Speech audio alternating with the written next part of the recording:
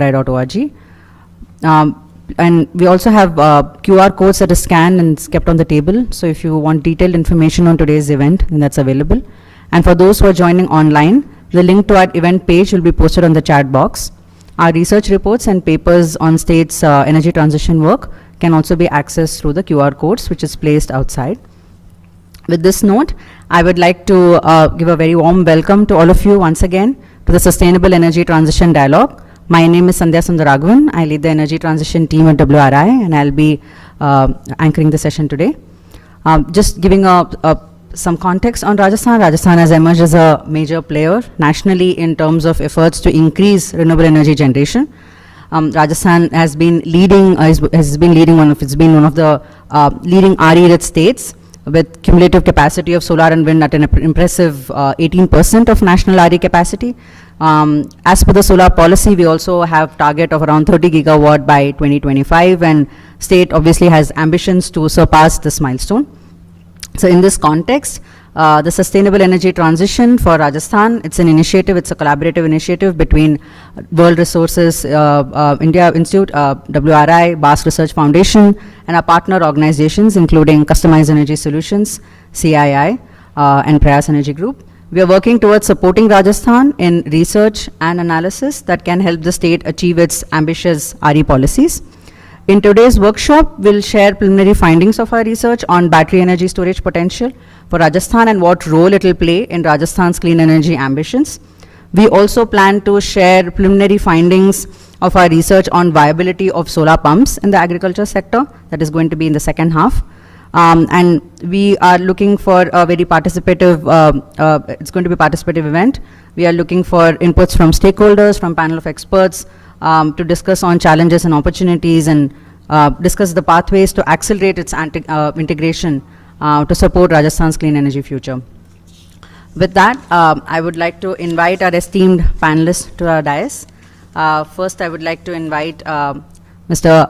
Ajitab Sharma, IAS Chairman, Rajasthan Tax Board with Government of Rajasthan. Ajitab Sharma has over 25 years of experience in various leadership positions in the government. He has worked in different capacities in many public utilities. Thank you, sir. It's an honor to have you here. Next, I would like to invite Mr. A.K. Gupta, who has served DISCOMs at various capacities during his tenure from 1973 to 2021. He has also served as MD of Jodhpur Vidyut Vitran Nigam Limited and as well as Jaipur Vidyut Vitran Nigam Limited. And presently he is working as an advisor energy to the government of Rajasthan. Thank you so much, sir. Next, I would like to invite Mr. Bharat Jairaj, who is Executive Director of the Energy Program at WRI India. And finally, I would like to invite Mr. Simran Grover, who is CEO of Bask Research Foundation, who's also been working in the decentralized renewable energy and power sector for more than a decade.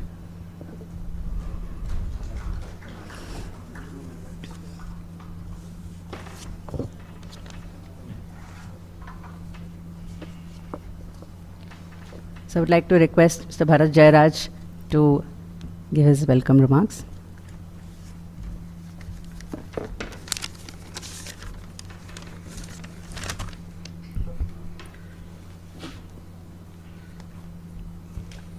Thank you, Sandhya, and great pleasure to welcome all of you to this session, the two sessions we have today, and of course the inaugural session.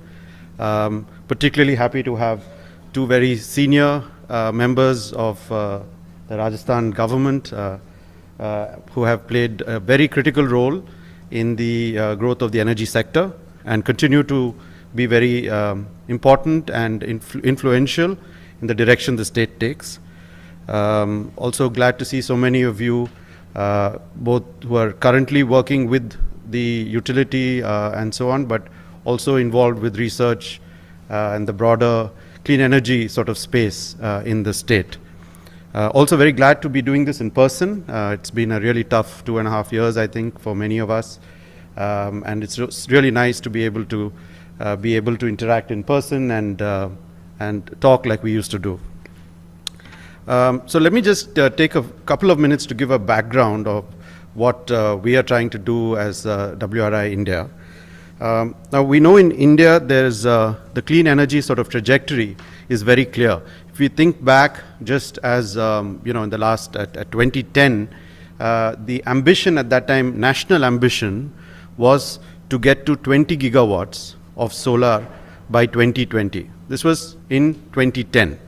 By 2015 and 2016, our ambition changed significantly. From 20 gigawatts by 2020, it went to 175 gigawatts by 2022. That was the revised ambition. And we heard over these last few months that even that ambition has been updated. We're now looking at 450 or 500 gigawatts by 2030.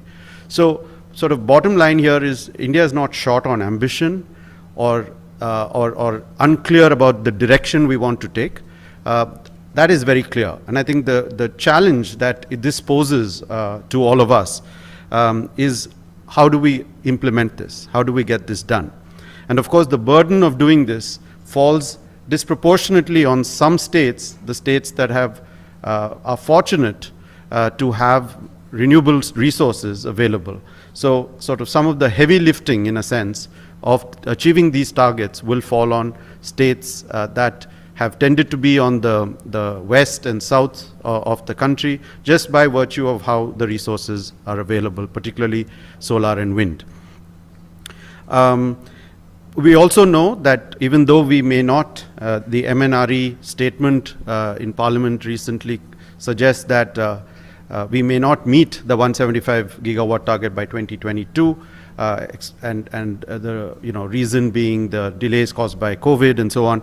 But there is no doubt about the journey or the destination and how serious India is about this. So that's the sort of first point I wanted to make, which is the sort of overall context. So we are not one of those countries that has to convince governments about the need to go down renewables road, or the need to address carbon emissions, or the need to address energy poverty. Those are not issues that we have to be concerned about. Our primary issue is how do we achieve these targets that have been set at the highest level in the country. Which brings me to my second point, which is a significant part of this is going to happen in the states. And like I said, the sort of extra burden falls on states that have the resources. Now, but it's also true that each state, and WRI, we work in multiple states in the country, and we have observed, as many of you have too, that each state is at a different level of development. Each state government has its own priorities, the availability of resources and how to access and apportion them, and also has different approaches to the sector. And what we have seen, for instance, we are quite active in Kerala. What we are seeing in Kerala is very different from what we see in, say, Assam, what we see in Tamil Nadu, what we see in Delhi. And at the same time, there is, over these last few months in particular, there's been a sort of plethora of new policies and rules that are being developed by the union government, again aimed at accelerating a certain set of activities, trying to sort of push the entire country in a much quicker way. For instance, the Green Open Access rules that came out recently, the Energy Conservation Act amendments and so on, significant new policy directions that are happening. And of course, there is some tension on these issues, obviously, because we have seen when India got its independence, electricity, of course, was a state subject. Over the years, it became concurrent, and now the sort of efforts are looking more at sort of centralizing and so on. So there is some tension, but as we know, when we watch the debates for the amendments to the Electricity Act itself, which has now been referred to the Parliamentary Standing Committee. But the bottom line is that policy making at this time of rapid technology change, at the time where finances and financial challenges at the state level, the national level, is not very easy to make policy change. I think I'm hoping that the two senior experts with us who come from that space will be able to talk a bit about this.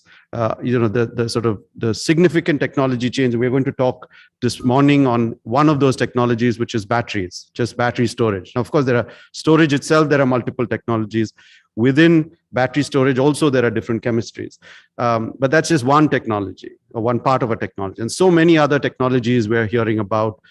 India's green hydrogen mission, and so on, all of which can be big.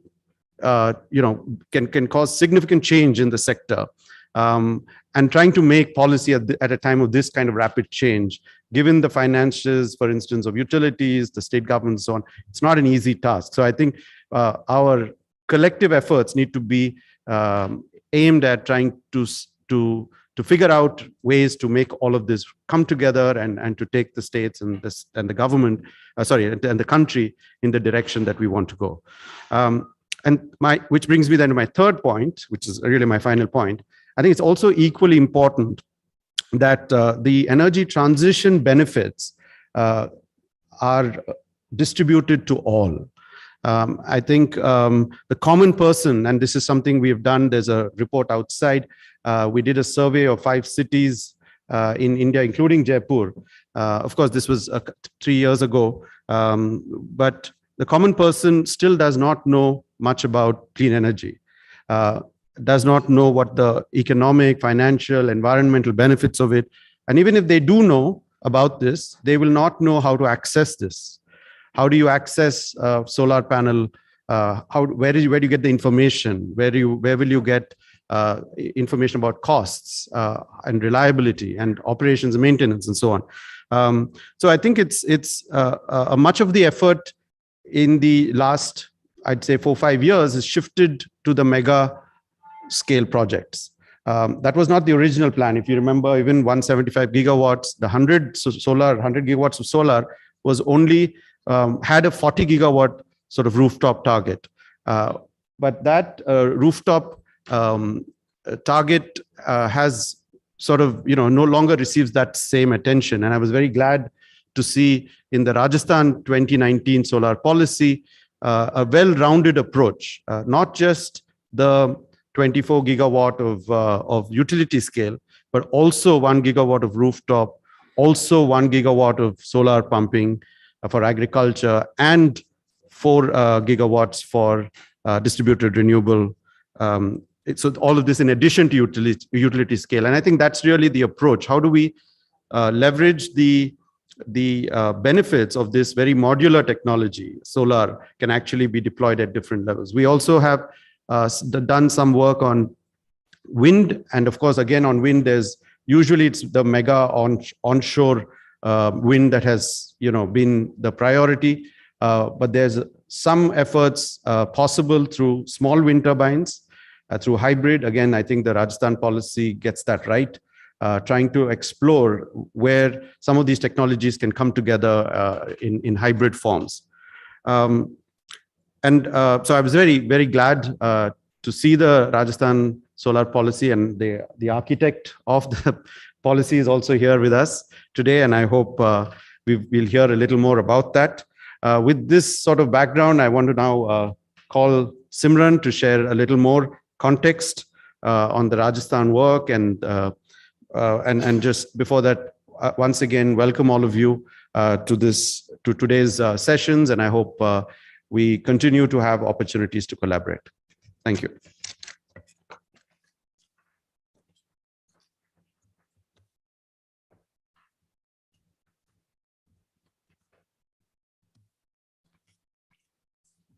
Thank you, Bharat, for the exhaustive remarks. That makes my life easier.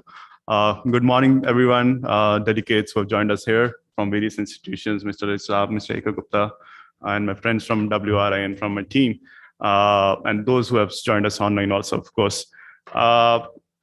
Policy making and goal setting is quite challenging. I think it's rather the beginning of a challenging journey. The real challenge then lies in creating an ecosystem and power sector with the high stakes, the complexities, I will say the increasing nuances of variable energy, new technologies, complexities and challenges are only going to increase. It's going to be a battle on multiple fronts, and while goals are already there, the journey cannot be void of the ground realities.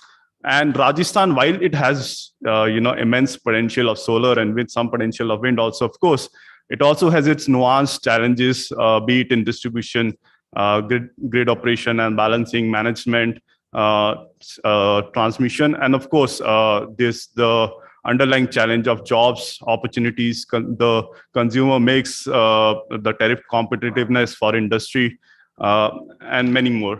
The transition, it's not just going to be technical, but also financial, institutional, and needs to be a transition of consciousness. What we need is calibrated experiments, research, and learning-based policy making. And I think that is why such convenings are very, very important, where we learn from each other and bring forth our gifts and our potential to really contribute and accelerate this energy transition. And with this note, I would like to invite our keynote speaker, Mr. Ajitab Sharma. I had an opportunity to share a podium with him once before, and I've been following his writing for quite some time. It's really impressive how he traverses the complexities of economics, technology, institutions, and governance, being holistic yet critical. Such progressive leadership is indeed what is required to traverse the complexities of sustainable energy transition in India, in Rajasthan and India also, perhaps. With that, Mr. Ajitab, I'd like to welcome you to the podium.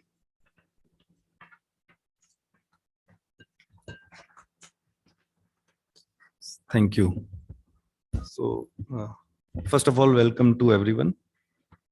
And thanks a lot for inviting me, though it was on a very short notice. And Bharat, Sandhya ji, A.K. Gupta ji, he has worked for quite some time along with me, not only in the department, but when I was chairing the Renewable Energy Corporation and when I was in the Chief Minister's office. So we had been continuously interacting with each other on large number of issues related to power sector and more so as regard to the renewable energy sector. But Bharat, you have covered almost everything, kuch bacha nahi bolne ke liye. And then Simran has covered the leftover issues. But even, okay, I have got few pointers. If you can just display that PPT, I've got 2 slides just to show. It's on. Okay, so how it will get displayed? No. Yeah, okay. So when Bharat started speaking, he mentioned one particular concept of how the government or the industry or the researchers or the people involved into development of technology should be working, that they should only be implementing the targets. So I was slightly shocked and surprised what exactly he is speaking. Whatever target has been given to you, like 400 gigawatt or whatever it is, 2025, then 2030, then it became 2045, then it became 2050. So you increase the targets and then you shift the goalpost. So I think that doesn't augur very well when we exactly want to see the whole scenario in a larger perspective. That becomes very important. But while ending your speech, you mentioned about policy challenges and why policy is important. And I had been asked day before yesterday to just speak about the policy issues in the energy sector and particularly related to renewable energy transition challenges and problems. So, and I have always tried, like as he has mentioned that I was the chief architect of the Rajasthan new solar energy policy and Rajasthan wind hybrid and storage energy policy. There are 2 policies, but I was not the chief architect. I took help of a lot of consultants like you. PwC was there, KPMG was there. Then we had quite a few rounds along with the industry also, with the officers of the department, the power sector state companies like generation, distribution and transmission. We had a lot of discussions. We worked for around, say, more than 3-4 months. And then we came out the draft policy, and then we finalized the policy. It was approved by the cabinet, and it has certainly got a very good response from the investor community, particularly with regard to the utility scale power plants. As Mr. A.K. Gupta, who is currently advisor to the government on the energy related issues, he was also mentioning that as far as the utility scale investments are concerned, so now everything is like quite well settled, but problems lie somewhere else. So it is always important to understand why. So my first point is that why public policy? So it is not only policy, it is always public policy. Why public policy is needed in any sector for that matter. So that should be the first idea whenever we start framing or drafting any policy. And when government announces a policy, then why we should have? Like government doesn't have a policy that we should have 100 number of restaurants or 200 number of cinema theaters in any city. Or for that matter, like we should have 20 recreation parks in the state, in 33 districts. Government doesn't have a policy like that. Government has a policy to promote them. So fixing the targets and determining the policy objectives.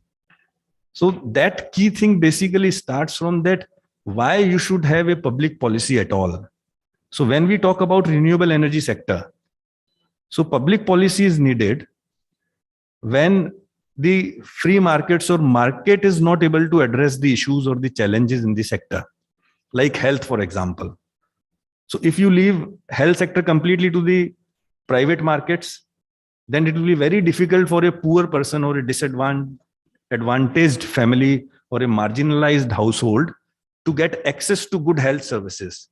They have to be affordable also. So government has a public policy in the health sector that we will open the hospitals, we'll open new hospitals, we'll open sub-centers, we'll come out with a health insurance scheme or free medicine scheme, and we'll expand our network. And simultaneously, the private sector will also work. There would be private hospitals, there would be good private research health institutions. So public policy is always framed with something in mind that I have to address some issue, some problem. That is the whole idea. So sometimes our policy objectives go haywire. We end up in doing something or spending public resources, government funds on issues where government is not required to intervene as such. So the sector diagnostics is very essential of any sector. Like I have given an example of the health sector. Similarly, you can talk about the education sector also. So government has a role to play in the education sector. Private sector is also there. But government works in a different mode and manner. Priorities of government are different than the private education institutions. So understanding what are the problems is essential. So now if we talk about like energy sector, as we are talking about the renewable energy transition, there is a very deep policy conundrum. There is a surprise, and there is like, we do not know many of things. What are the issues going on? Everyone is ready to do everything. Investor says, when I was chairman Renewable Energy Corporation in the state, so investors would say and come, I want to make investment for 1,000 megawatts. I want to make investment for 10,000 megawatts. So another day, you'll get a feedback or feeler or a request from some investor that he wants to make an investment. Government is always ready that we are eager to accept your investment. Yes, please come and invest in Rajasthan. Departmental officers are also upbeat. Yes, there is a positive environment as regard to investment in the renewable energy sector in the state. Things happen, but they do not happen sometimes as per our expectations or as per the exact potential which we can tap. So there is some problem. So understanding that after understanding that problem, we finally try to freeze out few things that where in this particular sector or the current scenario, which is different for each state. So I mentioned here that it is unique to each country, but it is different for each state. So at what all points government wants to intervene. So that we have to identify. We don't like in the utility scale sector, if an investor or a businessman or entrepreneur is wanting to invest like say 2,000 crore rupees, government doesn't have to worry about from where he will rope in the finances, from where the borrowings would come. Sarkar ko nahi chinta karna, from where the capital would come. Because the whole sector has become so much robust. Money is automatically flowing. So government has to keep itself out of it. But government has some, like for evacuation purposes, then government has a very strong role. Government should be focusing more on that.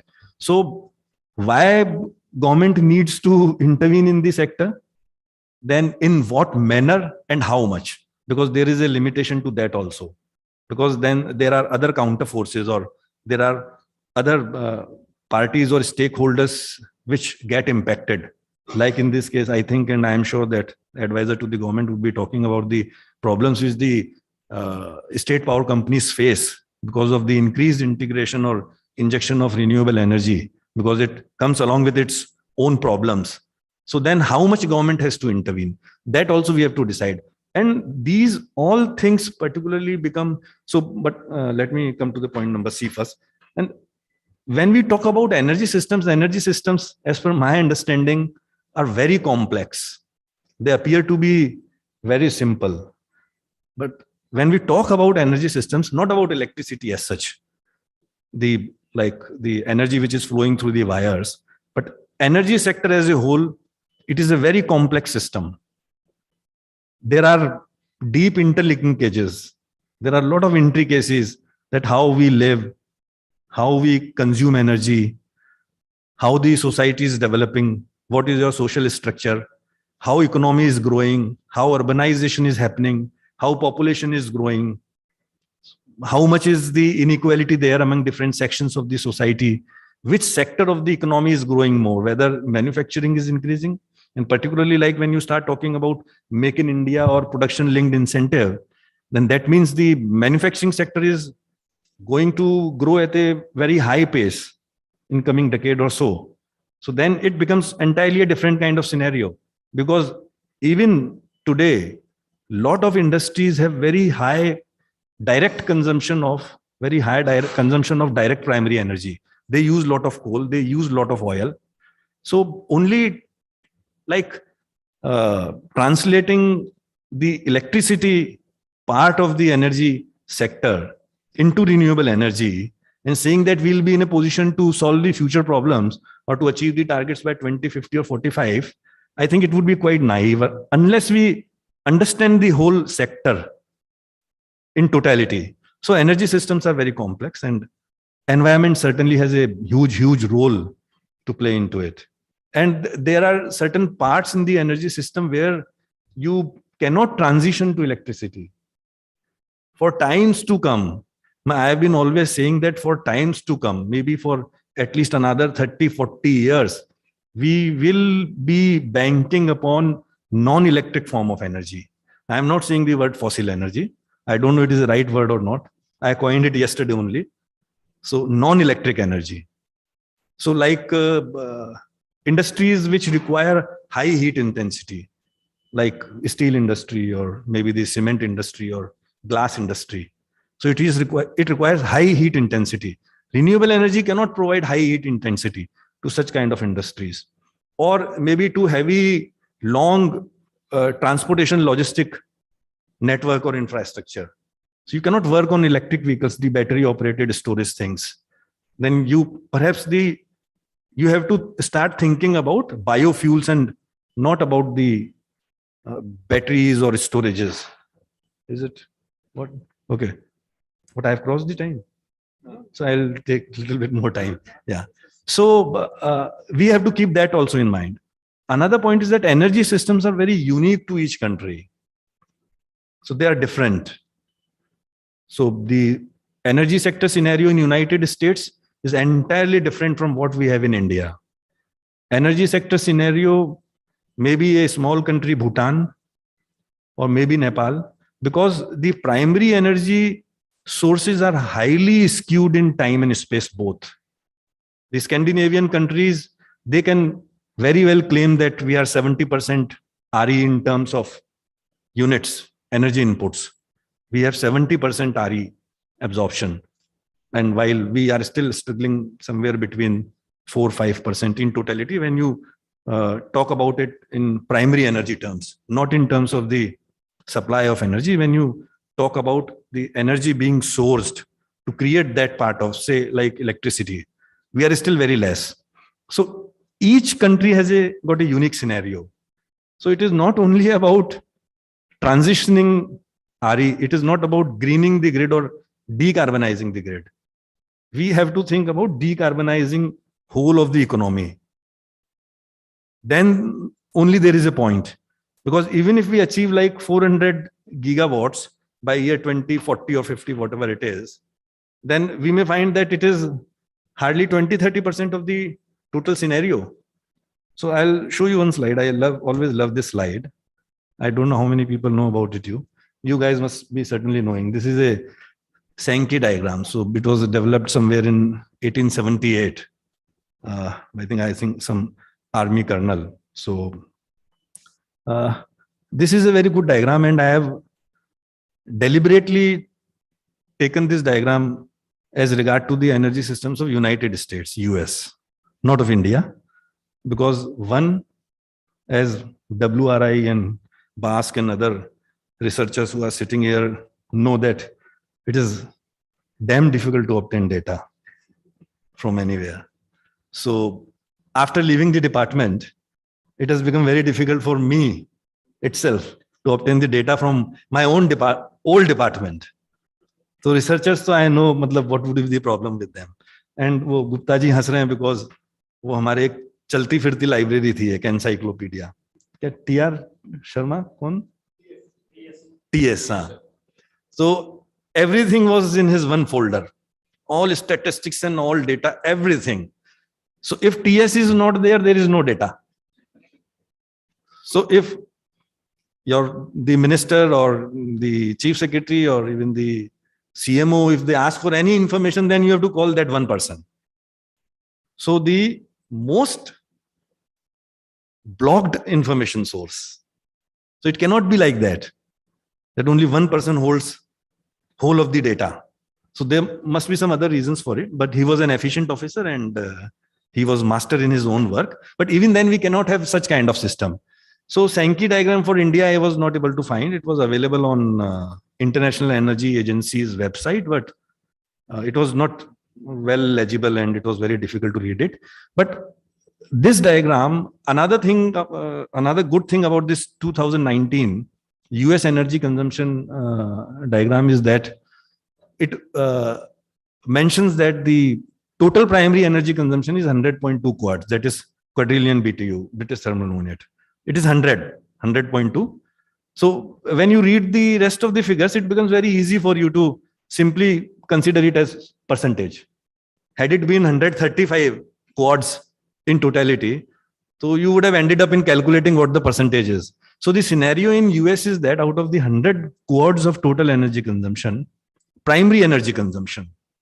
So see, solar is only 1.04%. And we are not better than that. So we talk about like 400 gigawatt, or in Rajasthan, we talk about like 30 gigawatt, or we have, say, like investment proposals in place of more than 1 lakh crore rupees, but we are somewhere close to that only. Okay, then petroleum is 36%. And this figure shows that, are you aware about this figure? Then I'll just drop this figure out. Or should I try to explain a little bit about it? So what I want to highlight is that electricity generation, you can see in brown color, it is 37%. So of whole of the primary energy consumption, may it be in form of petrol, diesel, biomass, coal, natural gas, geothermal, wind, hydro, other renewables and nuclear, only 37% goes in electricity generation. And out of that 37%, only 12.7% is finally consumed by the consuming sectors, mostly by residential, commercial, and industrial sector. Transportation, almost 100% is based on gasoline, like diesel and petrol. So ultimately, what is happening? You are talking only about this 12%. So are you talking about decarbonizing or greening the grid or the economy? So there has to be a lot of clarity in our mind.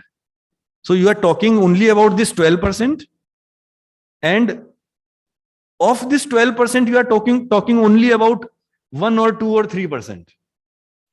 So if you talk about, so I always used to tell my officers in the corporation, renewable energy corporation, भाई बहुत ज्यादा नहीं खुश होने की जरूरत है, बहुत मतलब आप काम बड़ा कर रहे हो, बट बड़ी समस्या का बड़ा समाधान नहीं कर रहे हो आप. मतलब जो समस्या है, the problem is much bigger, and it is of very different kind and nature and characteristic. So for each country, this graph is different. And if you go to the last right-hand boxes, you will see the rejected energy is 67%. So if it is 70%, so you end up in wasting 70% of the energy. Only 30% of the energy goes for actual energy services uses. जो आप actual में काम में लेते हैं, it is only 32%. So greening the economy or decarbonizing the economy or announcing any kind of policy by the state government or by the central government, though all these aspects are being covered, but the bottom line is that I cannot get such kind of map for the state of Rajasthan, or for that matter, any of the state in the country. I cannot get from anywhere. So what I am wanting to highlight is that we do not have such kind of diagnostics before framing any kind of policy. We try to work on some ballpark figures and the feedback which we get from the industry. And industry also sometimes do not have proper information that what exactly is needed, because they have their own problems or challenges in their mind. Ultimately, they have to come out with something more financially viable or commercially viable, so that they can also make some profits and roll it back and then enhance or increase their business operation. So this becomes very important. And the only difference in India and US is that US has got very high nuclear energy, primary energy source percentage. India is very low. And natural gas, US is surplus with natural gas. So in our case, natural gas gets replaced mostly by coal. So we have very high percentage of coal being consumed as primary energy, not only in power sector, not only in thermal power plants, but also in industry quite a lot. So what we are going to do that, where coal is burned directly into the kiln sometimes, where boilers have to be operated. So then you would not be doing that. First you would be like, it is something like that, you are burning coal, generating electricity, and then again converting it into the more inefficient form of energy to be used in these high intensity industries, high energy intensity requiring industries. Then you are, because already you are wasting 70% of the energy. It is rejected energy, because there are limits. These are scientific and mathematical limits. You cannot cross this threshold. Like even for, you must have heard about that Shockley limit of solar cell. So whatever energy, or in terms of photons from sun rays falls on a solar cell, it cannot be converted more than 32% or like that, 32, 33% of it only can get converted into the actual electrical energy, because there is a limit in that, the dope in the semiconductors, the PN junction, that maximum limit is 1.1 to 1.3 electron volt. उससे ज्यादा कभी create नहीं होगा उसमें potential difference, आप कुछ ही कर लो. तो the generating capacity, that is the primary energy factor, is limited to that extent. So we have to address these issues. And I am not discussing more on that particular point. Electrifying the economy is not a solution. Electrifying, so we may say that let us electrify everything. So electrifying the energy is not a solution. It has to be a mix of solution. We cannot forget nuclear, we cannot forget hydro, we cannot forget geothermal, we cannot forget coal also to some extent for that matter. It is going to remain for quite some time. Maybe we keep on saying that we'll transition 100% to renewable energy, but in everyone knows that it is not going to happen, and we should not be doing it also. There are other ways of handling the carbon emission issues. When we talk about the thermal power generation or the sectors which would, even after a very long time of period, be consuming fossil fuel energy. So coming back to my first slide, then energy systems are unique to each country. ये बिल्कुल graph सबका अलग है. Then there is energy trilemma. So Bharat said that we are not concerned about these issues, but I am concerned. Like energies, there are, whatever energy solution we propose, 3 issues have to be addressed: energy equity, energy affordability, and energy sustainability. So there is a triangle. अगर आप उस triangle में कौन सा parameter आपका कहाँ आ रहा है? So if you go to Google or Wikipedia, you will find this energy trilemma index. So ultimately, whatever policy you plan, so it cannot only be sustainable, but if it is inequitable, then there is a problem. If it is unaffordable not only for the consumers, not only for the end consumer, but for the state power utilities too. It has to be affordable. And if we keep on forcing the policies or solutions, which in the end are not affordable or viable, they are going to die down. Or in the end, you will be interfacing a scenario where there either would be a policy paralysis, or you will end up in saying that my policy is not getting implemented, why it is not happening, officers are not serious or sincere about the policy, they are not interacting with the industry, but no, the problem lies somewhere else. Those other things are also problems or challenges to be faced, but the actual problem lies somewhere else. Then another thing is that the positive side is that we are very lucky in the current times, because when I was managing director RSMM around 14-15 years ago, RSMM had few wind power plants in Jaisalmer in Western Rajasthan. So it was like 9 rupees, 12 rupees. The scene was like that. And we made the investments. Us time wo carbon trade bhi, Sweden carbon trade chalta tha. So we sold few of our carbon credits also, and we made good money.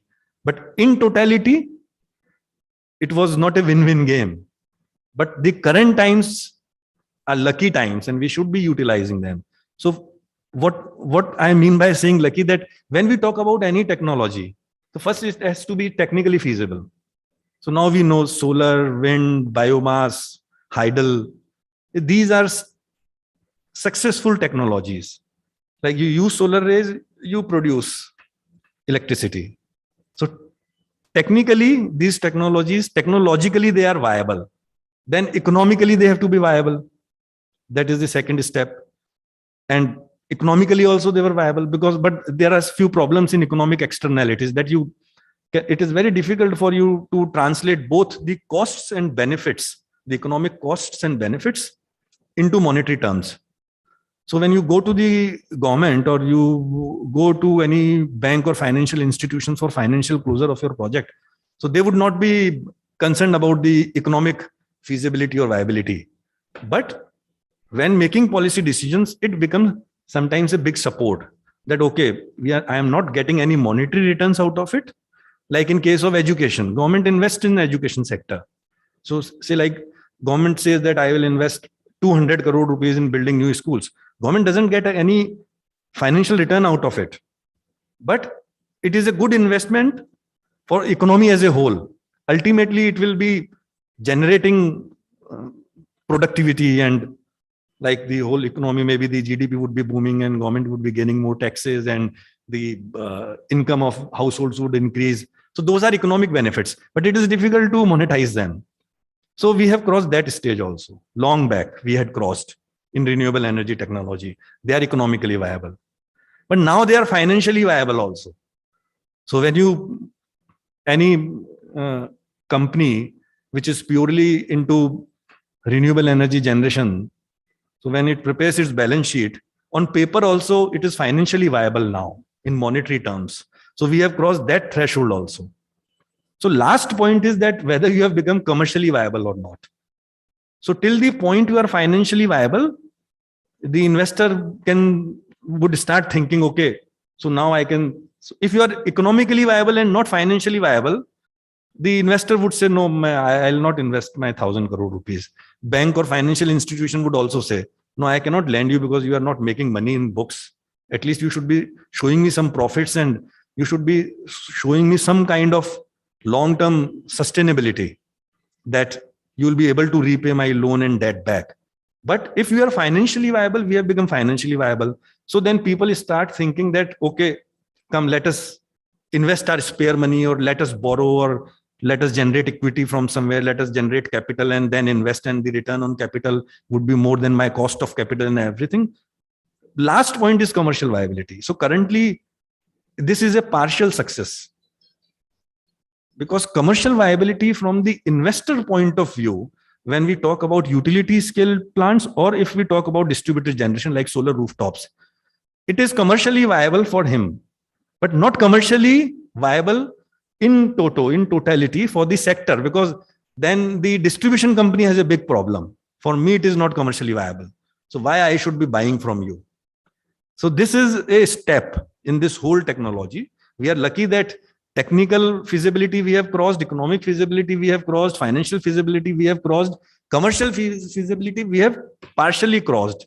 So any government policy in this sector, or any government intervention for that matter, what it requires is to address this particular challenge, how to break this particular point of creating commercial viability, both for the investor and for the user, which in current scenario is mostly the state power utilities. And in very few cases, it is directly the end consumer whose commercial viability is getting impacted. Easy financing, like, no, it is. So as I already mentioned when I was talking about that particular slide, that you easily get money. There are a lot of foreign funds and pension funds and insurance funds, and at very low interest rates, even after they are getting hedged for like exchange rate and other things. So they are flowing. There are big companies who are able to tap foreign funds and invest in India. And that is not a problem. Now there is another spate of green bonds and like ESG connected funds, and more capital and finances would be flowing in the renewable energy sector. So we have to tap that. Our policies should be focused more on those aspects, because the major highlight is that this investment is low risk. Because you, like in thermal power plant, if you invest 1,000 crore rupees, then you have to deal with n number of things. कभी कोयला खराब आ गया, कभी sulphur content ज्यादा आ गया, कभी कोयले की रैक नहीं आई, कभी फ्यूल शॉर्टेजेस दूसरे तरीके की हो गई, फिर रिपेयर मेंटेनेंस में चला गया प्लांट, एनुअल रिपेयर मेंटेनेंस में. So there are a lot of problems with like thermal power plant. But with renewable energy technology, you invest and you forget. We all know about it. There is zero fuel cost, very less repair and maintenance. But even then I get a business of 25 years for 25 years. ऐसा कौन सा धंधा है? Where is such kind of business that I invest once, I sign a PPA with, say, like Jaipur Discom, and for 25 years I am happy. I have to place few people to manage things. There is no fuel, normal repair maintenance. So we say that zero variable cost in a way. And then there is, like in merit order dispatch, you have got first right, must run basis. So if the state distribution utility is in a good financial health, it will keep you paying your bills also. ऐसा business कोई नहीं है. मतलब अगर आप पान की दुकान भी चलाओगे, so there is a lot of problem. Customer नहीं आ रहा है आपका, कहाँ चला गया वो, कभी कुछ सामान नहीं है, कभी there is some jam or there is transporters strike, you cannot procure your like पान के पत्ते आपको नहीं मिले. So even running a pan shop would be difficult. That is what I would say. And a lot of capital is coming. People are there to finance you. पैसा आप मिल रहा है, business 25 साल का आपको मिल रहा है. So it is low risk. I call it low risk. I don't know what researchers call it, but I call it a low risk investment. It is a low risk investment. And that is the major reason आपके power tariffs क्यों इतने नीचे आ रहे हैं. Because I know if I invest 2,000 crore rupees and if I catch hold of a PPA for 25 years, my life is cool. If I have made my internal calculations right. So I'll be able to pay like my dues also, my return, my principal and service my interest, and I will cross the payback period also. I will recover the whole amount and depreciation and whatever it is, and I'll make good money. But what we hear of late is that they have ebbed too much. The tariffs have ebbed too much. They have become too low. So we don't know what will happen after 15 or 20 years. And so I was reading somewhere in this perhaps Economic Times that there was a statement from Secretary MNRE that they are perhaps stopping reverse bidding in case of RE, tariff-based bidding projects. I don't know they have already stopped or not, but they are considering to stop reverse bidding because of some reasons. And there can be genuine concerns, because if you keep on bidding so competitively, and if it is not feasible because of X, Y, or Z reason, in that case, so much investment has come in and so much investment is going to come, then it can become a true challenge for the stability of the financial markets itself. So there needs to be, if not reconsideration, then there is a requirement of some kind of re-exercise in this whole scenario, that are these genuine prices being discovered or not. So, and this H point is like RE transition is not a lone person's walk. We cannot leave it to the investor only, keep and let him do everything, because there are certain issues we have discussed. So there has to be a broader stakeholder collaboration, which includes state power utilities, which includes financial markets, financial institutions, banks, researchers, industry, academicians, and there has to be a larger policy dialogue also, nationally and internationally. So we cannot, it is not so much mature. It is getting mature on certain aspects, but it is not completely mature. Government has to be there to some extent to address number of issues. Then last point, which I always like, is this cost of inaction. So what if government abstains out? Government says that, ठीक है, you are making money, आपको PPAs भी मिल रहे हैं. You keep on investing and generating money and repaying your debts, and we should not be interfering. ये कई बार we keep on listening these things also in policy circles, that what state is getting. This is a very common question that, as you very rightly mentioned, that the responsibility or ownership of achieving these national targets, or NDCs, I would call, rather, not, let us not talk about this only RE transition thing, but nationally determined contributions in emission reduction. If you talk about them, then there is certainly disproportionate responsibility or ownership when we talk about different states. That is a big challenge, because ultimately whatever investment is coming, maybe from the central power utilities or state power utilities, it is getting paid by the end consumer. It is getting paid in one form or another. We have to understand that. So like free access to CTU, there is nothing free. So that is free for the investor, maybe like for 25 years. If you are able to achieve your COD before such and such date, that is fine. But ultimately that cost will get built up somewhere in the tariff. Whether you call it socialization of cost, or it will get distributed among different users of the CTU or whatever it is. And when I was Secretary Energy, Gupta ji is also sitting here, we had been contesting it with Government of India also, that this whole investment in green corridor, which you just mentioned, and major part of which is coming in the state of Rajasthan also, it is ultimately getting socialized, and we are getting burdened. The state power companies are getting burdened because of the green corridor investments also. Maybe it is not directly visible, but indirectly it is happening. So that is another major challenge. But the bottom line is that what is the cost of inaction if you do not do it? That is very high. That is very high. So I work a little bit in water sector also. So I am aware of that figure. So if you invest $1, so this is a World Bank study, not mine. So it has to be taken with authenticity. If you invest $1 in water sector, so if like energy sector, so you get a return of $5. So you get a return of $5. But if you do not invest that $1, you become -4. Ultimately, you have to spend. So there is a gap of 9 rupees. So cost of inaction is very high. Cost of inaction is very high. And regarding climate change investments and financing also, I think the ballpark figures are close to this only. The cost of return on your investment and cost of inaction. So even if government has to spend, or even if government has to grant any kind of incentives in different charges or surcharges or duties or levies or parallel operation charges, Umesh Gupta nahi dikh rahe hain. He has not come. So he deals with the regulator in the department. So वो मतलब quite often he used to come कि sir ये charge लगा देते हैं, ये वो चल रहा है, ये चल रहा है. मैं कहता भाई रुको, wait, let us think more about it. So government can think about giving those incentives, and we have given a lot of incentives in the state policy also, both solar, wind, hybrid storage.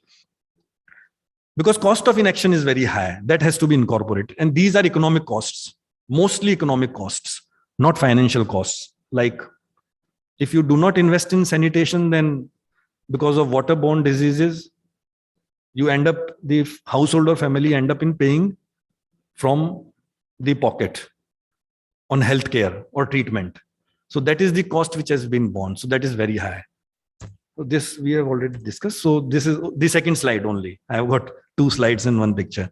So what are the challenges and what are the problems? So challenges are what the sector faces, and problems, these are not the problems which the sector faces. These are the problems for the sector. So I hope you are getting my point. Like basically the state power utilities have in a way become a problem for the sector.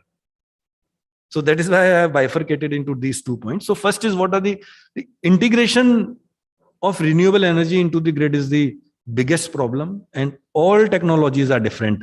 As Bharat had very rightly mentioned about onshore, offshore, and then like solar PV, then like after Fukushima, Japan and perhaps France also took a view of shutting down the old nuclear power plants. But in US now there is a very strong debate of having more nuclear energy, because they are now, their academicians and researchers are somehow of the view that nuclear energy is not a bad energy.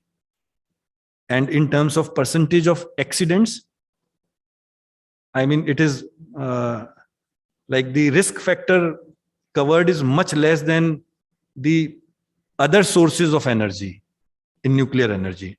These are statistics. I was reading a report, and US is again planning to come out with more nuclear power plants. So if you are able to handle the issue of nuclear waste disposal and nuclear accidental hazard issues, it is a very good energy. It is clean energy, and it is something very excellent. Fusion is still in nascent stage, but nuclear is. So all technologies are different. And that is the reason that in last like 2 or 3 years, the investment in wind sector has come down like anything. I was reading somewhere that, and solar is picking up. But then only solar has got its own problems. You cannot bank only on solar. Wind also has to be there. But now wind is more problematic for the grid. Wind is more variable. The wind turbine, it shuts down immediately sometimes. And it becomes difficult to manage the grid. Our grid infrastructure is not so much flexible. But then wind has to be there. So now this is a point where we should have some different policy now. So in this case, my policy becomes old. So policy also has to change very dynamically. So now there has to be a new thought in case of wind power generation. We have to bring something new. Like perhaps there is a discussion which is going on. So now let us again start thinking about FIT in wind. So because now wind is pushing on that reverse direction of that technical, economic, financial and commercial. वो अब financial के थोड़ा पीछे जा रहा है, financially viable नहीं हो रही है वो, और कमर्शियली तो वायबल बिल्कुल नहीं हो रही है, because for state utilities it is becoming a big problem. So then we should be thinking more on this particular aspect. If feed-in tariff is needed, then we can think about feed-in tariff also, because currently the feed-in tariff provision is not there in the state wind policy. And the MNRE policy is that you have to go for tariff-based bidding only now for all different categories of renewable energy generation technologies. And variability and intermittency, we know it is a big problem. Now, this is the word system level cost. Yeah, this always creates problem. So if the tariff is 2.2 rupees or 2.4 or 5, say like if it is 2.5 rupees per unit, but when it actually enters into the grid, the cost to the distribution utility is not 2.5, it is something like 3.5 or 3.75. So I think 7-8 years old figure in a Brookings report, I read a Brookings report. So it mentioned that system level cost is plus 1 rupees. So I think it must be more now, because more quantum of renewable energy you inject, then that system level cost becomes higher, because then you have to make more investments in like your reactive power management and other ancillary services and maybe retrofitting of your old thermal power plant. Then a lot of things would come.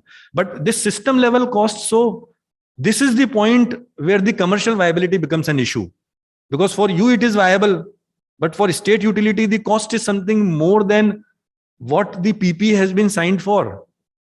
So this has to be realized. From where this money will come, this has to be incorporated. So what I did in that policy was, I came out with this RREDF, Renewable Energy Development Fund. It was already there in the previous policy also, but we fine-tuned that particular provision, that this would be the particular amount, like it was on a block basis, staggering basis, that for per unit, say like 5 paisa per unit will be deposited into that fund. So if the bidding cost is 2.5 rupees, actually the investor pays 2.55, 5 paisa additional. So that goes to either to the transmission company of the state or to the distribution utility. So there was a lot of hue and cry from the investors when the policy was announced, that why RREDF? Because if there is a tariff-based bidding, why the state government is charging more extra amount? So then this was the particular point we tried to explain, and finally they agreed.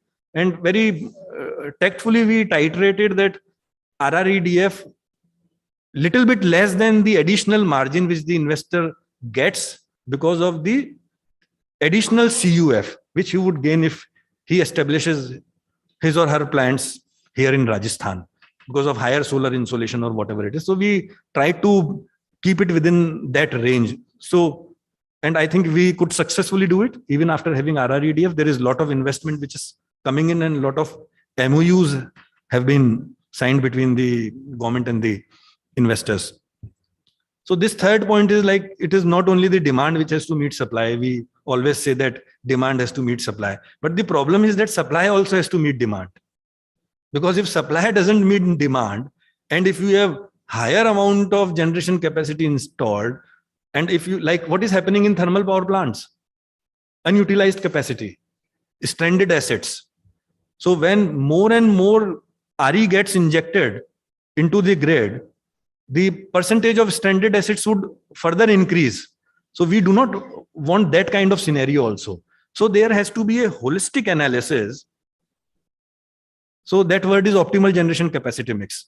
So there is a report by CEA, perhaps, and NITI Aayog on optimal generation capacity mix. So it is a good report, and perhaps they have used that Ordena model. So I would not say good in the sense of the actual figures which it provides, but the methodology, how to develop that model of optimal generation capacity mix. Each technology is different. Per megawatt installation cost is different. Their nature is different. So you have to create a mix. It is not about 100% RE transition. We have to forget about that. We should not be aiming for that. We should be aiming for most optimal generation capacity mix. how much thermal, how much solar, how much wind, how much nuclear, how much tidal. So that package we have to work out for a nation as a whole, or maybe even for the state, if possible. So like grid appetite, we have already discussed, like we are currently at a stage where without making additional infrastructure requirement, without additional investment in infrastructure, RE can still be absorbed because we have so much capacity. I don't know what is the current scenario, but 2 years ago, the situation was that our grid had enough appetite to absorb solar and wind energy, which is intermittent and variable in nature. As of now also, because I think the current share must not be more than 8 or 9%. 7%. Okay. So the RPO trajectory would be somewhere close to 12% or 14%, something like that for another 2 years. So without making any investment in your ancillary services, this present dispensation can absorb it. We don't have to make those much of additional investments in reactive power management and voltage frequency balancing and everything. So as far as my understanding goes, and major part is storage. Storage is part of ancillary services, I think, for which you will be presenting your report. But you said that you have worked only on battery storage systems.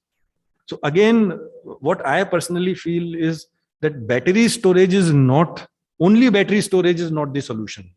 Again, so now there are countries which are using storage systems. You will be surprised to know they are using stones. You must be aware. They are using stones as storage systems. और कुछ नहीं करना आपको. I don't know it is applicable here or not, but it has been experimented. There is a MIT study. You dig a ditch and of some particular category of stones, you fill it with the stones and you fill it with oil. Very cheap solution. और जब आपकी surplus energy है, you heat that oil. So your stones will get heated. And when you require, you can take it out, maybe in the night or whenever your demand supply gap is there. So even such kind of systems are there. And there are n number of other solutions. Because this battery thing, somehow, I am not very comfortable with this thing. Beyond a point. Certainly the immediate solution is battery storage. But beyond a point, battery would be problem because battery is new oil. Because the raw material, the minerals and other elements which are needed for battery manufacturing. So we do not have ownership on the natural resource from where you can make the battery cells. So it will become a new oil after 20, 30 years. Battery would be a new oil. So like the countries say, for example, if China holds the majority of the raw material for battery manufacturing, if one fine day China says that, okay, I am not giving you the batteries. And if you have, say, like 2 crore of electric vehicles on road, and say like out of 2 crores, half of them now are requiring replacement after 7 years or 8 years of age, whatever it is, then you will be in a strong fix. Same like what happened with oil markets few decades ago. And again, it is happening. So you will be, so battery would be a new oil. So again, the storage solutions have to be very mixed in nature, not only batteries. We have to think about pumped hydro storage. Now, like there are those centrifugal systems and magnetic levitation, and these things are happening. And very consciously countries are thinking about it. Because ultimately from where you will source the battery, that is a big challenge. But there are other solutions which can be more indigenous. So different storage technologies for different solutions. For if it is grid level storage, it is something else. If it is generation plant level storage, then it is something else. If it is like rooftop storage system, it is something else. Electric vehicle, certainly then your normal lithium ion battery, or if there is any other alternative, that has to be used. So storage is something we have to think something about more than batteries. Then what are the problems? So the biggest problem I had been hearing for very long time is that power utilities itself are a big problem for us. So it is not a full picture. it is a part picture, because state power utilities have got their own legacy problems, which is very difficult to come out of them. They have their own issues, they have their own responsibilities and duties to address. So, but even then, there is a lot of scope for state power utilities to perform and assist the sector to further grow, because the distribution companies in particular are in a kind of utility death spiral. This is again the term which is being very commonly used, because like you have to cross subsidize, like for agriculture consumers or the poor households or disadvantaged sections of the society. So it has to come from industry, the high-end commercial consumers. More injection of like rooftop or captive solar power plants. So they will be only in a position to invest. A poor person cannot invest. So he'll be out of your grid. So the total cost of supply would increase. So tariff would further rise. So it would, when it further rises, then more commercial consumers would be out of the net of the distribution utility. So it ends up in a kind of death spiral, and then ultimately financially and or commercially it dies down. So this issue has to be addressed, but certainly there is a lot of scope for state power utilities within the current scenario itself to assist more or to make more ease of adoption of renewable energy. The grid management, like flexibility of grid, and you must be knowing everything. And curtailment is a big challenge for the investors. We all know about it. Now, another point which I always like is distributed generation is, if it is not the future, it has to be the future. Distributed generation. Utility scale power plants, the investments, their operations, their business future is settled by and large now. आप bid कर, SECI bid करता है, NTPC bid करते हैं, NHPC bid करता है, ये state discoms bid करते हैं. You get very good response. Prices have become very competitive. उनको आपको दूसरे issues पे जरूरत है. Behind the pooling station के बाद they require your support. But distributed generation has got a lot of problems, solar power rooftops. And the best point is what I have mentioned as this plus mark, plus investment, because you mentioned that there is an investment problem. So like if there is an investment problem, then what can be a thing better that people are themselves ready to invest from their own pockets? आपको 2-3 हजार करोड़ रुपए चाहिए utility scale के लिए, you go to the bank or financial institutions and you raise the borrowings. But for solar rooftop, people are sitting. वो अपना पैसा लगाने को तैयार है. So this is the place where you can rope in large amount of finances and funding by doing nothing. This capital is lying there, because even today I received a lot of calls. So last week only, then I referred that matter to Renewable Energy Corporation. I received a call from my batchmate who is IG in Madhya Pradesh, that some of his relative in Dungarpur wants to install a solar rooftop. Can you advise me? As you were saying, that people do not know where to go.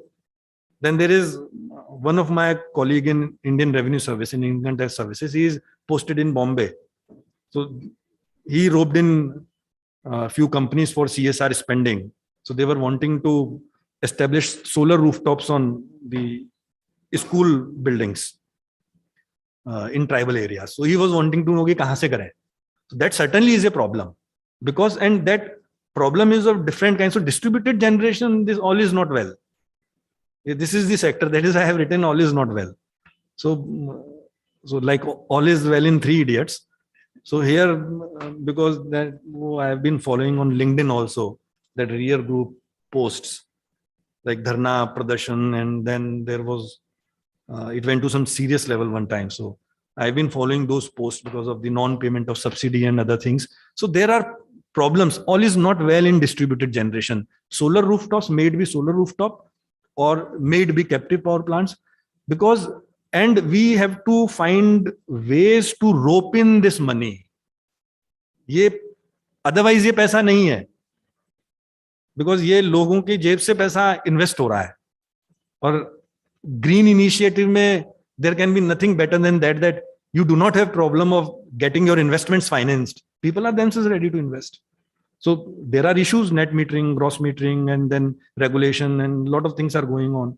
So I also used to I would not use the word fight, but I used to aggressively put my point before the regulator that we should be understanding ultimately this thing. And if there is a policy decision, that is a policy decision which has been taken by the government, and there is a provision in the act that government can issue directions to the regulator, then it has to be honored. Okay, we can do more exercise. We can go in detail and determine the actual financial implications about that issue. But considering that larger ambit, which we discussed in the first slide, if government has taken a call that this is the place where I have to intervene, the government has to intervene, and this is the policy intervention which we have decided, then it has to happen. Then there are not challenges. Then there are obstacles and hurdles being put in place. So I do not mince the words while saying, because we have to understand the whole sector and scenario. So unless we understand the whole sector, we'll not be able to appreciate the problem and find the sustainable solutions. So like then strong jockey, weak horse, this is the word which I like, because so लोग पैसा लगाने के लिए तैयार हैं, technology available है, financially viable है, commercially viable है partly, and people are running pillar to post. So jockey is strong, घुड़सवार बहुत अच्छा है, but घोड़ा बड़ा कमजोर है. तो घोड़ा in this case, horse is the like distribution company, क्योंकि उसकी अपनी problems है. मतलब जो बचपन में उसको खिलाया पिलाया नहीं, तो फाइनेंशियली वो कमजोर हो गया, या उसको इतना काम दे दिया कि क्योंकि घोड़े की भी like the number of kilometers which because I used to love horse riding quite a lot. So our instructor used to tell us that number of kilometers a horse can run in whole life is fixed. So like if it is say 100 kilometers, so आप ये तो उसको 100 kilometre एक साल में दौड़ा लो या 5 साल में दौड़ा लो. So it is something like that. I don't know it is biologically true or not, but so it is a scenario where there is a strong jockey, but horse is very weak. But ultimately jockey has to ride on the horse to win the race. So this problem has to be addressed. The problems which state power utilities face, maybe by more financial incentives or more direct funding by the state government, or maybe some kind of financial restructuring, and government of India is really trying very hard identifying such utilities and addressing these issues, and everything happens. It is sometimes by coercion, or sometimes it is by providing administrative or financial support too, but it is a major problem. So this dilemma or paradox, whatever you call it, you have to come out of it. So, and last point is end game. So what I personally feel, what is the future? The future is, this RAN is renewable energy plus storage technology. भविष्य यही है. मतलब आपका जो system, because intermittency and variability is not going to die down. Maybe with rising impact of climate change, rather they would become more adverse. They would become more difficult to address. Your forecasting models may turn out to be very weak in terms of giving the schedule to your like regional load dispatch centers or whatever it is. So that may become more challenging. So intermittency and variability is not going to die down. Your technology will improve. Your models of forecasting generation from RE technology would also improve, but this challenge would remain there. So storage has to be there. Maybe not only in form of battery storage, but the future lies in RE plus storage, your hybrid systems, and solar plus wind plus this storage is best. Then hydrogen is another future. Hydrogen is bound to come. It will come. It has to come. And waste to energy is another point of end game, that because this is one problem of municipal waste, it has to be somehow addressed. Urbanization is going to rise or increase anything like in India, as per the latest UN prospect report also. So the waste generation would increase. So the best way is to convert waste into energy, this municipal waste. So we have to seriously work on it. The tariffs would be very high, because I think in this Rajasthan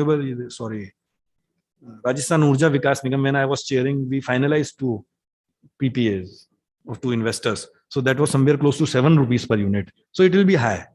It is going to be high. But then in terms of the total economic benefits you calculate, then maybe it is cheaper than your solar energy, I would say, because municipal waste is such a big problem. So we have to work on it. Even if government has to invest more money, even if the distribution companies have to pay higher tariff rates, we have to think about waste to energy, because finding solution to dispose municipal waste now, even after segregation, where the organic waste would go. So better use it to generate energy. Then energy efficiency is another thing. We tried to push quite a lot, and I was very happy to know that we have jumped number 2 in the country. So when I joined, it was somewhere 17 or 18 in the country, Rajasthan. So, but we came in front runners last year. We made a lot of improvement in energy, and that happened simply by changing the reporting mechanism. We simply changed the reporting mechanism. So whatever we had been doing was not getting recorded and communicated to the Bureau of Energy Efficiency, the Government of India. But we did that, but this is another thing where agriculture sector needs to work quite a lot. In residential sector, there is a lot of scope of energy efficiency. We have codes, standards, and laws in place. Industries, there is a lot of scope in energy efficiency thing. So energy efficiency, we need to work, and it will remain. New technology adoption and incentives and tax rebates, we can think. Then non-carbon vehicles. So they are bound to come, electric vehicles. And I have written non-carbon again because it is not only electric vehicles, then it may be biofuel based vehicles also, if not fossil fuel based. Then it may be hydrogen fuel cell also, because a lot of work is going on that also. So if the safety issues are handled properly, then maybe the future is in hydrogen fuel cell based automobiles. So non-carbon vehicles, maybe in the first 10, 20, 30 years, it is electric vehicles. Then high intensity energy based industry, I have already mentioned. They are going to remain for quite some time. Cement plant ko aap solar se chalana would be a challenge. Glass factory ko solar se chalana, because there are a lot of industries which require heat. So using coal to generate heat and then use heat as industrial input is certainly, if we forget about carbon emission, is way, way better than using solar, then creating electricity and then using electricity to generate heat. You are adding one step more. That would be very difficult. So there has to be a separate policy framework for this kind of industry, and then non-electric energy we have already discussed. So I think these are the only points, and I have got that India chart also, but let us forget about it. So the breakup of, and these are the International Energy Agency's statistics about India. But the final point is that the policies have to change dynamically, and there is high time that the current state policy should also be amended on these particular aspects. And again, lot of emphasis is needed on distributed generation, which has been left like an orphan. So my request to media people, because there are certain things which may not look nice, so avoid them while reporting. So come out with some kind of positive title or my statement. Okay, right. Thank you.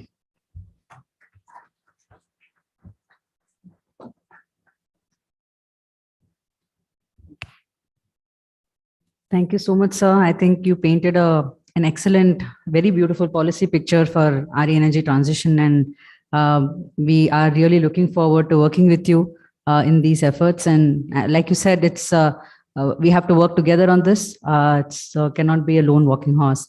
With that, I would like to invite Shri E.K. Gupta to deliver his special address.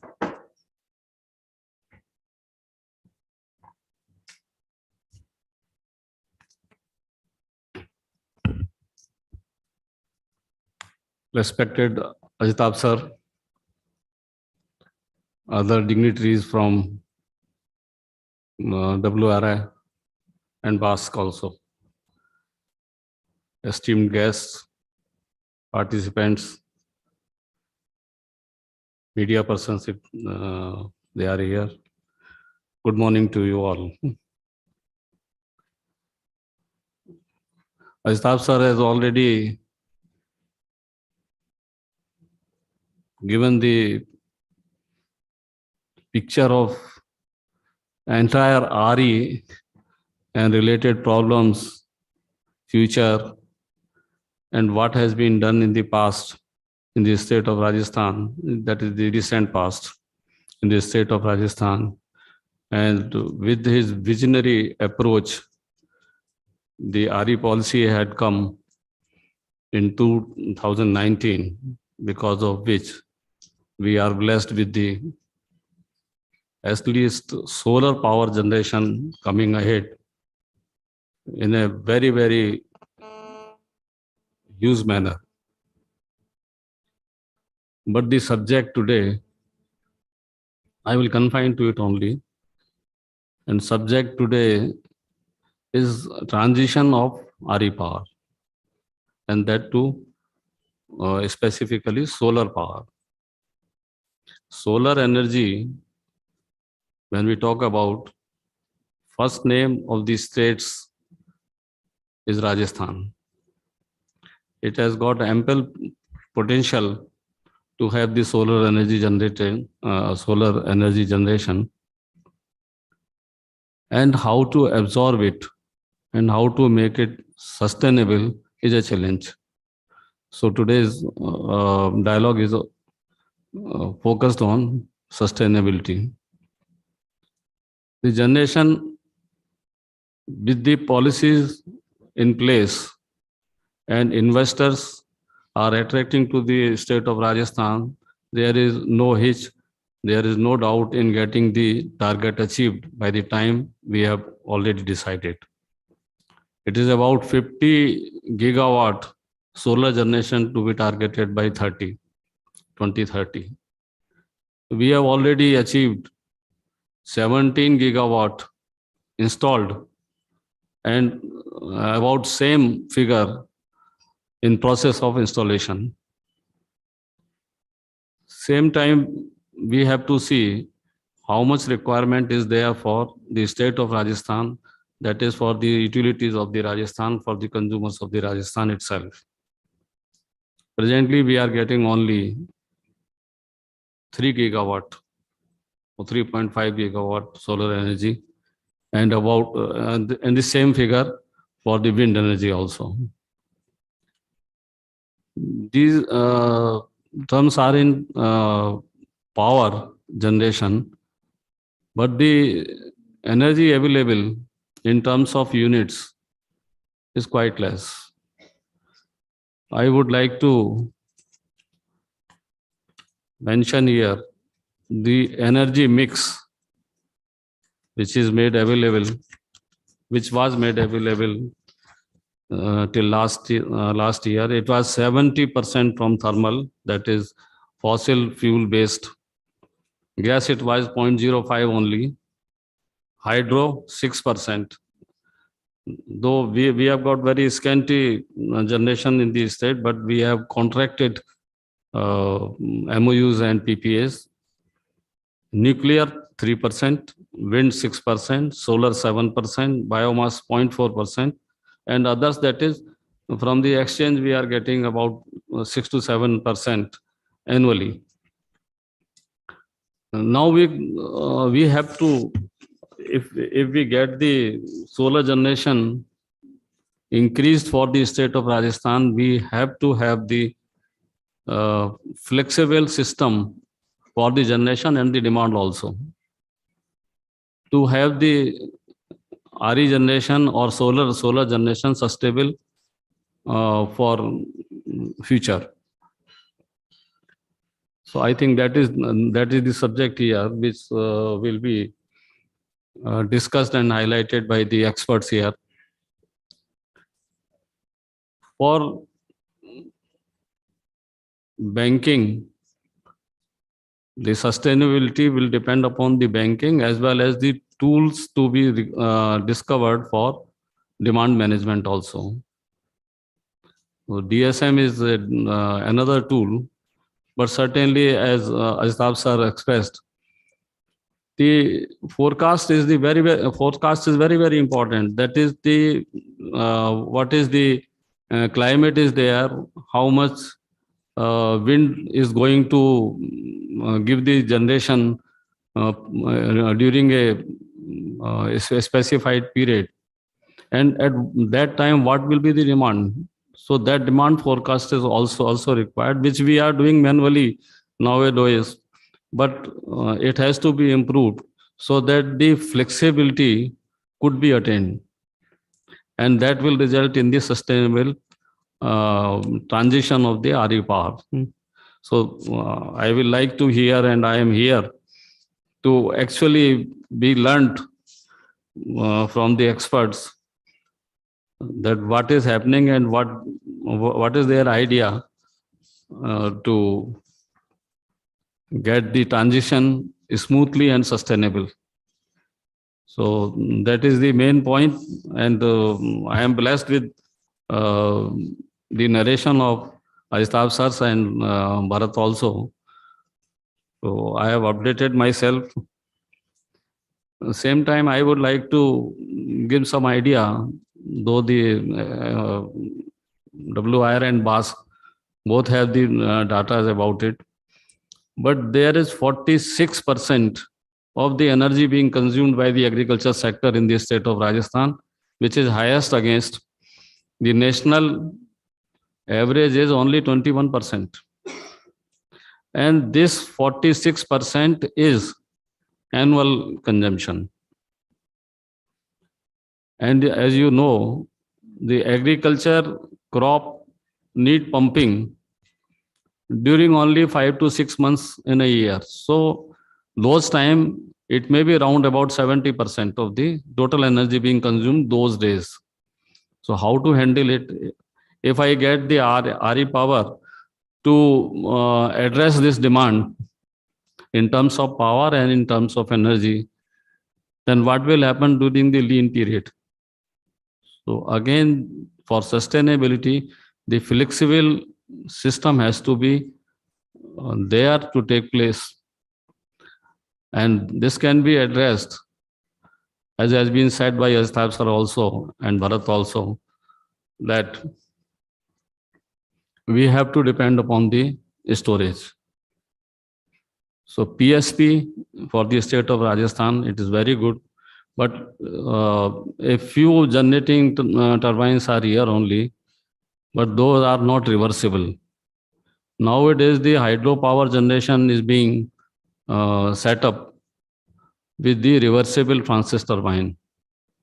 So if you need, you can pump up the water from the downstream to the reservoir, and again you can generate the electricity when you need the most. That may be 4 hours, 6 hours at the most. Another is battery storage. As has been said, battery storage will be problematic and will be costlier also. But for now, we have no option to adopt it. And third is hydrogen generation, hydrogen energy. So we are working, the states are working, but no hydrogen energy generation has taken place so far. The state of Rajasthan has been blessed with the highest insolation level, resulting in 24% CUF. So that is attracting the investors, developers to the state of Rajasthan, and they are harnessing the solar energy and taking it out to the best place they can sell it out.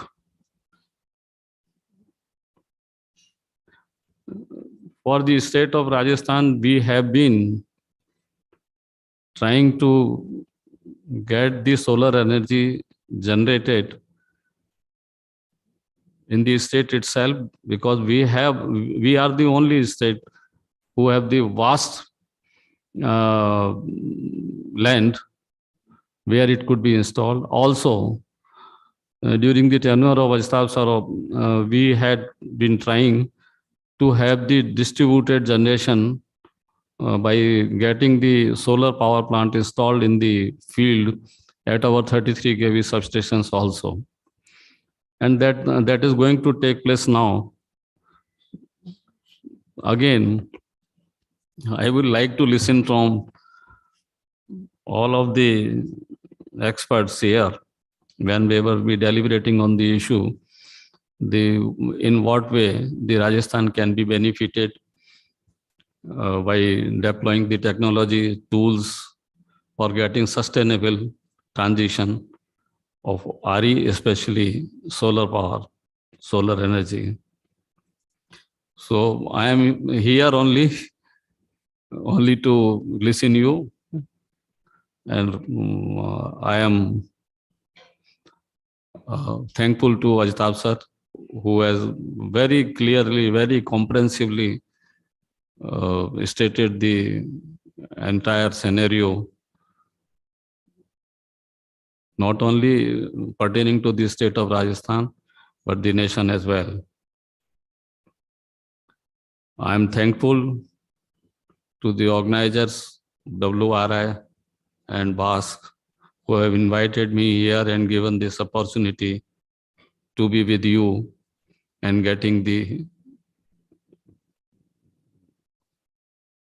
technology updated. And definitely the best way which could be implemented in the state utilities, Rajasthan state utilities, as an outcome of the conference. Thank you. Thank you all.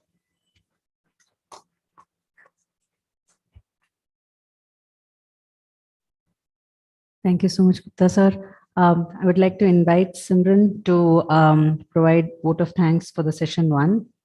And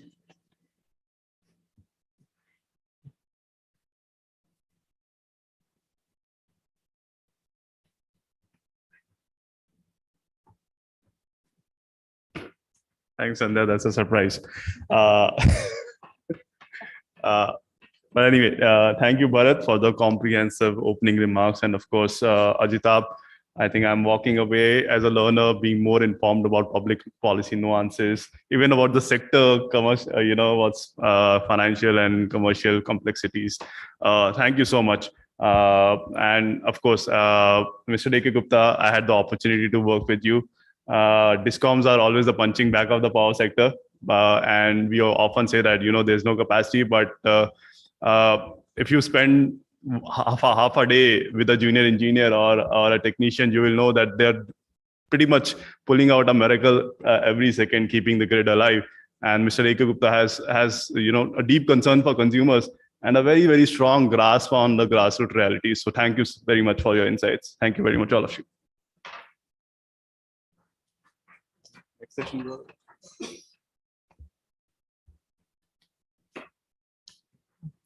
so with this, we end session 1. We would like to take a short 5 minutes coffee or tea break, and then we can resume.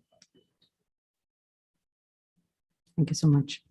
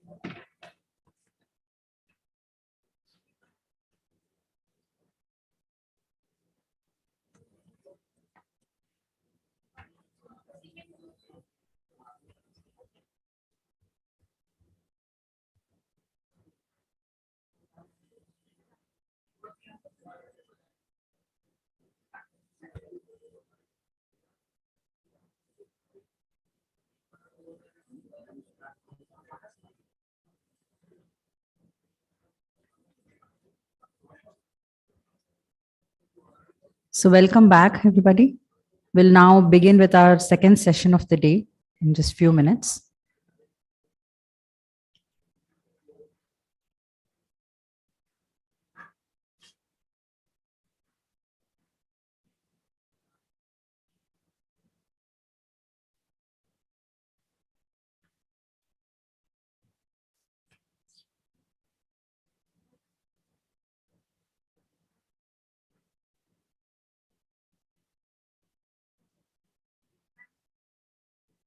Okay. Yes. Yeah.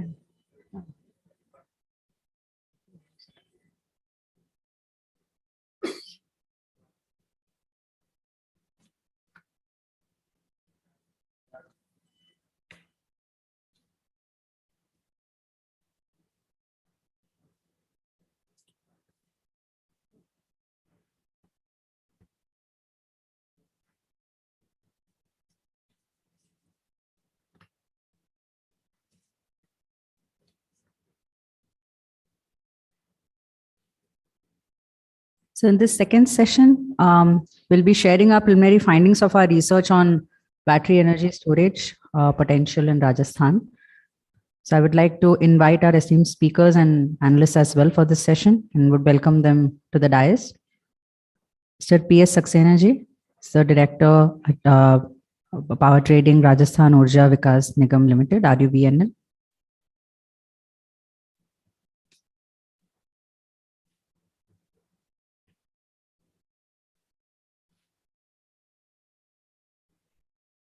Mr. Kale ji is Superintendent Engineer at Rajasthan Rajya Vidyut Prasaran Nigam Limited, RVPNL. Mr. Harsh Thakur is Director at Customized Energy Solutions. And for the online participants, would request them to type their questions in the Q&A box or in the chat, and we'll pick them up later. So I'll hand it over to Harsh as well as Vijay for presenting the findings of our research. And this is a study which is jointly undertaken by WRI Bask Research Foundation and Customized Energy Solutions. Over to you, Harsh.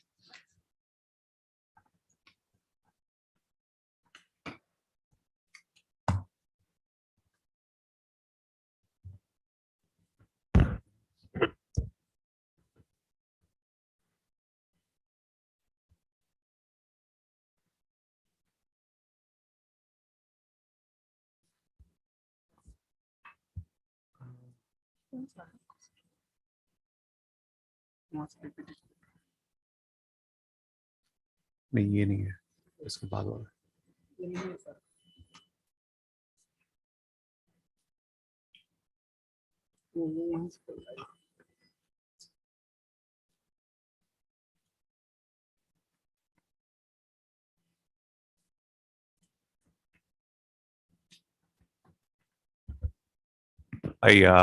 Good morning, all. I'm Harsh Thakur. Sorry, rather, good afternoon. I'm Harsh. I'm Director of Consulting Services at Customized Energy Solutions. And together with WRI and Bask Foundation, we have been looking at requirement for flexible assets in Rajasthan, especially energy storage. And the need for this study has been, as truly mentioned in morning, is like Rajasthan is one of the front runner in RE integration.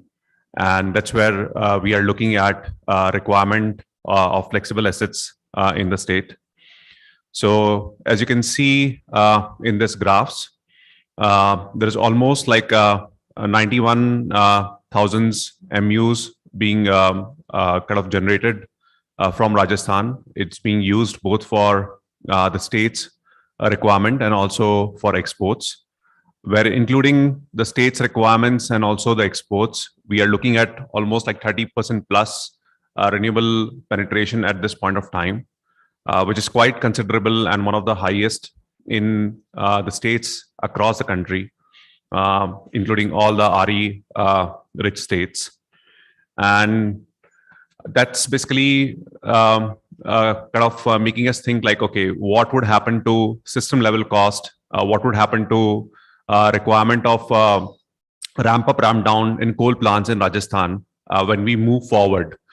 Because this is just 2022 and we are looking at targets where more than 40 megawatt of MOUs have been signed for coal plants, and most of them are targeting exports from Rajasthan.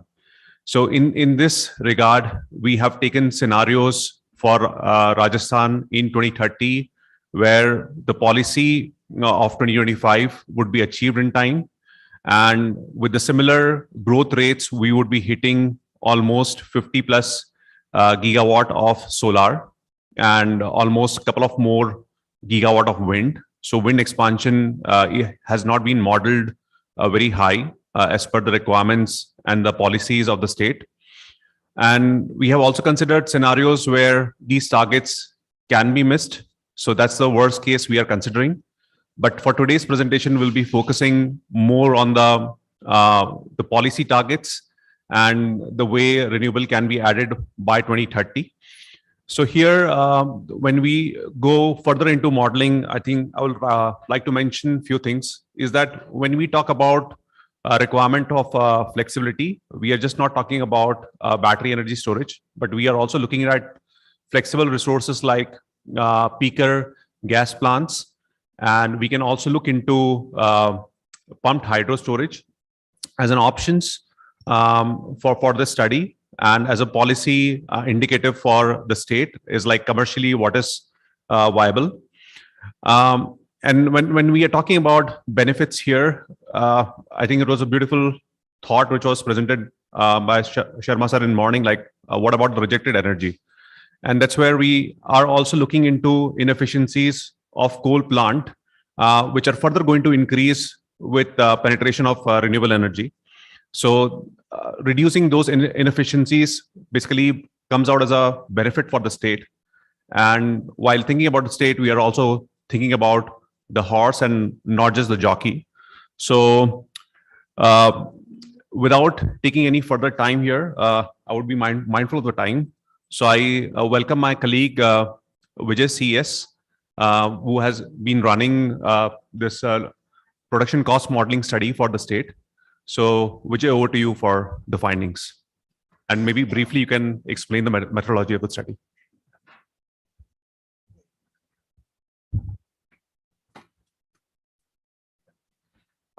Thanks, Harsh. So quickly talking about the methodology. So what we did was we created a simplified representation of the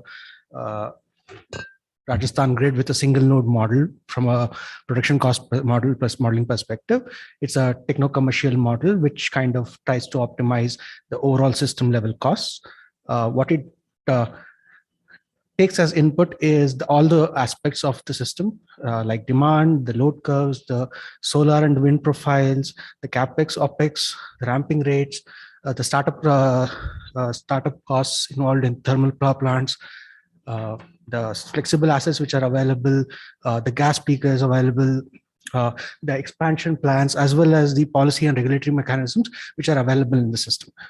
So this is a system level modeling which we use to study what kind of operations which we are expected to see in the future.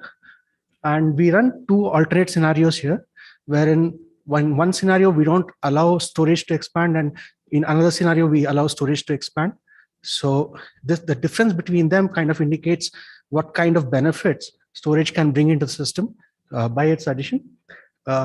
Based on these benefits, which we see at system level, we run a project level analysis as to how this benefits can be translated to the final developer. So Harsh mentioned the high RE scenario, which we were kind of focusing on right now. In this, what we basically have. Okay, can I have the pointer? Yeah. Yeah. So currently what we have is around 4.5 giga of wind and 14 giga of solar. Out of 14 giga, a major part of it is allocated to exports. Now, the current peak demand is somewhere around 16 gigawatts. And like Harsh mentioned, the annual energy demand is somewhere around 92 million units, right? So, and of these 92 million units, currently already 8,300 million units are already being exported. So we did have to take into account that what kind of exports Rajasthan will be looking at in the future as well. Primarily because in 2030, if we are expecting the solar capacity to expand up till say 50 or 58 gigawatts, and the peak load of the state is somewhere around 21 gigawatts, the excess generation which is going to be available, what is going to happen so that is something which we need to be mindful about. So what we did consider was a wind capacity of about 6.7 gigawatts in 2030, and solar capacity of 58.5 gigawatts, peak demand of close to 21 gigawatts, and an annual generation of close to 119 million units. Now, in the model output, what we find is somewhere close to an RE share of close to 58% coming out. This is the input generation mix which we were considering in 2030, and this is the output generation mix which we get from the model. Right? Clearly, we get a significant amount of share coming from RE, although coal still dominates to a very large extent in the system. Right? So these are some example dispatch plots which we see. This is in February. What we kind of see is,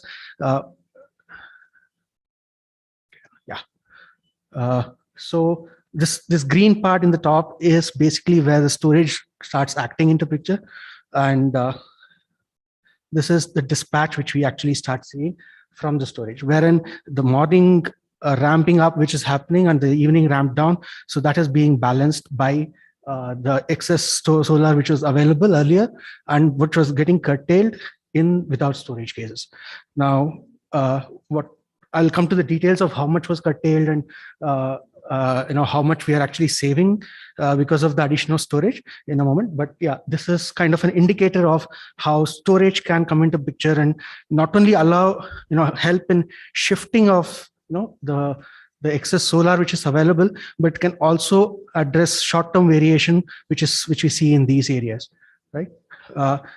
And another thing to note is not only is the shifting happening, so solar is kind of able to solar along with storage is able to kind of absorb the variation which wind also kind of brings into the picture. Right, the short-term variations which wind brings, that is also absorbed to a large extent by the addition of the solar. Yeah, coming to the details of this thing itself, of the storage addition, we considered 3 scenarios. What we saw earlier was with respect to the 35 giga of export which we were trying. We did 2 other scenarios. One was with an export or peak export demand of about 25 gigawatts, and other was a peak export demand of 45 gigawatts. So, Vijay, Yeah. so just to add here, so there is an expansion plan for interstate transmission capacity for Rajasthan, which currently in phase 3 reaches 20 gigawatt. So, but 20 gigawatt would not be good enough if we are looking at these kind of targets for renewable. So we have taken a few scenarios where we have to go beyond these targets if we are able to capture these renewable targets. So hence we are looking at 3 different scenarios here. The first one is where we are taking the interstate transmission at 25 gigawatt. We are capping at that. Second scenario is where we are capping interstate transmission at 35 gigawatt. And the third scenario is where we are capping interstate transmission at 45 gigawatt. And we are seeing, okay, then what is the flexibility required in all these 3 scenarios? So we'll look at the economic impact later, but we'll just go first with the storage demand in these 3 scenarios. Yeah. Thanks, Harsh. So kind of what we see is So I'll start with the 35, which is, I mean, since we saw the dispatch plots as well. So what we kind of see is some amount of the solar which is added is already getting exported. For the remaining part of the solar, we see a 4-hour expansion of close to 4.6 gigawatts. And for balancing purposes, there is a 2-hour expansion of about 700 megawatts. Now, when we go to 45 giga, this kind of reverses primarily because the balancing or the short-term variation which is to be balanced or maintained, right? So that becomes more primary, and for that the 2-hour battery capacity is much higher, close to 2.4 giga, and a small amount of 4-hour battery is also getting added, close to about 150 megawatts. In 25 giga, wherein a very significant amount of energy is to be stored as well as balanced, we see expansion of all three types of batteries. Yeah. So coming to the RE shares and what kind of per unit prices or system level unit prices we see that in every scenario with addition of storage, the RE share increases and quite significantly as compared to significantly in 25 giga as compared to the 45 giga export scenario. And one thing to note is in every scenario with addition of exports as well as batteries, the price monotonously decreases, right? Starting with 6.32 rupees all the way to 5.15 rupees, right? Yeah. So like I mentioned earlier, without storage case, this expansion which is happening in the RE share is primarily because of this reduction in curtailment, which actually is seen and absorbed by the battery, right?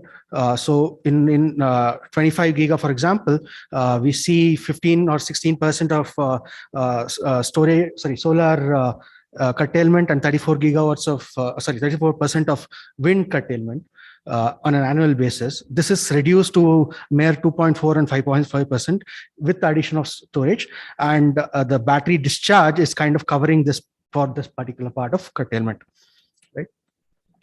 Now this is seen in all the scenarios except for we can see a slight decrease in this 45 giga, primarily because the addition of export itself is able to absorb some of the curtailment which was happening earlier, right? Yeah, one other thing to note here is the decrease in PLF with the addition of storage. This is PLF of coal. So in some ways, the discharge which is happening from the batteries is kind of replacing the coal operation in the system itself, right? So the absorption of this curtailed energy from solar and wind can actually in many ways replace the operation of coal in the system. Now this is a system level cost analysis. What we kind of see is in the 25 giga export case, the system cost actually increases when we add storage to the system, but at a unit level, it still decreases by about 15 paisa. Now in 35 giga as well as 45 giga, we see benefits at system level as well, along with the decrease in the unit prices. In 35 giga, we see a system level benefit of close to 1,000 crores on an annual basis. And in 45 giga, we see about 300 crore benefits year on year. Now, this was primarily about the high RE scenario wherein we added 6.7. I mean, the capacity expected in 2030 was 6.7 of wind and 58.5 of solar. We also ran additional scenarios wherein the capacity was not expanded to that level. One low RE scenario which we considered was with 24 giga of solar and 5.3 giga of wind, which is kind of the 2025 targets of the state. And we are kind of expecting that by 2030, at least these capacities are going to be absorbed. Yeah, in these scenarios, we are considering about 19 gigawatts of exports, which is going to be online. Now, we also did an optimal RE scenario wherein similar export was expected, but we allowed the system to tell us, or the model to tell us as to what kind of expansion we can see in the system, which is most cost optimal. Now, a comparison to these two was the 25 giga export case, which we saw in the high RE scenario, wherein the capacity of solar was 58.5 and wind was 6.7, but the export levels were 25 gigawatts, which was kind of close to the 19 giga which we see in low RE cases. Right now, if you compare these three, the RE share as expected in high RE case is much higher, but the addition of storage is also much higher in these cases. What we see in optimal RE and low RE cases, we see a total RE share of close to 30% and 34% in low RE and optimal RE. This also saw expansion of storages up to 2 gigawatt hours and 0.9 gigawatt hours. These were primarily with 2 hours and 4 hour batteries, and in optimal RE it was primarily 4 hour batteries which were getting expanded. Like I mentioned, even in this case, with the addition of storages, the price of the unit level price of system price keeps on decreasing. In an optimal case, it came down to 5.17 rupees. So this is the summary of the optimal RE scenario, wherein the system kind of gave us the capacity expansion which was required for the state. Now, in this case, we kind of expected that the export which is possible in the state to be somewhere around 19 gigawatts. So if at all we consider that kind of a setup, we see that the coal is around 12.6 giga. There's no expansion which we see in wind and also other conventional sources.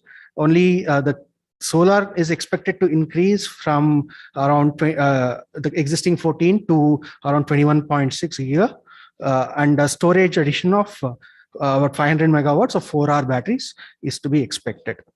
Now, even in this case, we actually see system level benefits of close to about 100 crores per year. So this is just a summary of what I just mentioned. So in an optimal case, what we kind of see is a net decrease of coal capacity to about not 12.7 gigawatts, and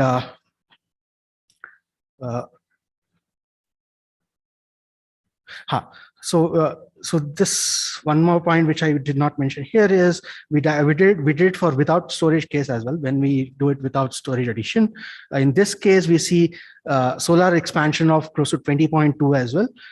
Only thing is the coal capacity which is observed here is slightly higher. So if you look at this, so we have a storage expansion of nearly 500 megawatts, and there is a coal retirement of close to 700 megawatts, right? In some ways, it's kind of indicating that whatever the coal is not able to balance in the system, the storage is able to come in and play that role to a large extent. So yeah, that I think covers most of the main points of the several runs of protection cost model. Now, considering the 35 gigawatts export scenario, the 1,000 crore which was seen as system level benefits, that was utilized to analyze what kind of project level analysis we can make. Harsh will take over and explain that.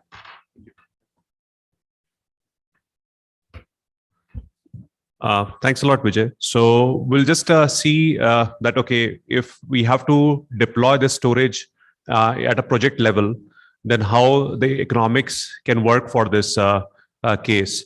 And we are here considering the benefits which are just coming out from the reduction in variable cost for the state. So 40 megawatt hour storage here would gain benefits of almost 89 crores in a 15 years period. Now, these benefits are what state is getting from investment in the storage. So we are just taking this as a revenue of storage. So now if this cost has to be given to storage, this benefit has to be transferred to storage, then we'll be transferring almost 4.12 rupees per kilowatt hour for the lifetime of the storage, that is the 15 years project. And if we go for a capacity payment, then we would be going for 2,800 rupees INR per kilowatt hour. Here kilowatt hour is not the energy, here kilowatt hour is the capacity of the storage. So that would be given say per year, 2,800 rupees per year. So if we do that, then we would be kind of breaking even in 13 years. So for a 15 years project, the break-even point would be 13 years. So as Sharma sir was saying, that the first thing is whether the economics works or not. So the economics works for the state. Whether the finance works or not, the finance is not so good in this case because 13 years would not convince investors. But again, let's be mindful that these benefits are just benefits which the states are getting from efficient running of their current thermal assets. So if we start adding benefits like T&D deferral, we would be looking the break-even point falling from 13 years to almost 8 years.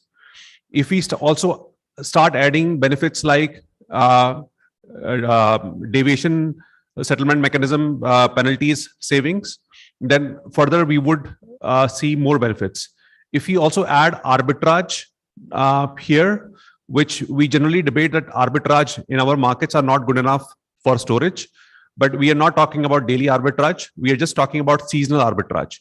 So even if we are able to get 15, 20 cycles, 30 cycles in a year at a seasonal arbitrage time when the difference in IEX peak and off-peak prices are almost like 7 rupees, 8 rupees, 9 rupees, I think it's a good economic benefit for the storage. So if we start adding all those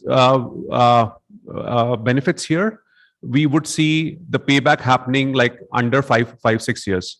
So yes, the storage is also making commercial sense here, but I think the bigger question here, or the key takeaway here for us, is to not just talk about the cost of storage.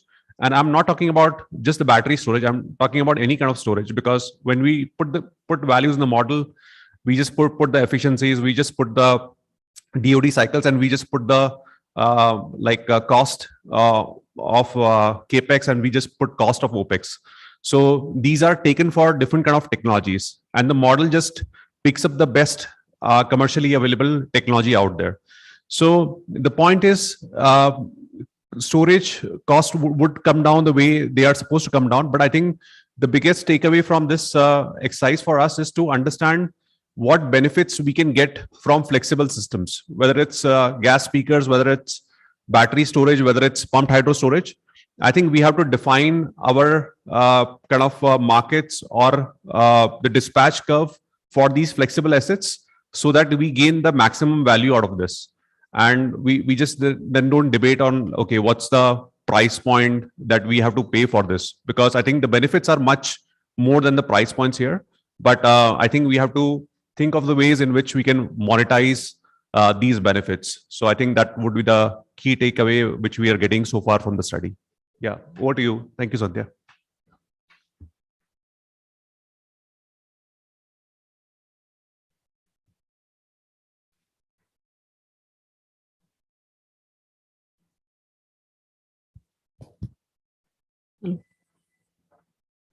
Hello. Hello. So thank you so much, Harsh, for sharing the preliminary analysis results. And we would like to have Sir Saxena ji and Kale ji also share their perspective, starting from, we obviously know that there are benefits as far as storage is concerned. And one of the things that we also came to know from Sharma ji as well, that we need to look at portfolio of storage solutions and go beyond battery energy storage. But just picking up from what Harsh said, that we would like to understand what challenges, the state is going to face in terms of integrating RE to begin with, considering we have these targets, and then what role battery energy storage can actually play in grid balancing. So over to you, sir.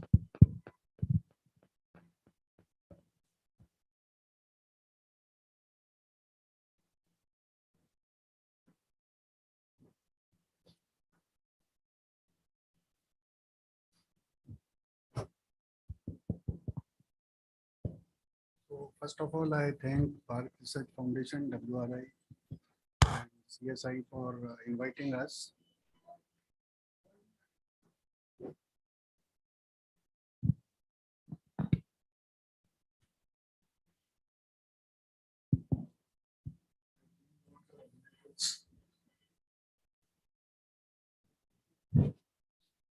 I thank organizers for calling us and allowed us to share our thoughts on very critical subject. So first of all, I will brief some initiatives which we are taking in the transmission. So most of the answers will be given with this. As a transmission, we are at this moment handling roughly 16,000 megawatt of peak load. The state government has shifted the agriculture loads in the daytime because of the full utilization of the solar power. So 2-block system is being implemented in the state. So that has already, we have crossed 16,000 megawatt of peak load.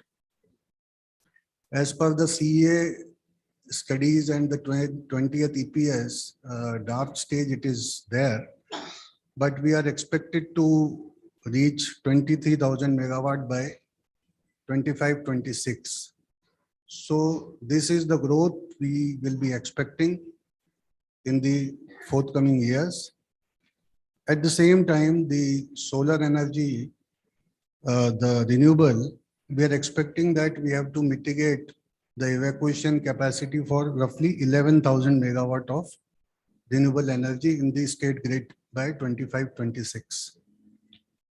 So we have been taking proactive steps for doing this, and evacuation capacities are already being planned for 11,000 megawatt. And our board has already approved the 765 kV corridors from Jaisalmer, 765 Jaisalmer, then it will connect to Kakani, Jaipur, there 765 kV will be created, and it will be connected to Phagi, which is our existing 765 kV substation. So one of these corridors will be able to evacuate roughly 5,500 megawatt of power from Jaisalmer to Jaipur, that is the main load center of Rajasthan. Second transmission corridor we have envisaged is between Badla to Bikaner, which will be first constructed on 400 kV level, and later on, as the requirement grows, it will convert it to 765 kV level. So the ambitious plan is already there up to 2030, where we will extend this 765 kV network to the Alwar region. So both the corridors will finally converge at Alwar.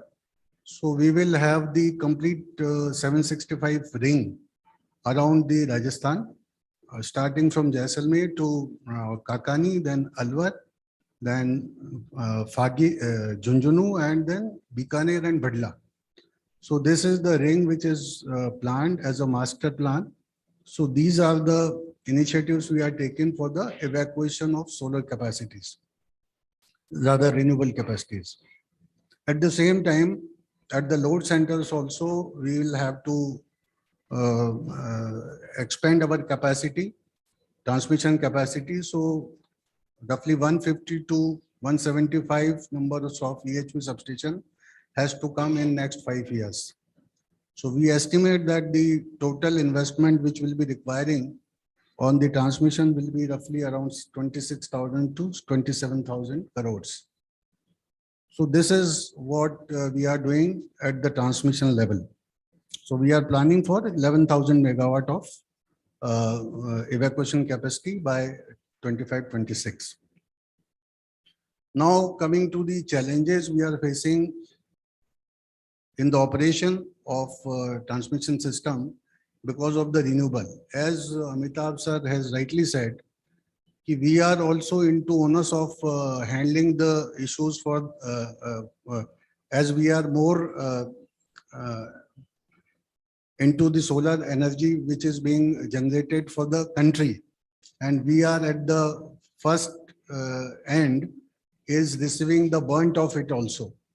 We are also facing so many challenges in grid operations. I will give an example. On 400 kV, we are varying between 450 kV to 360 kV.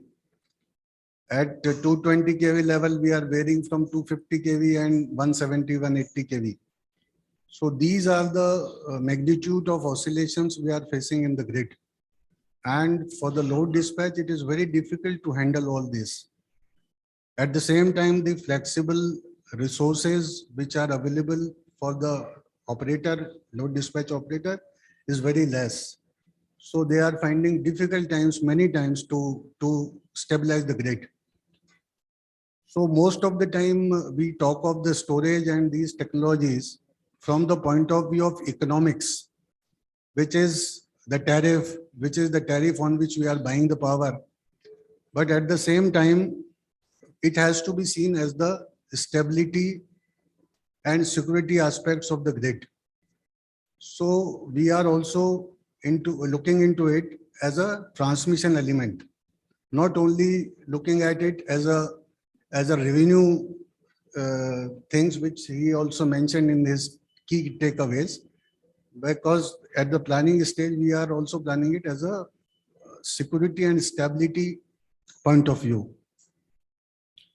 At the same time, when we are talking of RE integration, we only call of the flexible resources. I will draw your attention to many other aspects, which also includes the real-time operation and real-time data. That is also a key point which has to be highlighted, because managing of such grid, such complex grid in which the renewable is ranging from 30 to 50% by 2030, a real-time operation, real-time decision making, and real-time action will be required. So the transmission company of Rajasthan has also taken a proactive approach, and we have laid fiber optic cable up to all our 132 kV substations. We are also installing the remote terminal units, adopting the automation technologies for real-time data acquisition and action on it. So we are in process of commissioning 3 control centers at Jaipur, Jodhpur, and Ajmer. So we are looking at it as a complex grid. When RE integration is reaching 50 to 60%, it will be more required, and we are also gearing up for that. The one more aspect is wide area monitoring. That is also will be facilitated with the real-time data acquisition in the transmission network. Lot of islanding schemes has to come into picture because of this renewable integration and security stability issues. So we are also working on these issues apart from the planning on the storage part. Then second aspect is the regulatory issues. So a lot of issues we are facing at the state level from the regulatory perspective, like new challenges of GNA, green open access, ancillary services. These are also coming at the ISTS level. But at the same pace, it is not coming up in the state sector. The state regulator is a little bit slow in this dynamic environment. And as Amitabh sir has rightly pointed out, that the policy should be dynamic and the regulations should also keep pace with the changing scenario. The technology is rapidly changing, but the regulations are not changing. Regulations are not updated to mitigate these challenges. At ISTS level, it is being done, but it is not done in the state level. So this is also the point where considerations are to be given for using these flexible resources as ancillary services. So there should be a level playing field between ISTS and intrastate network in terms of regulations also. As he pointed out, Amitabh said that there is a free transmission on ISTS, but it is not allowed for intrastate. So it is not a level playing field between the state and the center. So there must be a harmony into the regulations and level playing field between the states and the center, because all the freebies or whatever concessions they give on the central level, it will finally fall on the consumers. It will also fall on the DISCOM consumers. So there must be a policy related and regulatory related framework which should be across India, should be same for all these aspects to cover for facilitating the renewable integration at this scale. Because GNA calls for the plug and play type of transmission of power, but it is only on the state ISTS network. So it will finally attract the DISCOM consumer to connect to ISTS network, and will further affect the DISCOM financials. So these regulations are to be done in harmony, so that the overall sector and overall integration issues are addressed. Now, third point I will like to take is the new initiatives, what we are thinking and already working on it. Like you said, it is a storage. We are looking at it as a transmission element, and we have at this moment have planned for 100 megawatt for 4 hours. So we are studying for 400 megawatt hours, not because of the economics, but because of the transmission system requirements. So this, we have also studied the peak load average tariff, which is from the courtesy Urja Vikas Nigam.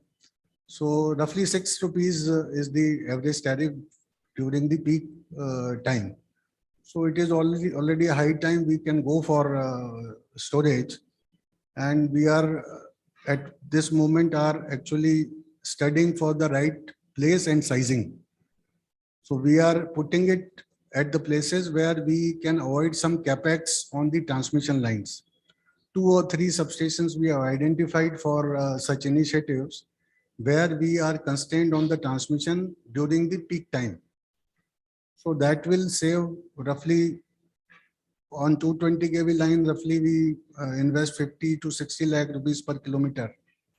So if we are able to save 70, 80 kilometers of line, so that will add to the capex of the battery storage and will be further improve the cost benefit analysis, which we finally work out for the battery storage. So Rajasthan is also, as a transmission company, we are planning for it, and it is in the planning stage, not yet approved, but we are already planning it. Second aspect which we are working on is the distributed solar generation. We are working with the Rajasthan Renewable Energy Corporation, and in process of working out the strategy to put the distributed generation 50 to 200 megawatt in each district. The reason being, it will add to roughly 25, roughly if we take 25 districts which are not RE rich that way, that will add roughly 2500 megawatt of power, solar power, in a distributed manner, where we already have the transmission capacity and capability available. So we are looking at it as a benefit in the capex terms, roughly 2500 megawatt of additional solar energy without the investment on the capital expenditure on transmission. So roughly 2500 crores will be saved, and 2500 megawatt of power will be integrated. So that one benefit we are looking at, and that is also at the planning stage, the distributed generation, because the Kusum and the feeder solarization has not picked up that well. So that is one reason. Second, the 2-block agriculture supply has already increased our T&D loss from roughly 3.2 something to more than 4%.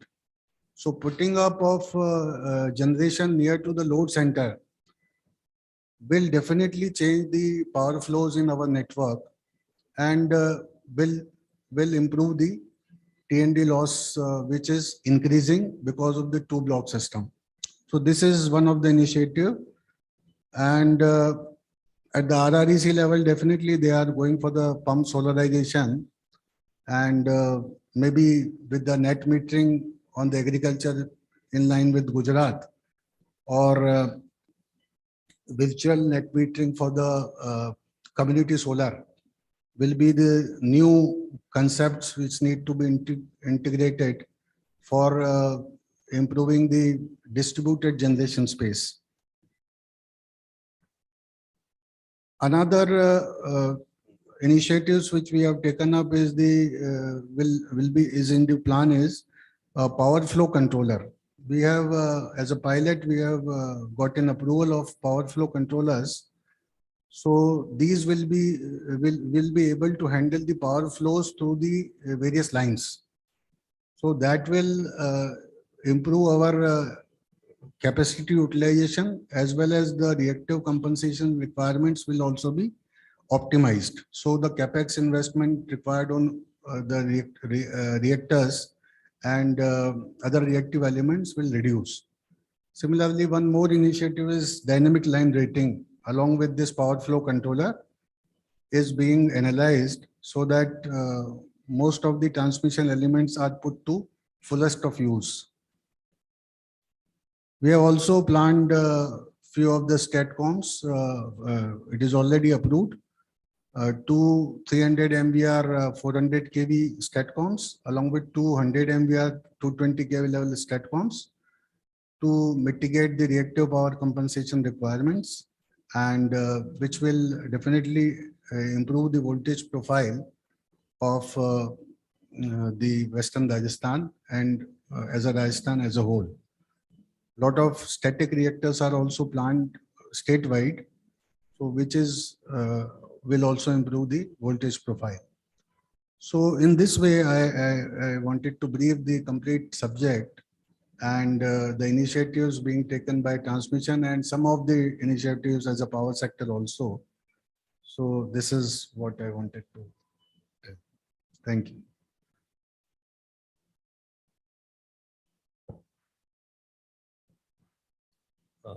Thanks to the organizers to make me the part of this discussion. WRI and Bask presented a good presentation on orientation. The story is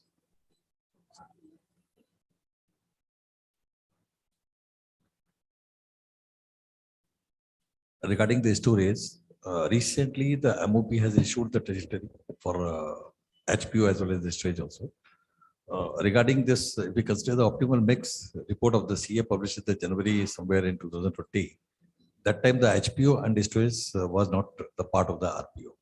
So definitely the projections which have been shown in the optimal power mix in 2029-30 will have some changes.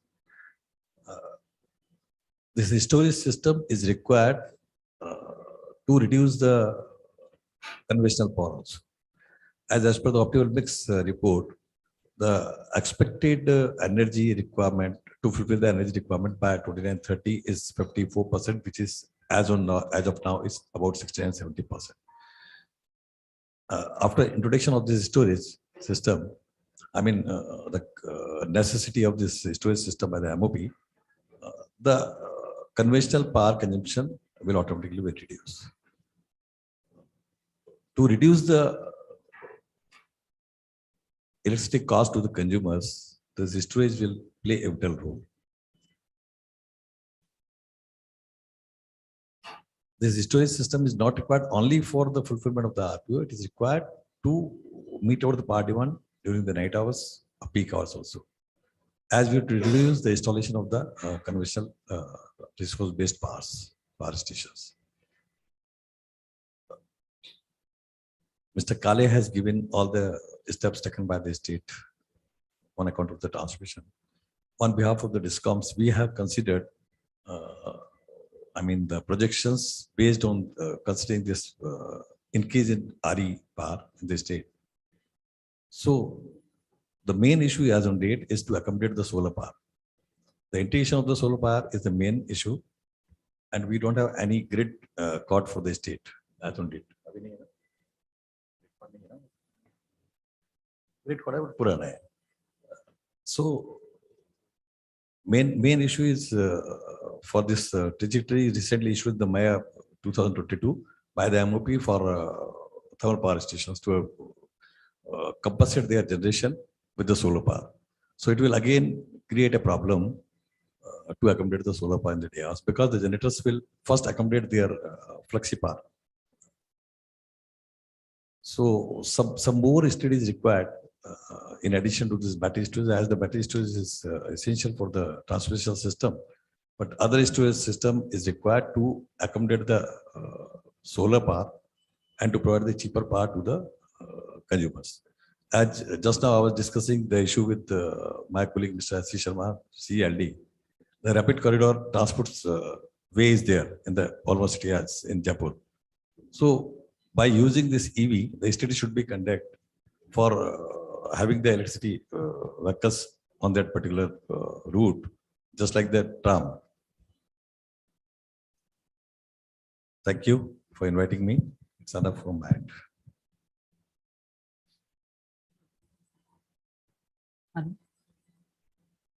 Hello, is this audible? Thank you so much, sir, for actually giving a lot of details, especially in terms of the evacuation capacity specifying the 400 megawatt hour storage that you are planning at the substation level, and also the distributed solar plants that you are planning at the district level. I think those are very important and relevant initiatives that you have undertaken.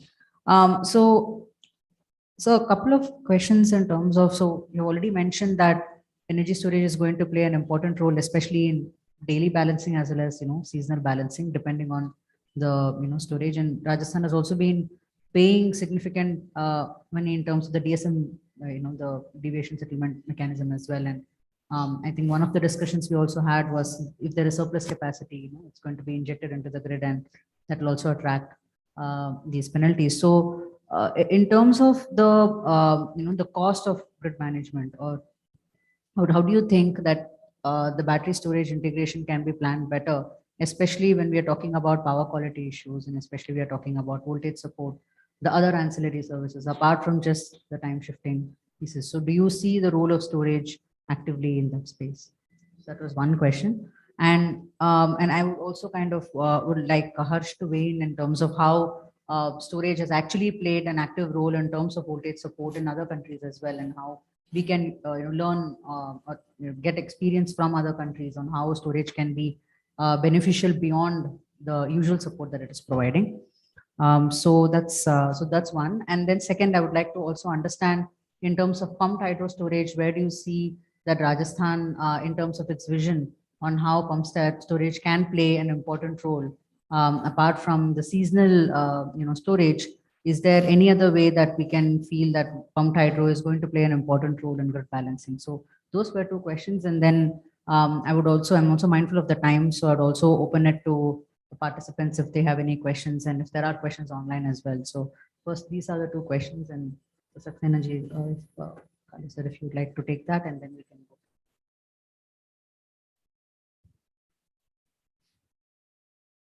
go. First, you asked about the storage, battery storage as a tool for smoothing power quality management.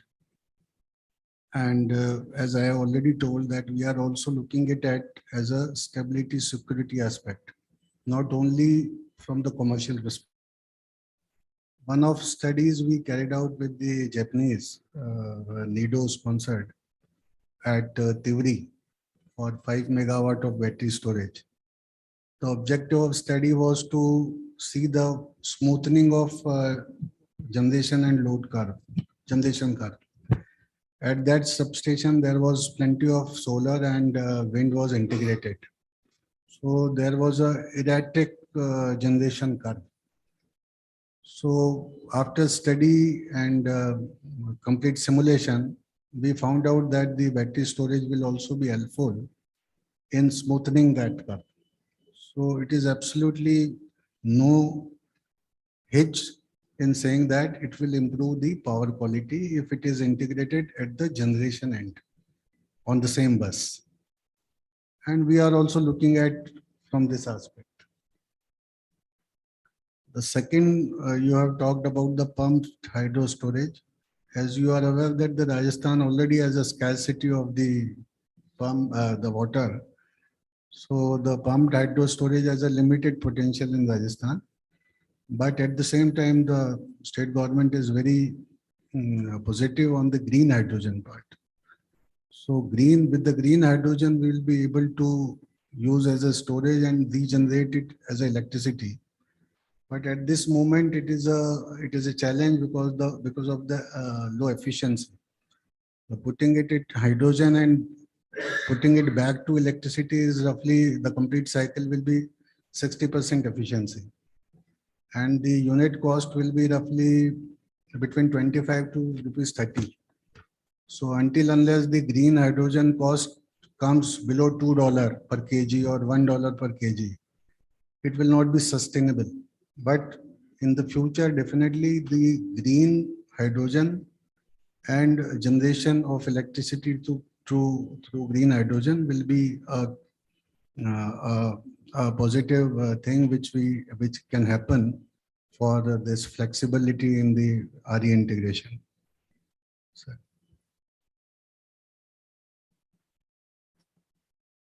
just now, Mr. Kale has cleared the things. Regarding this pump storage system, the battery storage system presently is very costly in comparison to the pump storage system.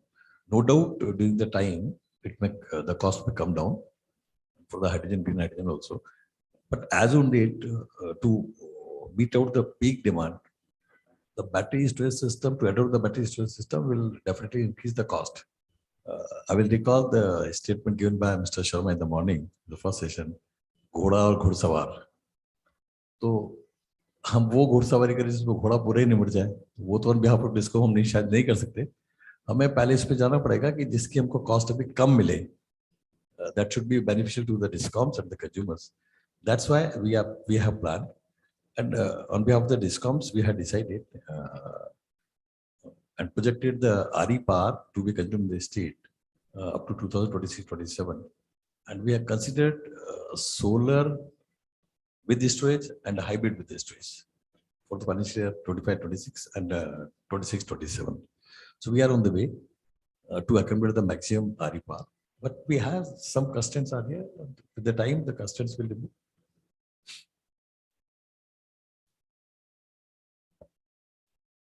Thank you, sir. Very valid points. And I think we have to go beyond, like you said, storage. There is green hydrogen, potential of green hydrogen using solar and also using spilled wind power. And there are several studies that are actually happening in this area. So that's one area that needs to be analyzed further. And Harsh, if you could kind of give your perspective about how storage has, internationally, how it has actually helped in different ancillary services.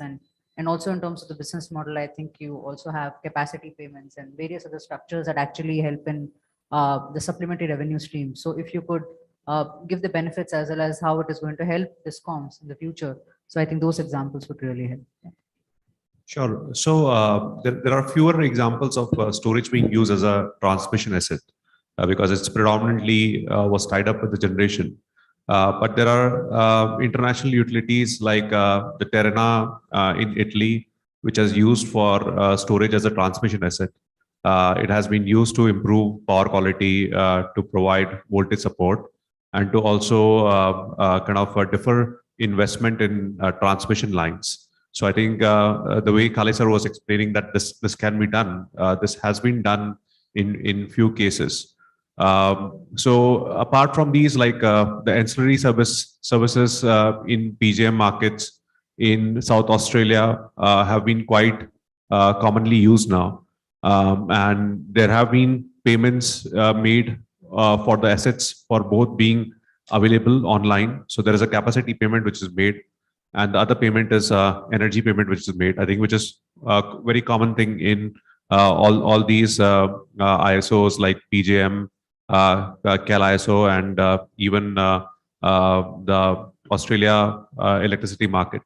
So yeah, so there are ways in which this can be done, but I think for to us to do that, I think we have to understand, like, okay, what benefit we want from these kind of flexible assets. I mean, unless we do that, I think we'll be always talking like, okay, it's very costly, and it's going to, who's going to bear the cost. So I think if we don't realize the benefits, I think that will be very difficult to say, okay, it's a costly asset. So even when we see the study doesn't say, okay, we have to go for highest number of renewable. So we are not kind of promoting that, okay, these targets or that targets. So there is also a part of the study which talks about, okay, what is the optimal generation requirement? Because I think in morning, this line was said, like, okay, what is the optimal generation requirement for the state, for the people, where the cost would be lowest. So even in that scenario, we end up adding some renewable. So it's not like we say, okay, we are done with renewables. We add renewables. We add just 6 gigawatt, much lower than what is there on the state policy. But we still add renewable. So that's the point. We still add storage to bring the system cost down. So there is a 2 gigawatt hour storage being added even in that scenario. 2 gigawatt hour is a small number, but it's still being added in that scenario to bring the system cost down. Interestingly, there is also a 700 megawatt coal retirement, excess coal retirement happening. So in all the scenarios that we ran, I think what economics shows that no matter how much renewable we add in next 10 years, there would be scenarios where if you bring more flexibility to the system, you would start retiring more and more coal plants.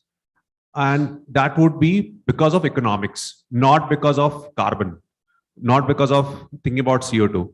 And because if you're adding a lot of renewable out there at 2.5 rupees, less than 3 rupees, with storage, some of the newer coal plants would still look expensive when you are adding them up in 2030.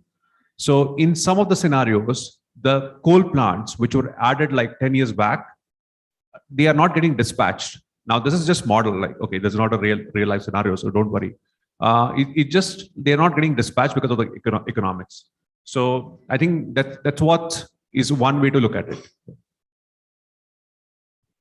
Thank you, Harsh. Thanks for the detailed explanation in terms of what benefits can be accrued in the future. Sir, you had any thoughts to share on this?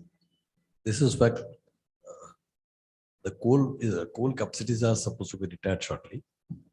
I mean, to accommodate the RE. But to accommodate the RE, the base load is required. See, the wind power is basically onshore power. Solar you can consider. So definitely the storage has to increase. And once we are saying this is the 2 rupees 50 paisa or 3 rupees the RE power, that's okay. But there is a binding. It will ask to back down the generation, then we have to make the full charge. So the cost economics has to consider all these things, and we have to work more for this storage. So also to add to it, like in none of the scenarios, like coal is going to zero. So we are still seeing value for synchronous generators out there, because I think at least for 3-4 decades, the coal will remain. We did it till 2030. Like it's not, yeah. So just being mindful of the time, I was thinking that we can open it to the floor, and if there are any questions, we can start for the panelists.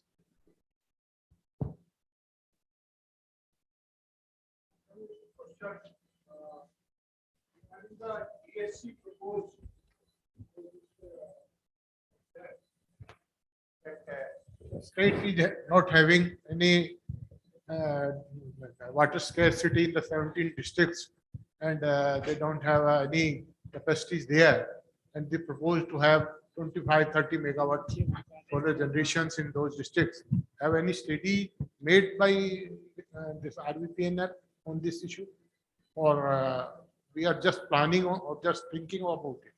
Sir, it is at the planning stage itself, and definitely will carry out the complete study on the load flow also, and the loss reduction, and plus the capacity we can handle at that station. So it is just beginning. We are onto it. Probably it will take some time to freeze it. Because the Maharashtra state has already taken up this issue, and they have Okay. already issued a tender Okay. putting up the 25-30 megawatt solar plants in almost all the districts, depending on the load capacities there. I was not aware, but we were already working on it. And we will see that where land is available, where the substation has a capacity, because we don't want to invest on transmission infra now, on these districts at least. So at least 2,500 megawatt should come to the system without investing much on transmission infrastructure, which is the basic objective. That's a good idea. But we are doing the complete detailed analysis on it. So it will take some time. So my second question is Mr. Harsh. So what about with the change of climate?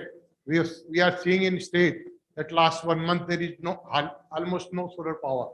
I have a solar power station at my residence, and I'm seeing the solar generation is almost 1/10 of what we are getting the normal days. So that kind of situation will arise with the climate change. How you have accounted for these situations, or just taken the situation as it is? Yeah, so we have not taken any forecast on the irradiation curves. So we are taking the irradiation curves from the last year. So we have not forecasted, okay, there would be more clouds in 2030.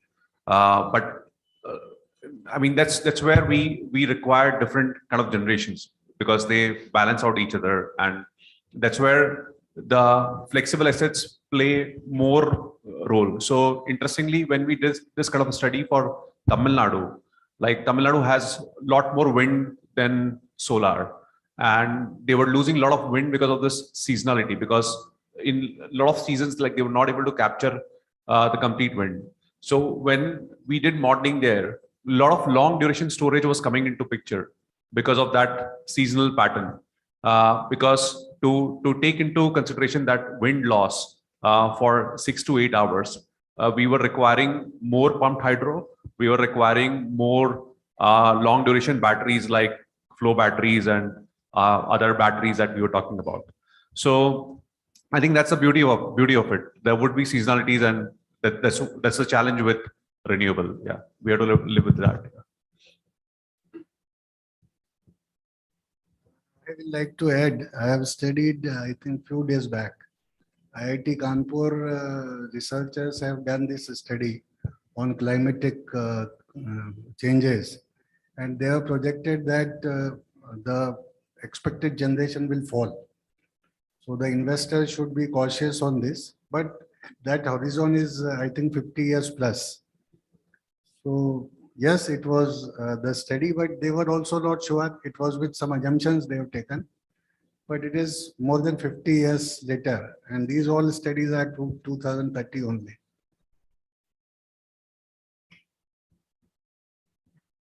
Yeah, thank you. I'm Rohit from MNIT. I just had a specific question for Harsh and to the panelists as well. Definitely, the type of studies that we have done for identifying storage capacities, that is interesting. Are we able to identify the other services which we can capture from storage? Are we able to do some system studies, possibly with the help of the utilities? The utilities would also benefit from those. The present scheme of things that we discussed in that presentation, possibly that can be enhanced by identifying what those services we can secure from the storage. That would be significantly beneficial. If possibly. Yeah, so we did this study, and not just now, like I think we have been studying this for like the last 4 or 5 years, where we have been looking at different services, what storage can provide at say a particular location. So we try to capture, power factor. We try to capture T&D deferral. We try to capture arbitrage there. So those are the kind of benefits, and even DSM is there. So those are the kind of benefits what we try to capture on a localized project level.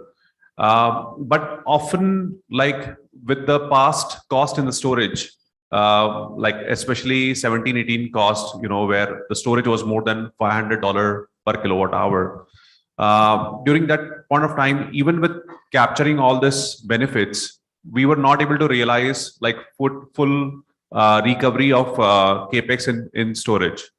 So that made us think like, okay, what is the system saving, not just at the local level, but at the state level.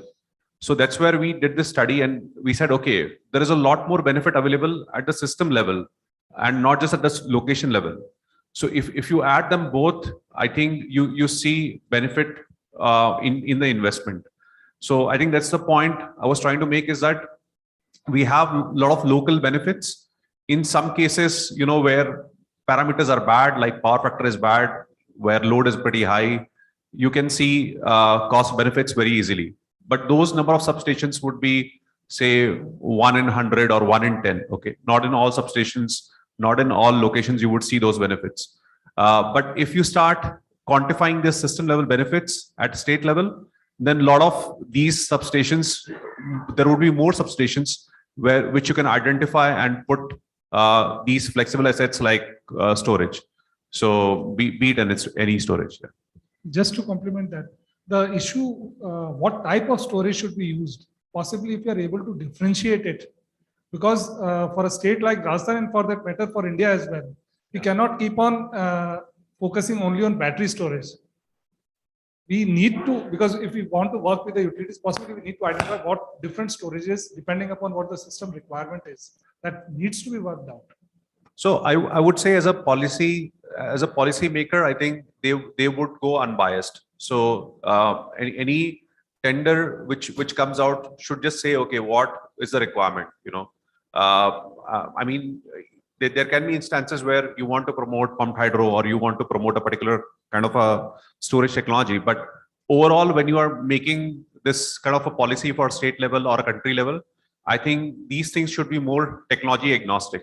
So you should just say, okay, this is what I want. This is a price point I want. This is a delivery of energy I want in these many hours. Now let the IPP decide, or the developer decide, okay, what technology they can bring in which meets the bill, at a given price. So there were tenders which were happening. I think the biggest one happened last year in South Africa, where the tender was for 200 megawatt, 800 megawatt hour.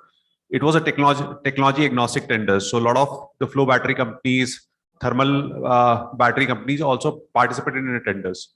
But the LFP batteries which were out there were the lowest price at that point of time. So they won all the tenders. So I think economics would decide which chemistry or even which kind of storage technology wins. Thank you. Any more questions or any questions online that have been posted? Yeah. Hi, Harsh. This question is for you from Ashwani Arora from CEW. He has two questions. One around which tool has been used for production cost modeling. And the second one is about the seasonal storage. It seems from your PPT that Rajasthan does not require it or requires it, I think. Yeah. Is it only because of high share of solar compared to the wind? So so the first answer is like PIPSA has been used for production cost modeling.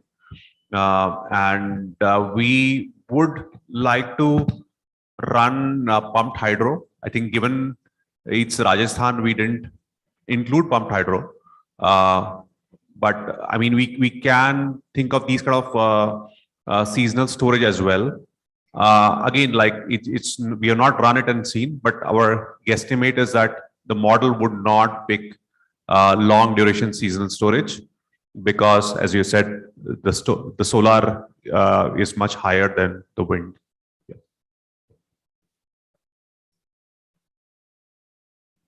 Any more questions from the audience?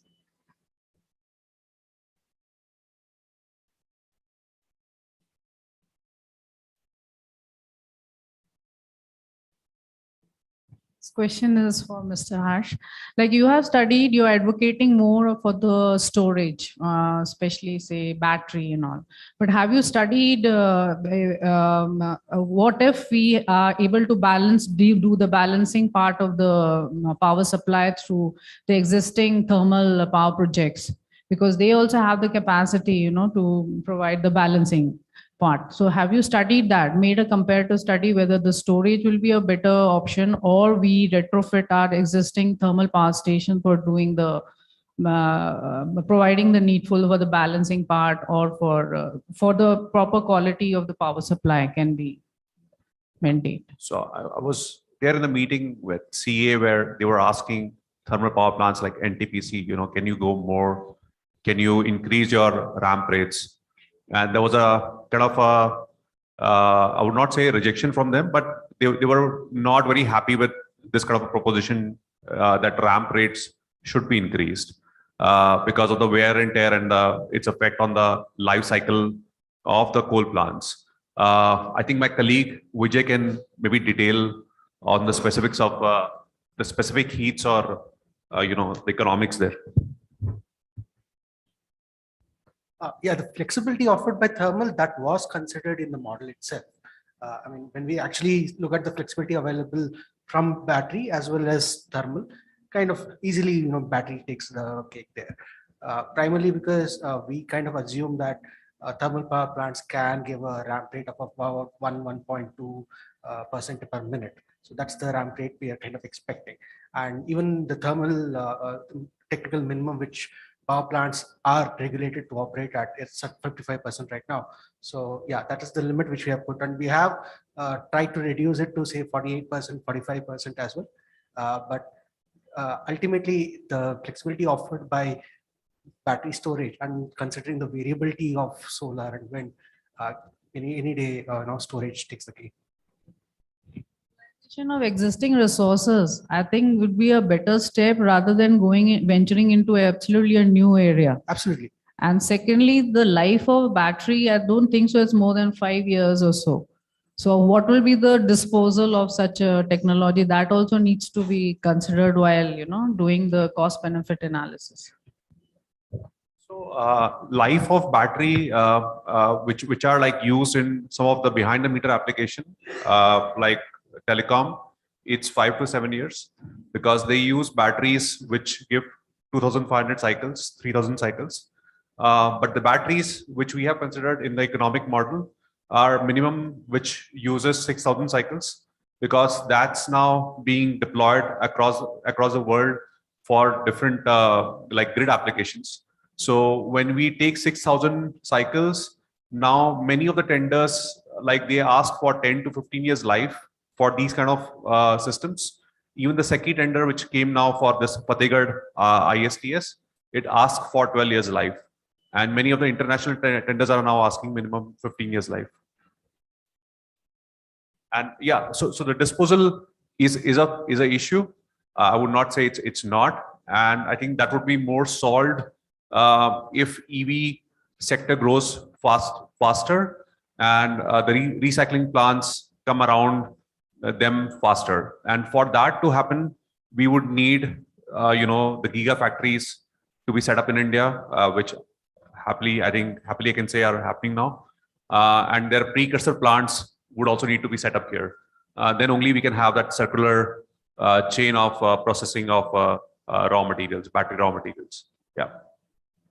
I just wanted to add one more point that we also need to consider what level of curtailment is acceptable to us.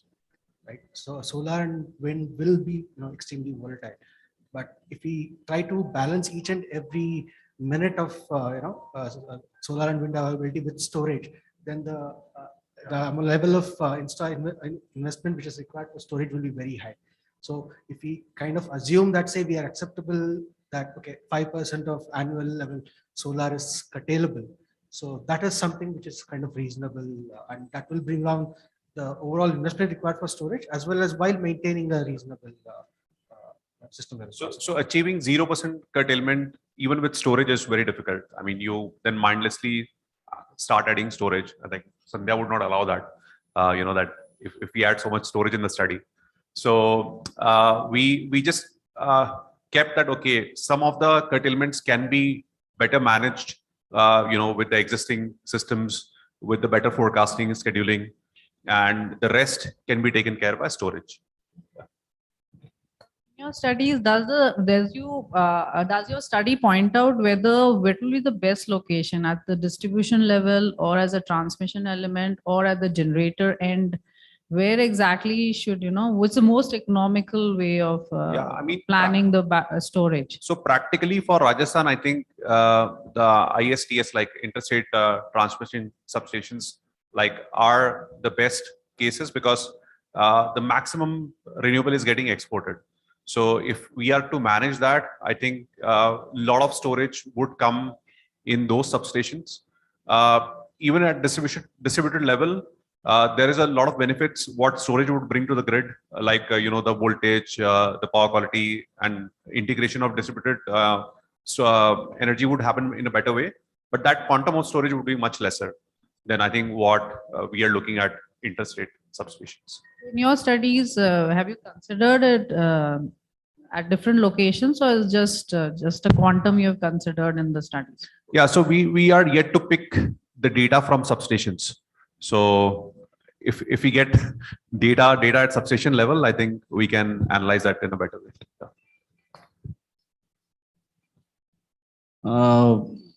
In my address, I requested you to highlight something about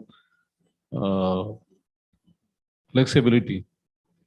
Flexibility derived from the storage you have addressed, but flexibility from DSM or some any other services, you have not discussed much about it. So can you do that? In the state of Rajasthan, again, I would say it is a different from all other states. For agriculture purposes, we need power for pumping. So that means we require underground water to be lifted and then for use for cultivation. So as for pump storage, we are lifting water from lower reservoir to the upper reservoir and then generating electricity to meet the peak. For agriculture consumers, can we think of making tanks, reservoir at very lower level and store the water there during the surplus power availability time, so that they can use any time when they require? And especially if the power is made available to them when the surplus is available. At present, it is night hours. We are surplus with grid power. So any study or any work you have done in this regard, or any other DSM, known DSM site, known DSM is popular. Yeah. But coming with the EVs and agriculture specific load in Rajasthan, some study has to be done, and you might have done it. So can you highlight it? I'll ask for Sanjay to answer that.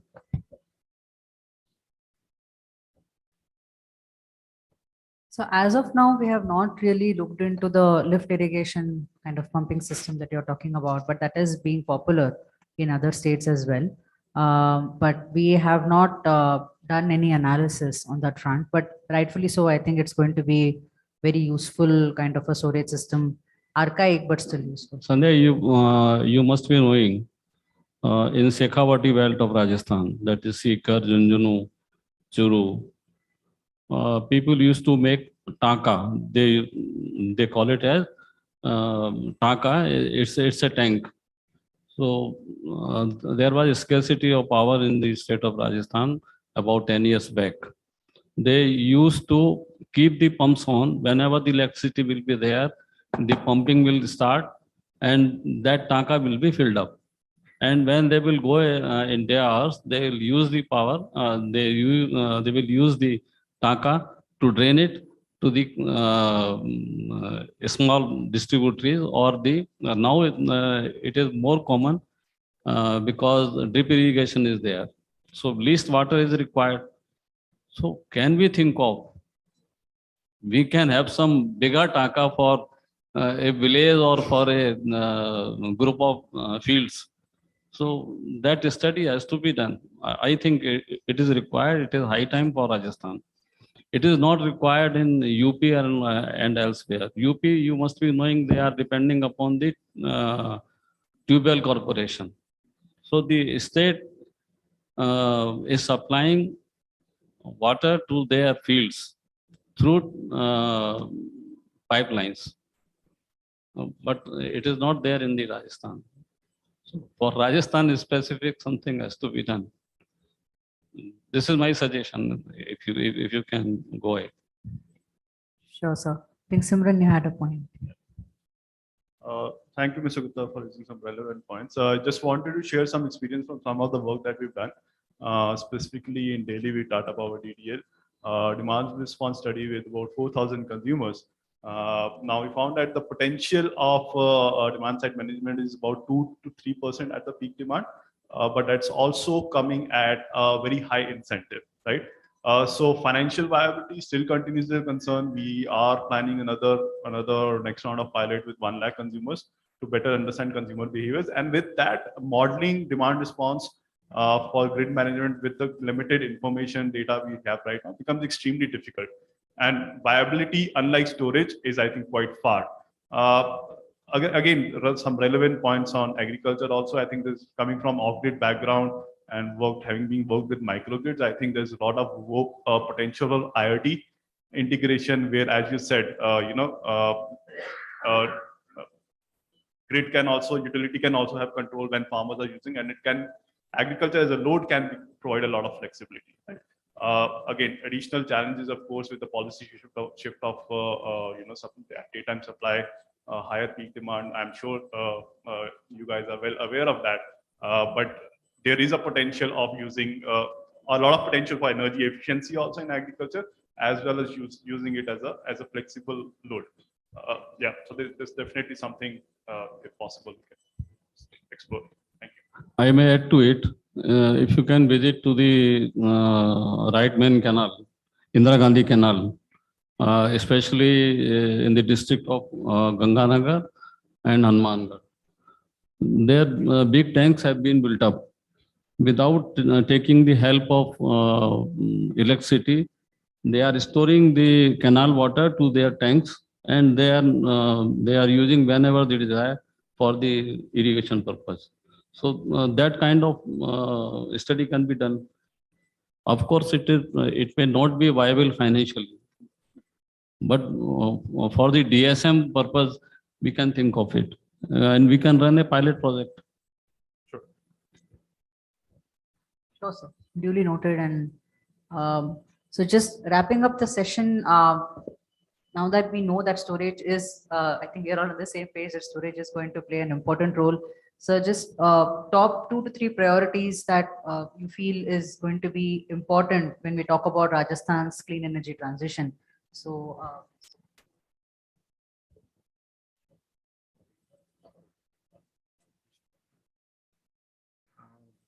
few of the priorities I have already discussed. One is broadly power quality, so which takes into account the voltage profile, or takes into account the reactive compensation in view of the high RE integration. So this is a most important thing from the consumer aspects also. If we are not able to deliver a quality power to the consumer, all the efforts what we are making will fail.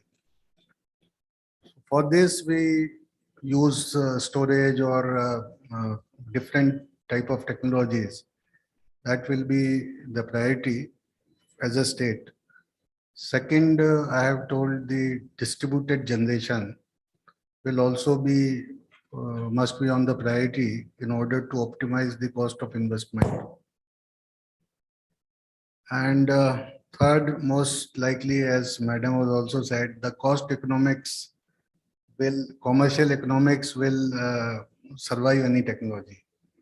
If it is in an ancillary market, if it is a tertiary, secondary or primary sources, if it is possible with the ramp up of generator at the thermal is cheaper than what we are getting from other sources, that will win. So the cost economics will drive the future, because the ultimate aim is to have a optimized cost to the consumer. So these are basic priority for any utility, because we are answerable to the consumer only. So lowest cost to consumer is the priority for any state, and utility transmission may be a DISCOM. That's why on behalf of the Rajasthan DISCOMs, we had decided to add the capacity on STU connected pieces to reduce the transmission losses of IST account. We have to consider cost dynamics that the cost to the consumer should reduce. वैसे मैं पिछले 6-7 साल से सुन रहा हूँ, since 2014-15, I was attending the meeting in the MOP and all, that we should be pay attention to provide the cheaper electricity to the consumers, but year to year the cost is increasing. So we have to pay attention more on this particular point to reduce the energy cost to the consumers. So the study should include this main point. Yeah, I think I agree with that point, that economics should be most valuable thing out there. But if there are targets like the one which we have, I think there has to be emphasis on the transmission addition, interstate transmission addition, because I think storage alone cannot serve high RE scenarios here. So that is the second most important point. And I think the flexible assets then bring value if you are having optimized transmission capacity. Thank you so much. And I would like to add, I don't want to come in between you and the lunch. So, so thank you so much, Saxena ji. Thank you so much, Kali sir, and thank you, Harsh. Just Simran, do you want to kind of give quick closing remarks? You have 1 minute.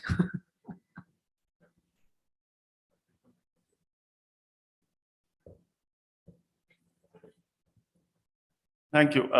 Very interested conversation since morning. I think Mr. Vijay sir laid out an important call of not just decarbonizing the grid, but decarbonizing the economy of the whole. Now, the journey is not linear, right? A lot of complexities, a lot of them have been highlighted today. Coming to power sector, we'll probably making big decisions today, not here, but back in your offices, planning committees, whatever. For the demand that is to be met in next 5 years, 10 years, right? And we have made mistakes in the past. Low PLFs are one of the manifestations of poor forecasting capabilities. And given how variability in demand, variability in technology landscape increasing, I think we need to do our homework better. And that's the purpose of the work that WRI, CES, and Bask is what Bask is trying to accomplish. The idea of the study is not to give an absolute objective answer. Is to start these conversations, build the momentum of critical research, critical homework. We are working with a lot of limitations. So let me acknowledge that with a pinch of salt. That include, availability of data, the granularity at which it is available. Also, much of the critical inputs that we saw today, or what we had today, we'll take them back. But it's always, the study can be much better informed. They can come in very, very consistently, right? So that's definitely one purpose, to start the dialogue and the discourse on what are the pathways, what is the least cost, what is the most sustainable, what is the most affordable, and of course, energy security for the state, for the country plays a huge role. And I think the second purpose is for you as stakeholders. I mean, you are going to be leading the sector for next 10, 15 years. To start these discussions within the organization, to start pushing the envelopes, pushing the boundaries within your organization, start building your capabilities, and really start thinking of the alternatives. Even we do, at least at Bask, we do acknowledge the goal is continue to play a role. But how important a role is the question mark, right? Can we reduce its dependability? That's I think the second objective of this workshop. Thank you very much. Thank you very much to the panel, Bharat and WRI team. There's a lot of work that's been done in the background. Thank you very much, all of you. Please, lunch.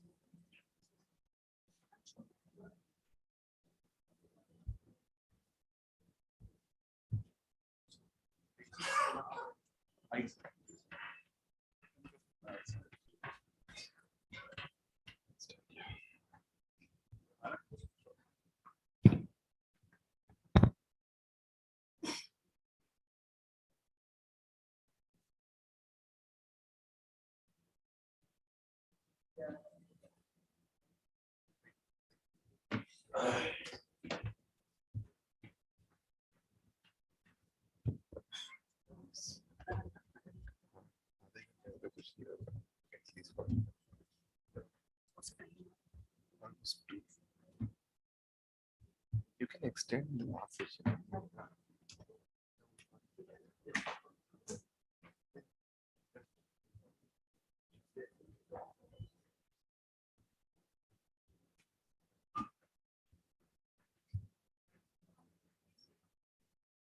So we can, let's reconvene at 2:45 and lunch is being served.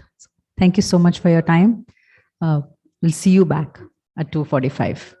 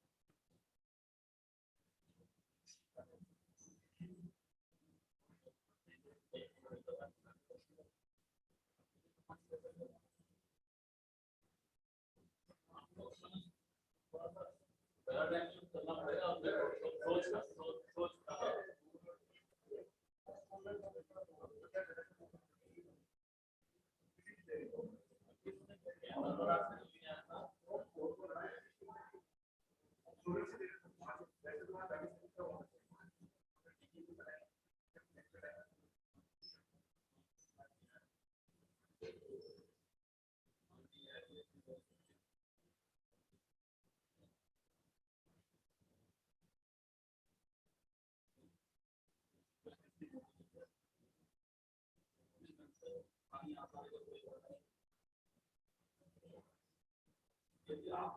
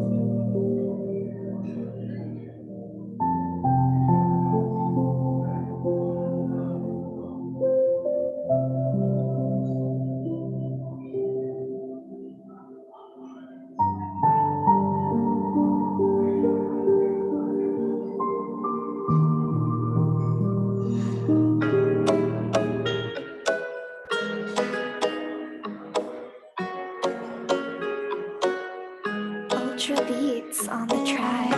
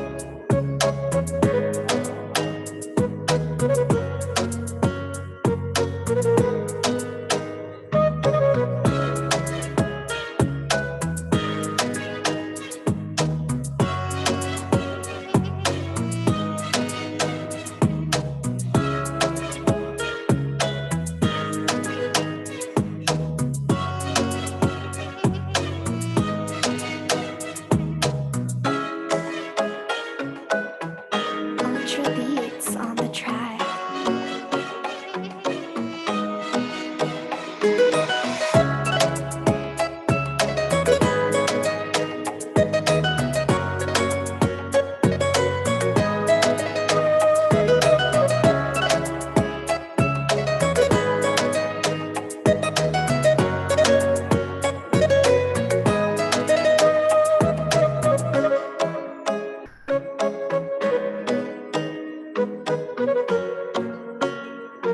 Ultra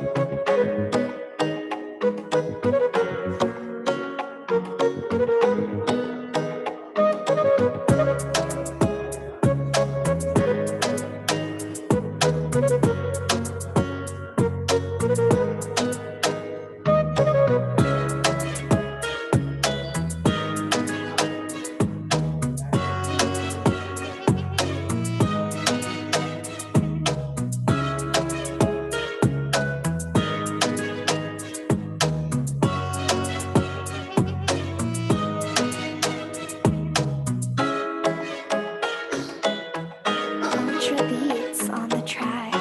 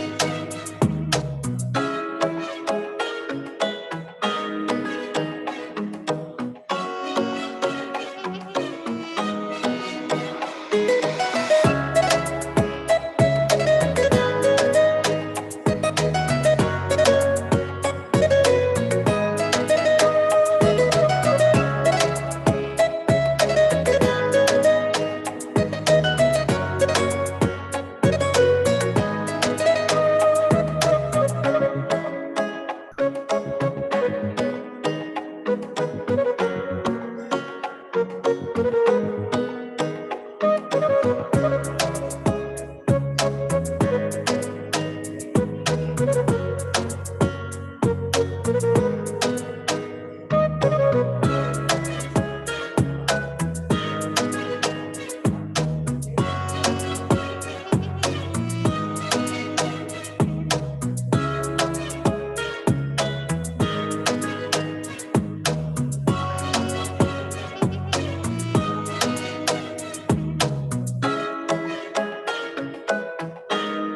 beats on the track.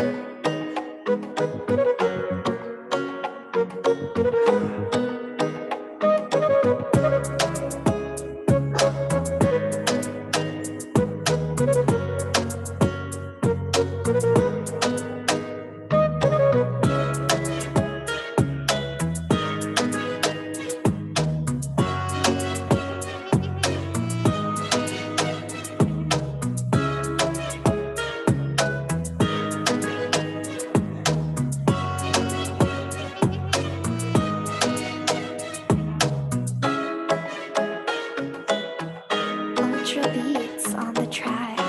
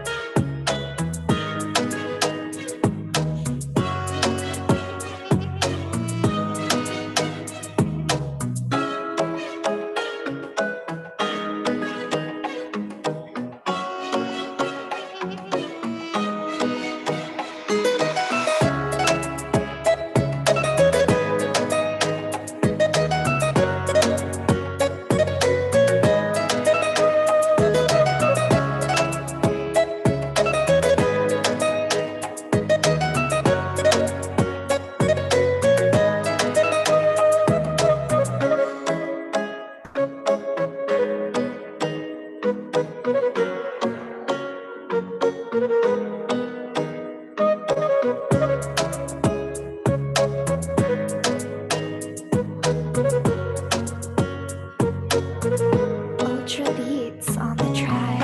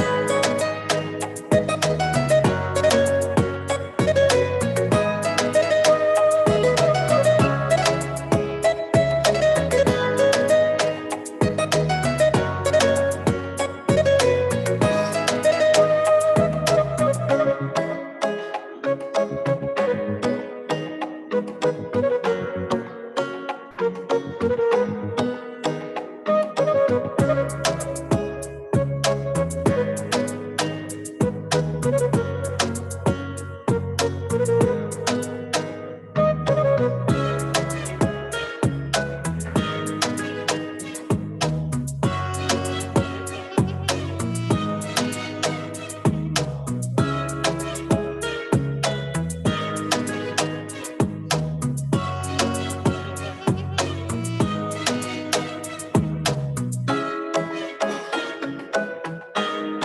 beats on the track.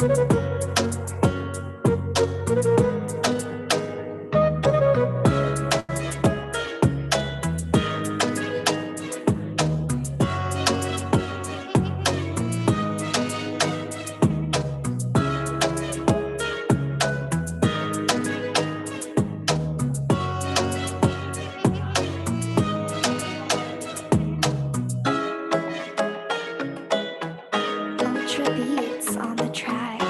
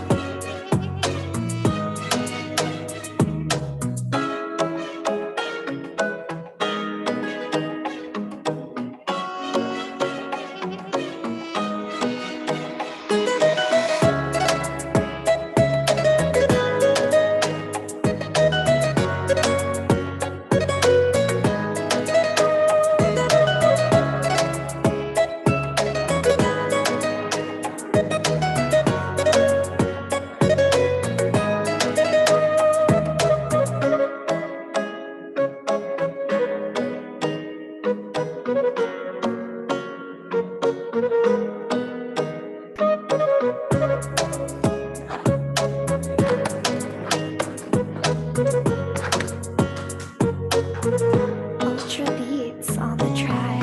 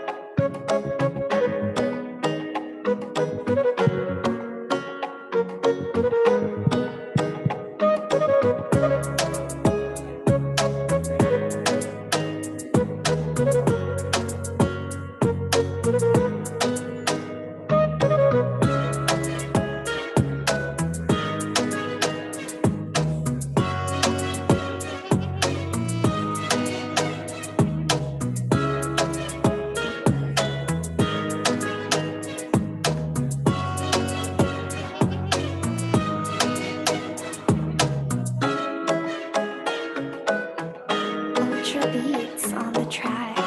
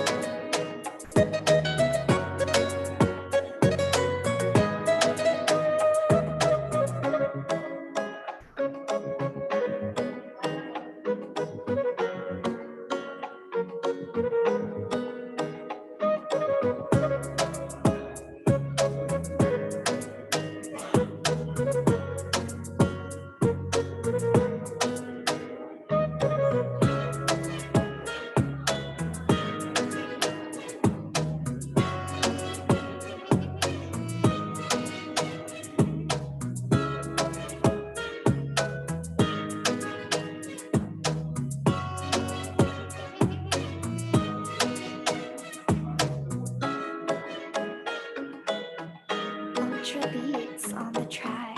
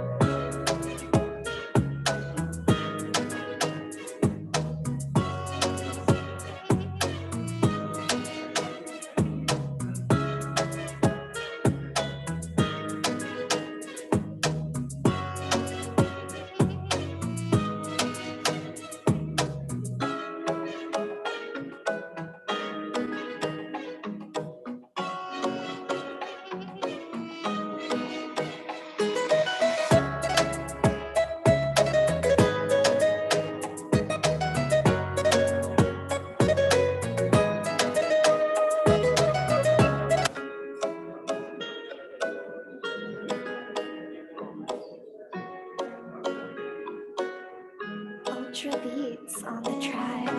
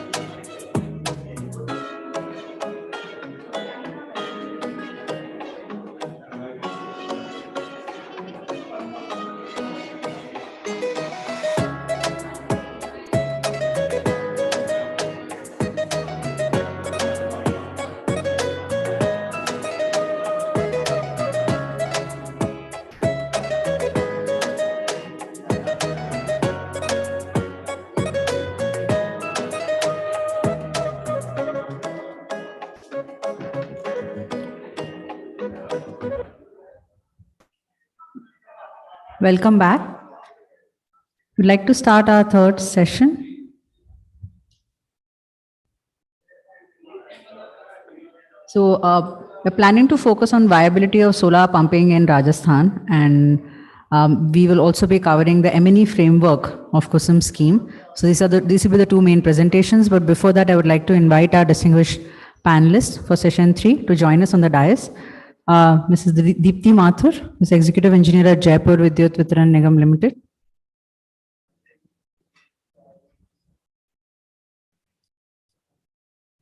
Dr. Sunanda Sinha, she's Assistant Professor in MNIT Jaipur.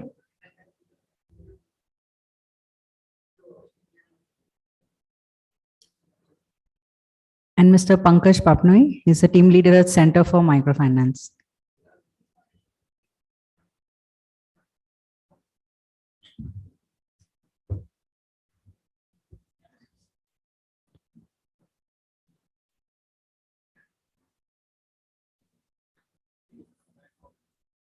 I'll request Harsha Minawat to set the context for this session. She's a Senior Program Manager for the Energy Program, and where she works on the policy research and analysis for WRI's energy access and clean energy transition work focus in India. Over to you, Harsha.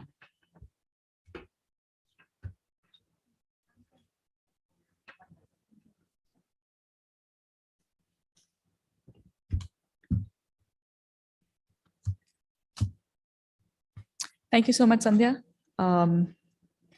And welcome back, everyone. I hope we all had a good break during lunchtime.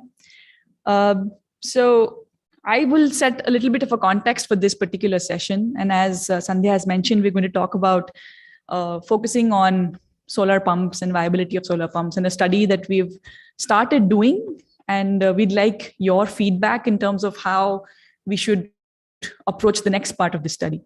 So just to give a background, that in the morning session, of course, Mr. Ajitab Sharma gave a very good sense of the sector in general. And he pointed out the deep connection that already exists between energy and the environment and, the socioeconomic systems that exist around it. And specific within that, water and energy linkages are something that have been studied in many contexts.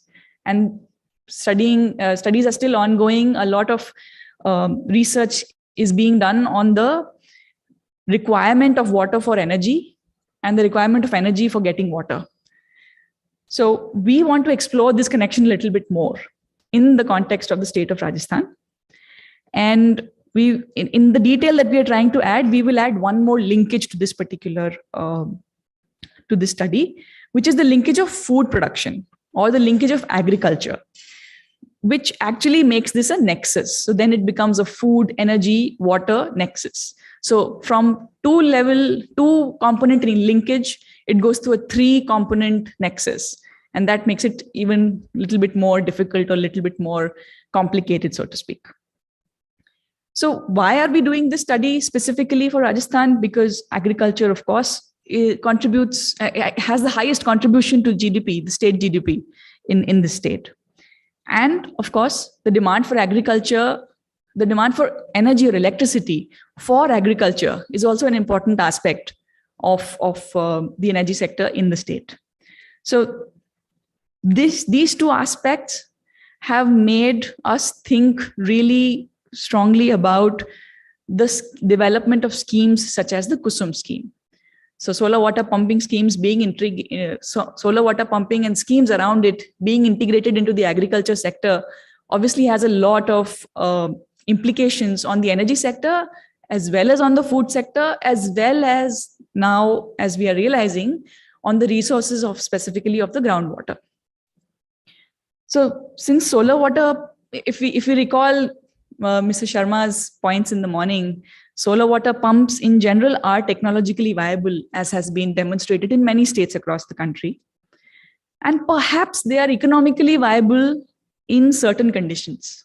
So the economics part of it works for certain crops, maybe for certain geographies, for certain groups of farmers, for certain discoms or something like that.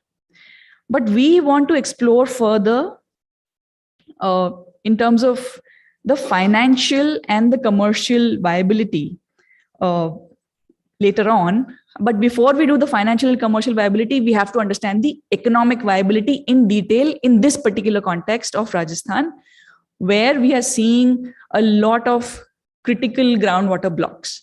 So if the water resource is not really available freely or easily, what does that mean for integrating solar water pumps to large groups of farmers or even small farmers for that matter? How would the economics of that particular scheme or intervention look like? So we want to point out another thing in this particular study is that it is very difficult, like Sharma sir said in the morning, it is very difficult to translate the economic costs and benefits into the monetary terms, as was mentioned in the morning. So this particular study that we will talk about in a little bit tries to do that, tries to translate these economic costs and benefits into finances in terms of paybacks, in terms of what the DISCOM gains out of it, what the farmer gains out of it, and what each of them loses. But I do want to say that this is not a complete study right now, and please take this with a grain of salt. Please provide your inputs and comments for us to be able to improve it further. Beyond the translation of economic costs into financial costs or whatever, we should also remember something that Mr. Sharma said in the morning, that the costs of inaction are very high in this particular sector, and specifically in this particular nexus of food, energy, water. So there are economic costs, and eventually the financial costs may get socialized to groups of farmers or to society in general, and even to the groups, even to the institutions that are involved as part of government. They can get directly socialized or they can get indirectly socialized. This is another level of complication in a KUSUM type scheme or large scale adoption of solar water pumps. And going beyond these particular specific points, the estimation, monetization of economic costs and benefits, we also need to ensure that if a scheme like this comes up, it has to be efficient towards its objectives. And the clarity of objective of a particular scheme is very important. So while there are 3 components in KUSUM, the ultimate objective of that particular schemes need to be clear in our mind, because based on that, we will be able to monitor its progress. And herein lies the important aspect of not only monitoring physical progress, as is done in a lot of government schemes, but also to assess the final impact or the final outcomes or outputs that come out of a particular scheme. So to this end, we have also developed a monitoring and evaluation framework for a scheme like KUSUM scheme. And that will help, hopefully, all the stakeholders present here to be able to understand what the impact of a scheme like KUSUM could have on different components within the state. So let me pause here. I hope this is a good enough background for us to start at least delving into the issues of viability of solar water pumps. So I'll invite my colleague Jyoti to present our study on the cost-benefit analysis for adoption of solar water pumps at large scale in the state, and the different perspectives that exist from farmers to DISCOMs in implementing it, and also then to assess the environmental costs and benefits of it. And after Jyoti presents this, I'll invite my colleague Anamika to present the monitoring and evaluation framework that we have developed, specifically looking at the KUSUM scheme. So I hope you will give both of these presentations the due deliberation that we hope, and then we can get into detailed questions and answers to be able to further refine it for the context of the state of Rajasthan. So Jyoti, over to you. Yeah, thank you so much, Harsha, for setting the context of viability of solar pumps in the state of Rajasthan, considering the agriculture, water and energy nexus. So it is crucial for us to assessing the viability of solar pump in the state. It is crucial to figure out an optimal governance regime regarding economic, ecological, and sustainability of the state. So this is the outline of the presentation, which includes the overview of irrigation pump in the country, considering the PM Kusum implementation in the state, then the overview of agriculture water energy nexus in the state, then key findings from our research on cost benefit analysis at various level of stakeholders, such as farmers, discoms, state government as well. So the overview of irrigation pumps in the country. Irrigation in the country is mainly reliant on the electric and diesel pumps. So irrigation in agriculture sector account about 25% of India's total electricity use. Almost 30 million irrigation pumps are currently using in the country. Out of 21 million pump sets are based out of electric pump sets, which consume 20% of national power supply, or we can say it's 85 million tons of coal per annum. Similarly, 9 million pump sets are based out of diesel, which consume 12% of national diesel consumption, or we can say it's 4 billion liters of diesel per annum. In the country, only 0.4% is solar-based pumps, and it is the less than 1 million pump sets. Even Government of India has already set the target of solar water pumping system under the PM Kusum scheme. So under the component B, the installation of solar water pumping system target is 20 lakhs. And under the component C, the solarization of 15 lakhs grid connected agriculture pumps. So if we see the scenario of PM Kusum implementation in the country, so the MNRE has sanctioned the cumulative number of solar pumps in the country is the 3,73,000. And out of 1,23,000 and 180 pumps are installed in the country. In the component C, there are two schemes. One is the individual pump solarization and another one is the feeder level solarization. MNRE has recently issued a guideline for the feeder level solarization in addition to the existing provision of individual pump solarization. So the distribution companies are allowing the feeder level solarization connected to the agriculture consumers under the RESCO model. If we see the overview of agriculture water energy nexus in the state, so Rajasthan has predominantly agrarian economy, and 20% is the net cultivable area as comparing to the national average of 49.8%. Similarly, Rajasthan is having only 10% of total country's land area, and hardly it's 1% of water resources. Even the annual crop production yields per hectare is also low as comparing to the neighboring states such as Haryana, Punjab, Uttar Pradesh, and Madhya Pradesh. For water point of view, water level is highly depleted in the state of Rajasthan. There is no much surface water availability in the state. Most of the irrigation is done through the groundwater. So the agriculture energy point of view, agriculture sector consume about 46% of total power consumption, as Gupta sir said in the morning session. So to increase the agriculture productivity in irrigation facilities, as well as considering the environmental impacts, state government implemented the solar water pumping system in the year of 2008 and 9 with the 100% subsidy in the government farms. Then it is reduced to 86%. Currently it is 60%, 30% from MNRE and 30% from the state government. So what are the main challenges for setting the for installation of solar water pumping system in the state? So the first and foremost challenge is after incorporating 60% contribution of subsidy from central and state government, the upfront contribution of 40%, who will bear this cost? Who will invest? Like either farmers will be, or either discoms, or it may be state government. So it's all depends on willingness and ability. Similarly, the second main challenge is the groundwater level, which is highly exploited in the state. Even most of the blocks are in red zone or dark zone in the state. The third one is feeder level solarization in the state under the PM scheme component C, which is very less. So it is also one of the challenge to who will invest for this scheme. So if we see the policies for solar pump irrigation in Rajasthan, Rajasthan has been pioneered to promoting the solar water pumping system by adopting the various suitable policies in the state. So the solar pump scheme for irrigation began in Rajasthan in the year of 2010 with the combination of Jawaharlal Nehru National Solar Mission, Rashtriya Krishi Vikas Yojana, water harvesting structure under the scheme of National Horticulture Mission.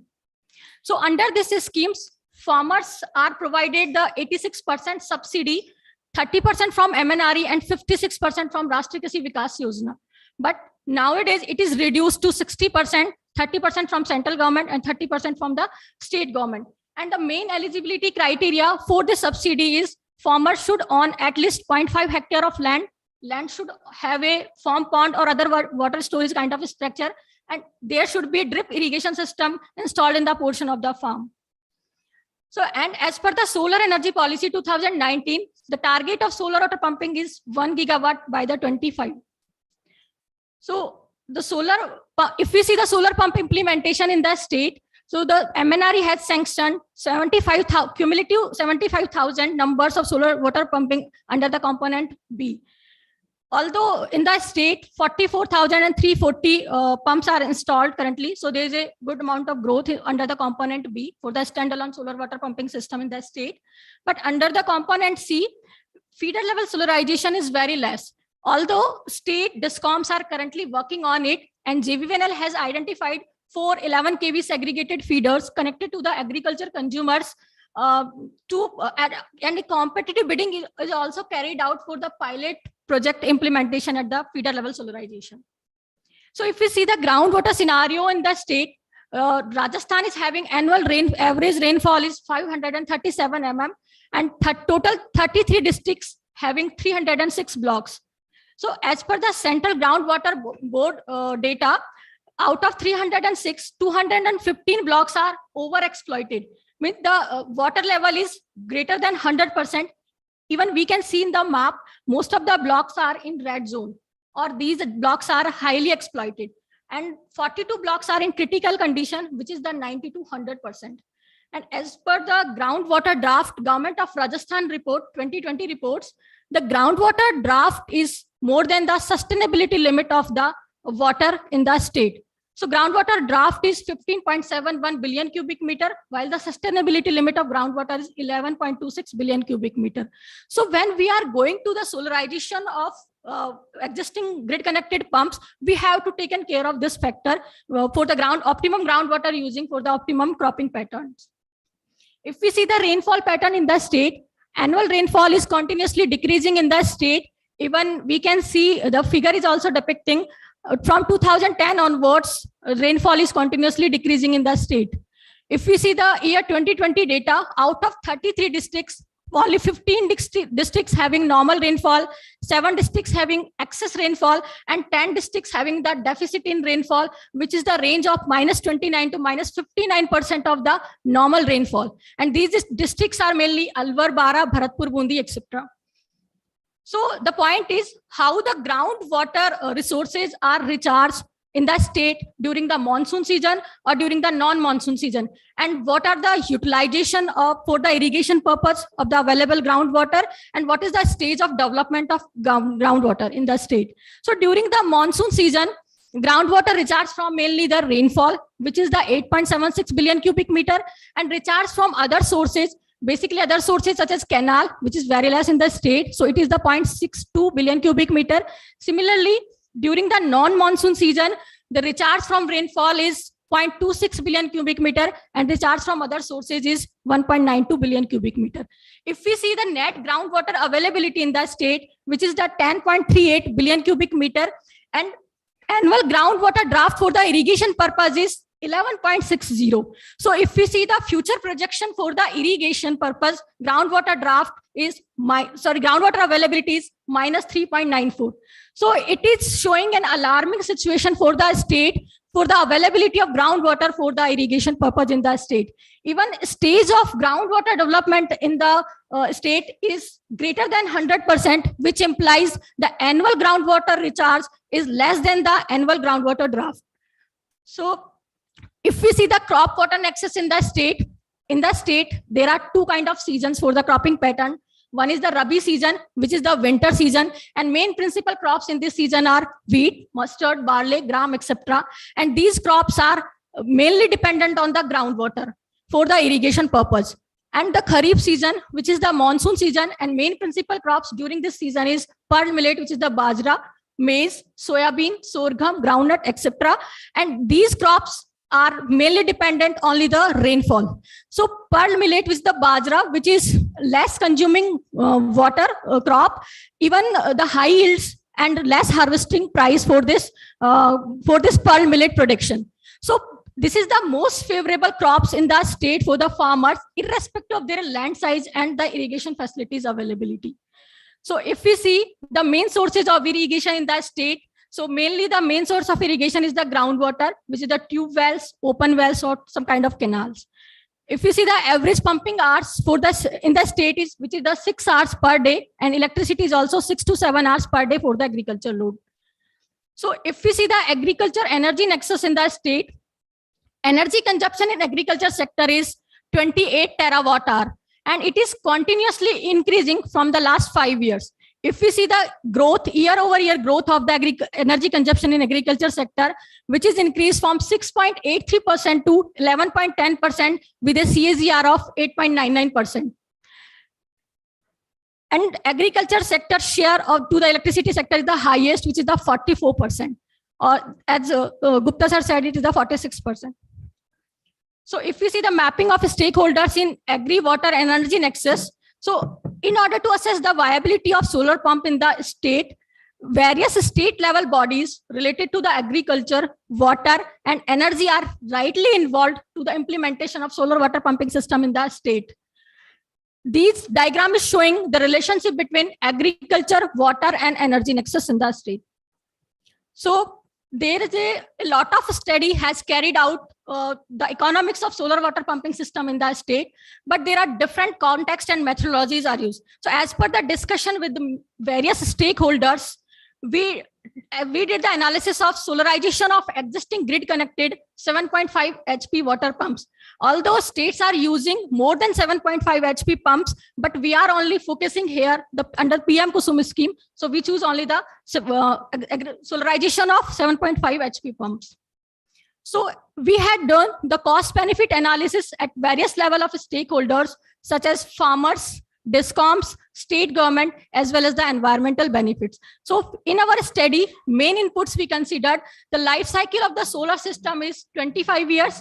Pumping hours for irrigation is 6.5 hours for 200 days. It's our assumption we considered. Electricity hours is 6 to 7 hours. And we also considered the discount rate is 7% for the calculation of net present value of the system year over the years. And also we calculate the benefit to the cost ratio for the viability of solar pumping system with the discount rate of 7%. Maintenance cost is 0 for the initial 5 years. After that, we considered 3,000 rupees per panel. And we also consider the cost of one panel, equivalent 7.5 HP equivalent panel is 4,97,220 rupees. So after incorporating 60% subsidy, the upfront cost is required 1,98,888 rupees. So the main methodology we use, the initial cost of capital, net present value for the different cash flows for different years, then the benefit to the cost ratio for the viability of the solar pumps. And the outcome is showing the benefits to the farmers. The revenue income is increased for the farmers, DISCOMs, annual savings for the DISCOMs, savings for the state government, as well as the million ton CO2 of reduction for the considering the environmental benefits. So in our CBA approach scenario, we considered like if investment done by the DISCOMs, then case one is the benefits for the farmers. So first of all, the energy point of view, how much amount currently farmers are paying for their agriculture load. So if we see the data of year 2021, total energy consumption is required to meet the agriculture load is 26 terawatt hour. And these energy consumption charges is 5.55 rupees per kilowatt hour, and state government is providing the subsidy 4.55 rupees per kilowatt hour. Recently, state government is also providing flat rate subsidy at the rate of 12,000 rupees per connection per year. So we calculate it in rupees per kilowatt hour. So it is almost 1 rupees per kilowatt hour. So effective tariff will be 0. So currently farmers are paying for their agriculture load is 0. So now the point is, if we are going to solarization of agriculture sector, so how much DISCOMs are required to procure the same amount of to generate the same amount of energy of solar panels. So if we calculate the investment of DISCOMs, so energy consumption is required for the agriculture load is 26 terawatt hour, and total operating hours of pumping system 6.5 into 600, which is the 1300. Then total HP requirement to generate the same amount of energy, which is the number is shown here. And then we consider the system cost is 4,97,000. After incorporating the central government subsidy, we calculate the upfront cost for the DISCOMs. Then the total investment required to procure the number of solar panels required, which is the 72,000 crore for the DISCOMs. So this is the base year investment for the DISCOMs to procuring then 7.5 HP equivalent pump solar panels for to meet the agriculture load.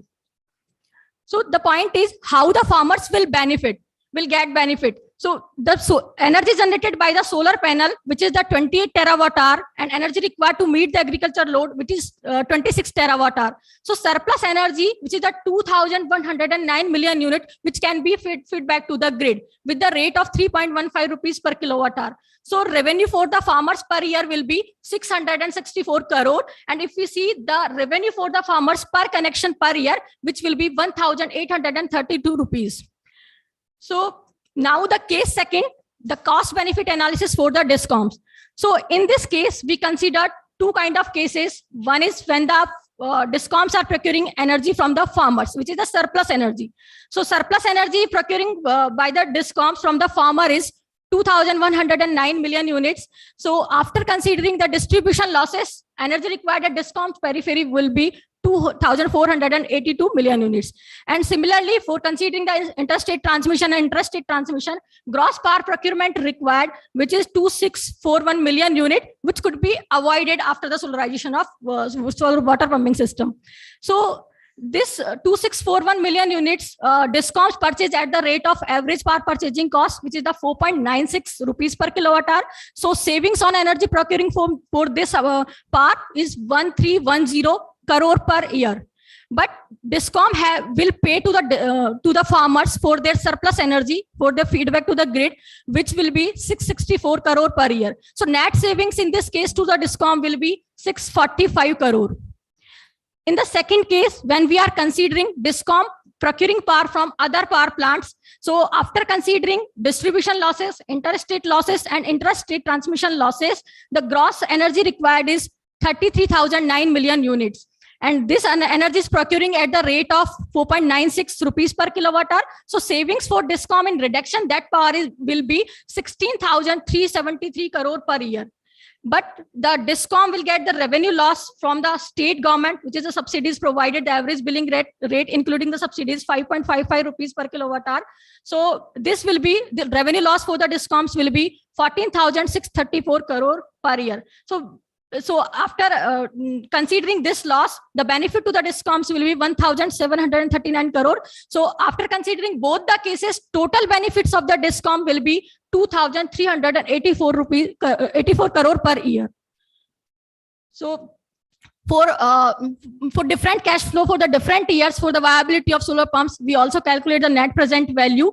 Then we also calculate the cost benefit ratio, which is in our studies the greater than equals to 1, which is showing the viability of our study for the solar water pumping system. Then environmental point of view, the reduction in gross energy required is from the thermal or fossil fuel based power plants is 33,000 million units. And as per the CEA data, on an average, like emission factor kilogram of CO2 per kilowatt hour is 0.79. Then we calculate the total emission, CO2 emission reduction is 26 million tons CO2.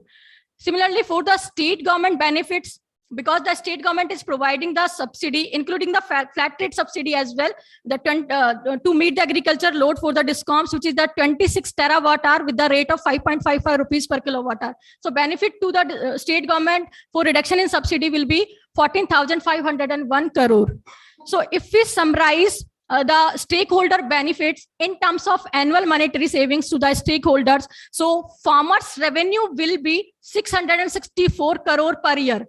DISCOM saving will be 2,384 crore per year, and state government saving will be 14,502 crores per year. And environmental point of view, there will be CO2 reduction in 26 million tons of CO2. Or we can say for the farmers' point of view, farmers, the supply of energy access improved for the irrigation purpose, increase annual revenue for the farmers, increase their living standards, enhance crop resilience as well. And for the state government and DISCOM's point of view, reduction in electricity and fuel use, improved reliability of power system, reduction in carbon emissions, and foreign exchange savings as well. And this is a step towards the resisting the climate change as well. Even in point of monetary terms, the reduction in subsidy to the state government and reduction in energy procurement cost for the agricultural load for the DISCOM point of view. So these benefits are at various level of stakeholders in our study. So thank you. Thank you so much. Thank you.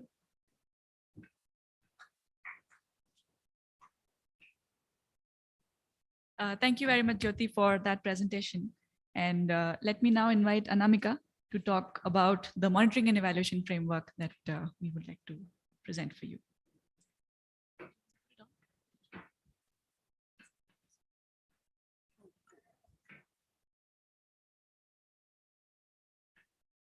Thank you. So Jyoti has given a lot of context to us. So I will just skip to what we are trying to focus in the team to look at the framework. This is still a work in progress and we are trying to build indicators, and I'll just take you through how we have tried to capture the various themes which we can do, which Jyoti has already spoken about, but I'm going to explain it a little bit more. Harsha spoke about the aims and goals of the government from the from the perspective of KUSUM. The government has clearly laid out their aims and goals. So for us, it's pretty easy to sort of track these achievements, the impact, the successes. However, when we sort of look at a lot of ways in which agencies or governments have tried to track the components, they are, like Harsha mentioned, they are physical improvements or physical interventions which the government has sort of introduced. So, this is a screenshot of the MNRE dashboard for KUSUM, and it gives a good idea as to how KUSUM is faring in various states and also overall. However, there are some components which is missing. So when we speak about the whole water, food, energy nexus, what are the things which are missing and what are the things which we can sort of incorporate to not just look at the changes or the impact or tracking improvements, but also looking at things like developmental outcomes, larger agricultural outcomes, which might be useful for us to understand solarization through KUSUM within the country. So, we can look at capturing learning through all of these dashboards, which are available either through the government or through various stakeholders. Looking at operational learnings, the various numbers, what is it that they're trying to talk about? So, barriers of implementation, issues of availing the schemes in itself by farmers, coordination between agencies, what are the larger agricultural outcomes? Jyoti has spoken about it in terms of changes in agricultural patterns, change in crop selection, various groundwater level changes, direct impact to the beneficiary. So when we are talking about farmers, what is increase in income meaning for them beyond just the number from excess solar? So the various ways the data collection can happen for various stakeholders is like data collection systems like baselining data, operational data, looking at operational management systems, which will help in coordinating these data collection during the implementation of the scheme itself through monitoring, and also scheme management, where we are trying to look at beneficiaries of the schemes, why they are either taking up or not taking up the scheme, or looking at tracking the solar pump sets and their use and their workings in itself. So what is it that we are measuring? So when we look at the approach of the water, energy, food nexus, we are looking at various themes through literature review, which have been identified. So looking at theme of energy, water, livelihood, agriculture, and environment and sustainability. So we also are proposing various calculations, the ways the data can be collected, the tools which can be used, the ways of measuring it, the time frame through which we can measure it. So we have tried to standardize how we are looking at output. So 0 to 11 months, we can look at output, short-term outcomes, about 1 to 2 years, long-term outcomes, and 3 years and beyond impact. However, this is not a box rule because KUSUM would be implemented in various geographies. The state or the agencies can sort of decide how they want to define it themselves, but this is a base structure as a suggestion.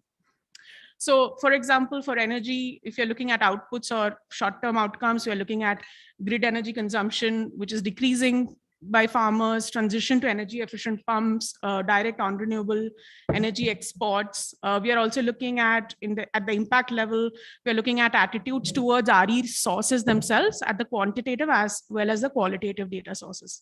Looking at water, what are the irrigational technology changes which might happen, pressure on freshwater resources if it increases or decreases, looking at farmers' ability to introduce varied crop patterns due to the availability of electricity and water over a period of time. Looking at livelihood, so definitely looking at average monthly income, but also looking at average monthly income from crop production in the later stages, looking at alternative livelihoods and the pressure on farmers to look at alternative livelihoods if that is decreasing, if farm level debts are easing out over a period of time as an impact. From the environment and sustainability perspective, Jyoti also covered it in terms of decrease of GHG emissions in irrigation, decrease in reliance on diesel generator sets over a period of time from the output to overall the impact. So what can we do? So what are the other aspects we can build beyond a framework? Because it's not just a framework, but also an M&E plan, which would have to be rolled out across different agencies, across different geographies. So one is obviously building the tools according to the outcome. So not just surveys, but what are the various kind of data collection methods which can be done.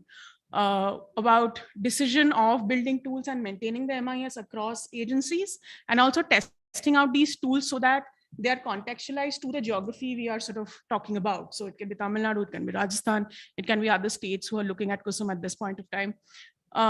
We are looking at establishing the baseline. So not just the baseline study, but also learning from the various MIS systems which are either available or the agencies are trying to set up in each state, or what MNRE is trying to set up. Reporting progress from the perspective of baseline, from the perspective of MIS data sets, and various data collection tools where we are not just, the challenges is not just from the baseline to the impact, but also the whole cycle of the KUSUM implementation scheme across, in a current geography, but also across states. Thank you.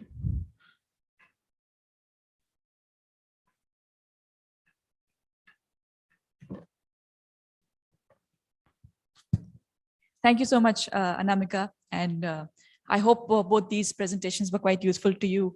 Now, let's turn to the panel that we have here and hopefully hear from them in terms of their perspectives. So we've heard from Anamika, who talked about taking a little bit of a holistic view of a particular scheme's implementation with the aim of learning from the scheme implementation itself and trying to course correct whenever required. And Jyoti talked a little bit about the kind of analysis we've tried to do on what sort of costs or benefits we can expect from a large-scale implementation exercise such as KUSUM. So coming to you, Deepti ma'am, thank you very much for being here. We'd like to hear your reflections on the points that have been made in these two presentations. So, on paper and on Excel sheets, KUSUM looks very nice. KUSUM seems to be a very, attractive option, but we would like to understand from the DISCOM's perspective and also from the state government's perspective, what are we missing in terms of this analysis? How do we make it a little bit more realistic in terms of what challenges you face in the adoption of the scheme or even rollout of the scheme? And how do we actually go forward in making, doing large-scale implementation of it? So some reflections from your side. Thank you. Thank you for inviting me here. You're very right on the data sheets and all the papers. This scheme looks very, very attractive. And of course, I think it was attractive and it still is attractive, but somehow the DISCOMs did not have a very nice experience in this KUSUM CEEP pump level solarization. The B part is being done very well by them. Of course, it's been taken over by the horticulture department, but that is doing very well. And as your data also shows, around targets have been met, around 44,000 pumps sets have been installed, and they are almost sure that by the end of January they'll be installing about 50, they're completing the target of around 70,000 pumps. And then it has been declared in the budget announcement also. So that is being done very vigorously. And in there, you can see that in spite of the 40% payment that the farmers had to give, they are very willing to give that amount, because I think the diesel money that which has been drawn, the diesel has been churning, that is a huge amount in comparison to their 40% amount what they are going to pay. But somehow we very enthusiastically started with this Kusum C scheme, and our then MD sir is here as a principal advisor to the energy. So the project was very enthusiastic, and it looked very good to all of us. And of course, we did all these exercises like cost benefit analysis, and everything was done. And so we were very sure that we'll be able to reap all the benefits. But there was a constraint of this 40% payment to be done by the farmers. So we had decided that 10% upfront payment we'll take from the farmers, and the rest 30% amount the DISCOM will bear, taking a loan and then recovering it from their bills from the farmers, instead of giving them that 3.414 rupees payback. And that was supposed that the cost benefit analysis showed that in 5 to 6, maximum 7 to 8 years, we'll be getting that payment back. But somehow or the other, the farmers were very reluctant to give the 10% upfront payment as well. And then this COVID we had because I think there were many factors. COVID stuck, and then the last year there were heavy rainfalls in some areas, so the farmers could not give those the 10%. And it was a sad state. Out of 45,000 in Jaipur DISCOM, only around 880 farmers gave us a 10% payment. So seeing to all this, it was a decision that we would not be going forward with this Kusum C scheme.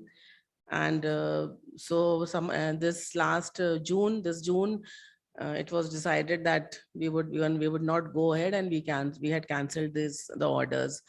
So I don't know, maybe this would have been a word of mouth. We had already done a pilot of 24 pumps, and that was quite successful. The farmers were quite happy, as the main thing was they were getting the daytime power, and that was a very this crucial issue here. And somehow, but I think we did not wait for the lessons we learned from the pilot or something or the other.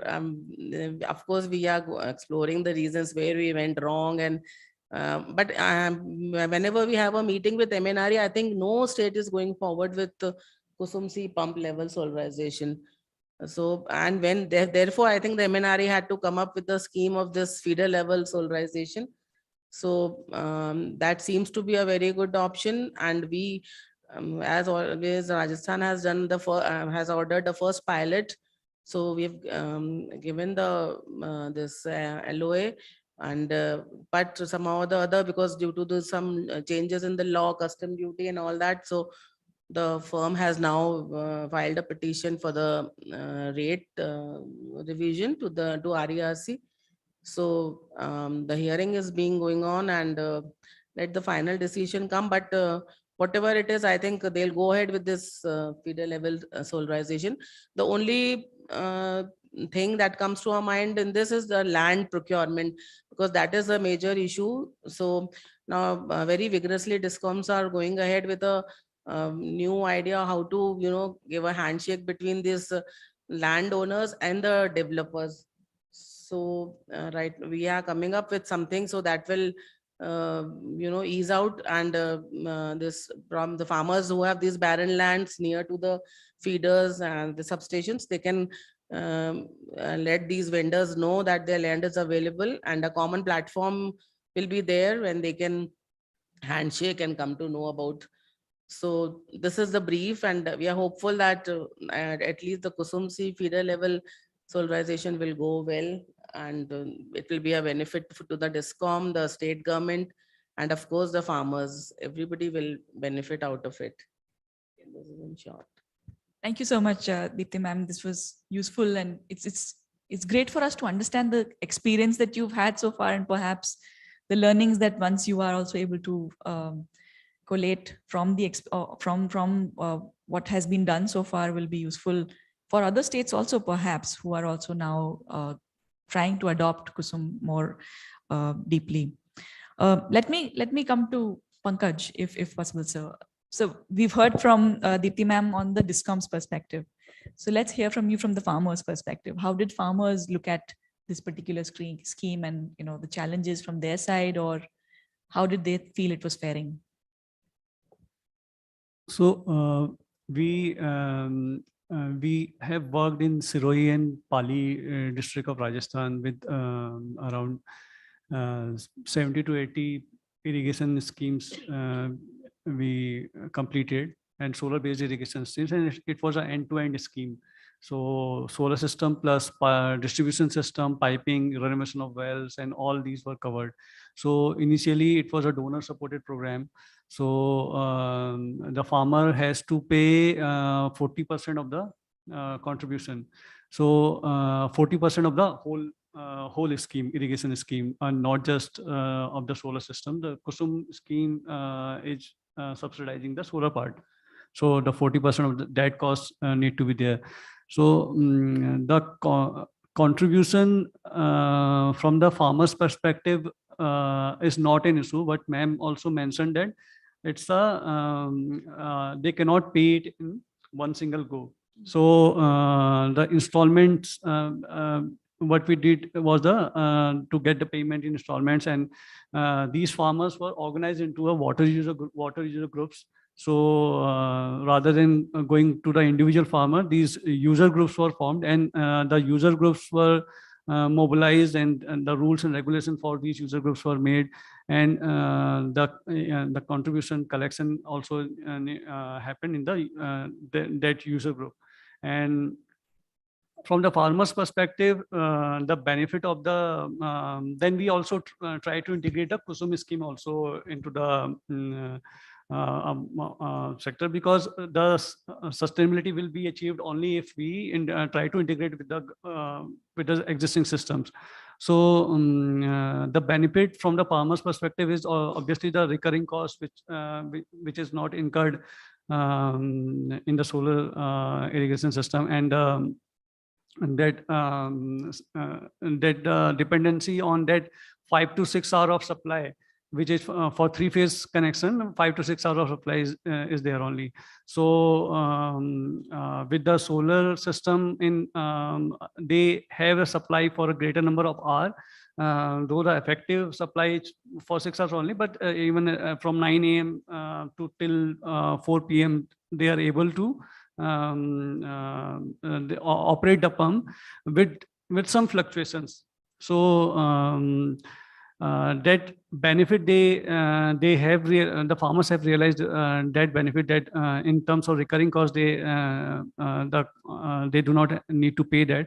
However, in the annual maintenance cost and this and the vendors which have been empaneled into that Kusum scheme.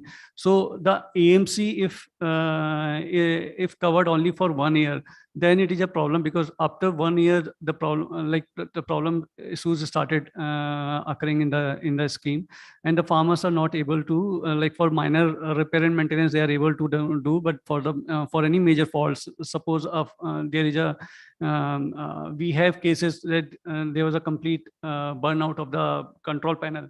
So the vendor then will say that it is because of the some fault from the farmer's end only. So he's not able to avail AMC free of cost. And in some cases, the vendors are not responsive to the query of the farmer. And so that is also an issue. So what is required is that those the vendors which are empaneled into their quality, their assessment also need to be done from the farmer's perspective. The future empanelment should depend on the vendor's past performance, not only based on the rates which is providing, but the quality of AMC which the vendor is providing. And what we have experienced is that having a local team is a very big advantage. So the vendors which have a local team, like based at the district level where the farmers are, so is able to provide good AMC. And if he is operating remotely, then it's an issue. Another thing which we also which we tried to include in the implementation was that we have this insurance for theft and insurance for natural calamity damage. So these insurances are for 1 year, and there was a case of theft, which was it was not for the irrigation scheme. We also implemented solar for irrigation and solar for drinking water. So it was for the drinking water scheme. There was a theft reported in March, and till now the claim has not been done. All the documents have been provided to the insurance, the company, but the claim is not settled yet. And the regulations, we can go to the insurance regulatory authority also. That we will do if we are not able to get the claim. So the logic which the agency said is that the system need, as per the policy, the system need to be covered. So it's a solar system, it cannot be covered. And there should be a 24-hour this guard security facility. So these and they themselves are accepting that they are for the first time doing this insurance for the solar part. So from the farmer's perspective, these all also need to be looked at. These kind of issues, the after sales, how these farmers are, what's their satisfaction level of the service. The quality of material which is used during installation, the vendors have been in panel based on this. They need to follow the MNRE 2019 guideline. But if there is any violation on that guideline, that also need to be checked. For example, in the MNRE guideline, there is a point that the installation has to be done. The pole need to be, it should be a bolt system to fix the that dismounting structure. And if it's not a bolt system and the mounting structure is directly digged into the ground, so that is an issue if MNRE guideline is not followed by any of the vendor. So how we are tracking those, the quality of installation and quality of annual maintenance and the insurance part. So from the farmer's perspective, I feel these are quite important. The one thing I also want to share is the which during the MNE presentation, she presented that groundwater situation. So actually having a solar means that farmer tend to increase the command area beyond the design. So it has two kind of implication. One, the groundwater overconsumption is there and groundwater exploitation is there, and already we are into overexploited category overall.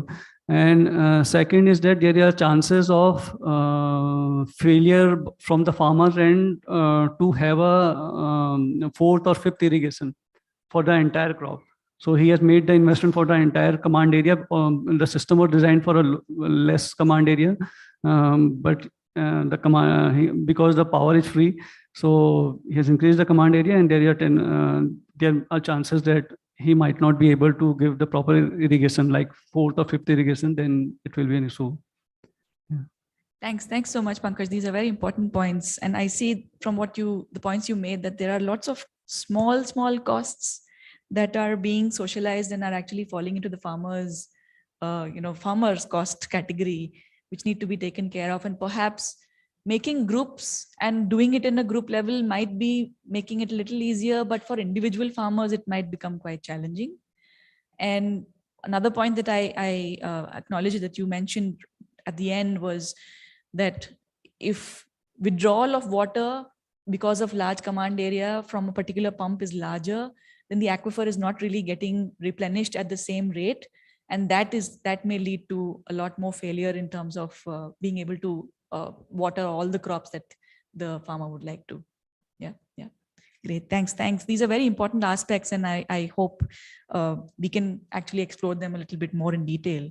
But let me come to Dr. Sunanda here. And so, Dr. Sunanda, you've been working on another aspect, or at least, a new model, so to speak, of doing agriculture and photovoltaics combined. So maybe perhaps you can talk a little bit about that, maybe touching upon some of the challenges that Deepti ma'am mentioned, as well as Pankaj mentioned, if the new model, sort of addresses these in any way. Yes, thank you. So basically, I am totally academic person. So we are not in a real field, but these kind of real field problems arises. But we are basically I am researching on based upon the component A of the Kusum zone. Okay, so where we can install, and these are the installation schemes like 2 megawatt and small scales, and it's 10 gigawatt maximum. Okay, so my research area is basically agro-photovoltaic, where I can coordinate with the agriculture, means the crop patterns, the energy, as well as the water. Okay, so these three is sustainable energy, food combinations, is these three patterns in one scale.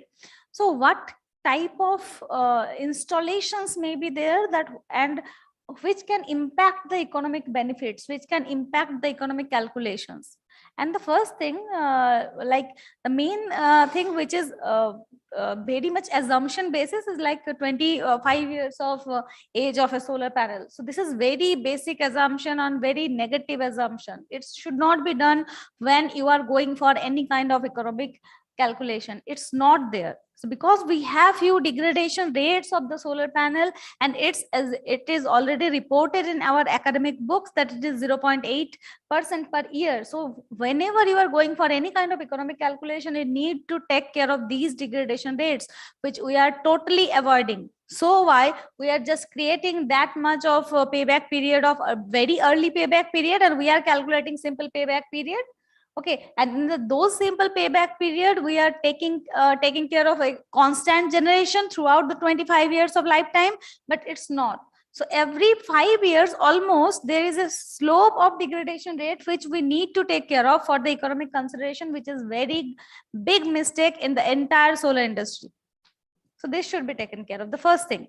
Okay, so this is one. And then if I go for the degradation rates, in Rajasthan, our degradation rate will be different. In Himachal Pradesh, our degradation rate will be different. And again, it will be different for the coastal zones.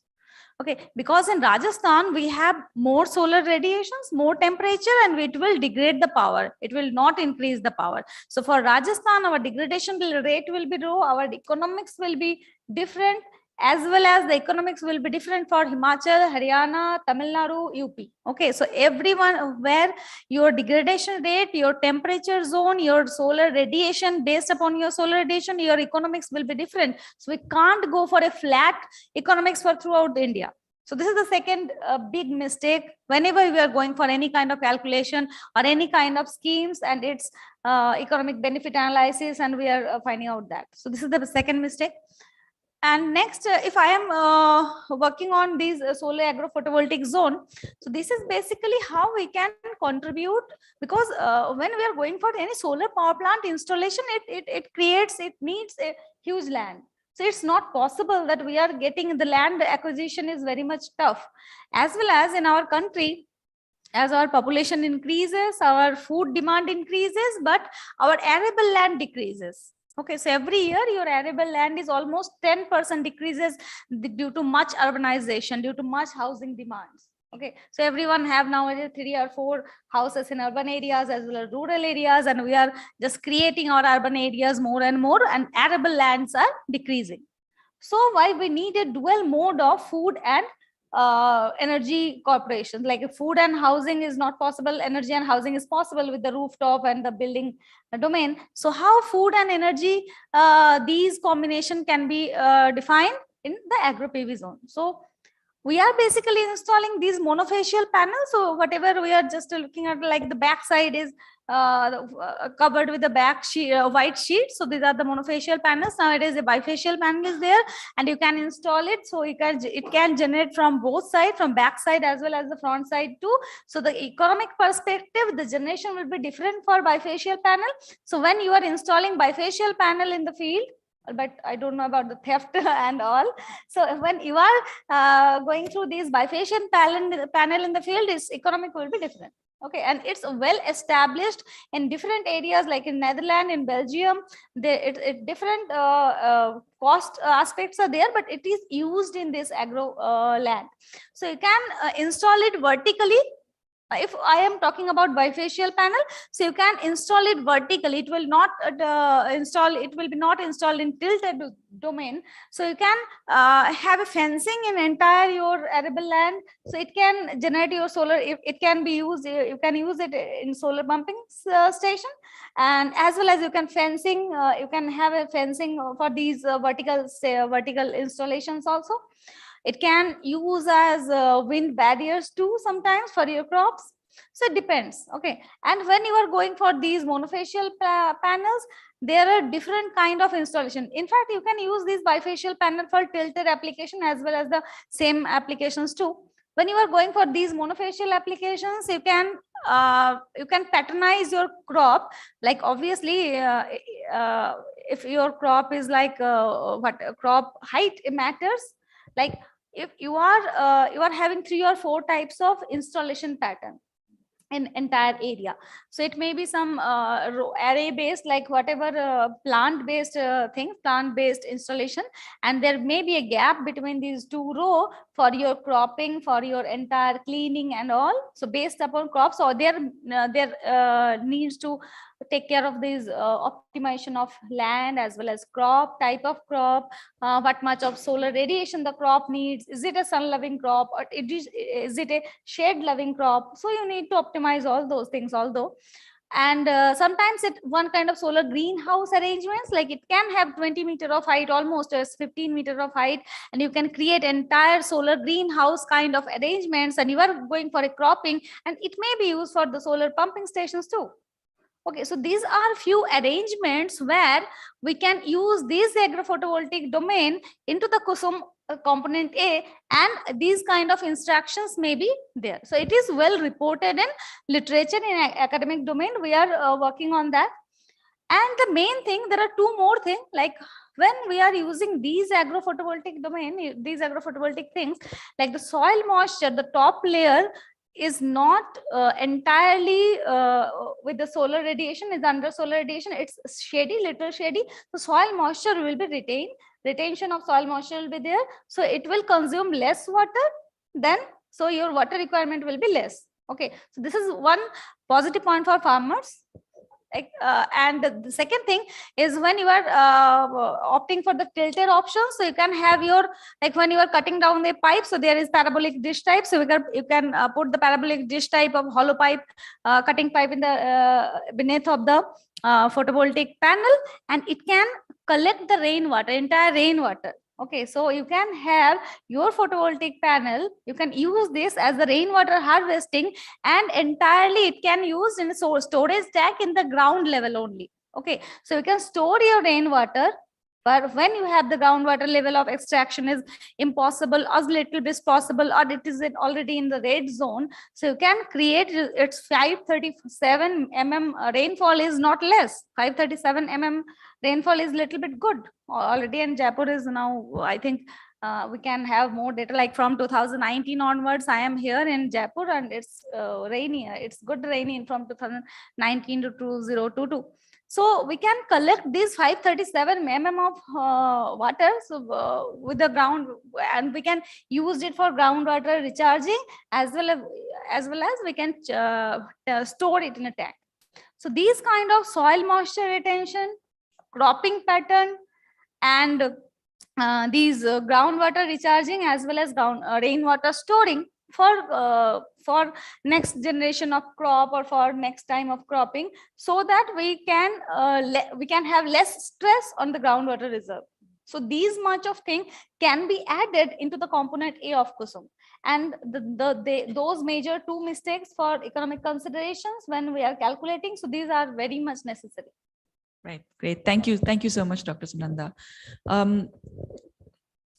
So that model that you've described is actually quite interesting, and maybe perhaps when you do your pilot installations, Pankaj and both Deepti ma'am can provide you with inputs on how to improve it further. But I want to now raise a question which is common to all three of you, which is now, considering that we do see Kusum in either component moving forward, with if our primary aim is to provide solar powered pumping to farmers for irrigation, how do we ensure that the groundwater issues of the state are actually taken care of, and that we don't run into a situation of stranded assets, that the pump is installed but the pump cannot function because our groundwater aquifer has reduced way beyond its the capacity of the pump itself? So some perspectives perhaps from the DISCOM side, as well as from farmer side and academia, if possible. How do we approach this question or this conundrum or this challenge of reducing groundwater pumping and reducing this groundwater depletion aspect? So just some thoughts from your end, maybe. I think that's a natural tendency that if you know that something is there in surplus or so, then and somewhat of course not free but taken for free, you are used to taking more of it. So I think that definitely shall be, because the scheme hasn't taken off, so I'm not much you make this with the data, but surely I think the farmers would definitely go off with doing more water depletion. And I think that may be somewhat harmful to the crop also, but somewhere I have this thing that they are very sure that what cropping pattern needs what amount of water. So maybe I think they will not use that much amount of water, like not in this, but in feeder level solarization. MNRE had come up with this scheme that if they use less amount of energy, they'll be incentivized. So that was an option.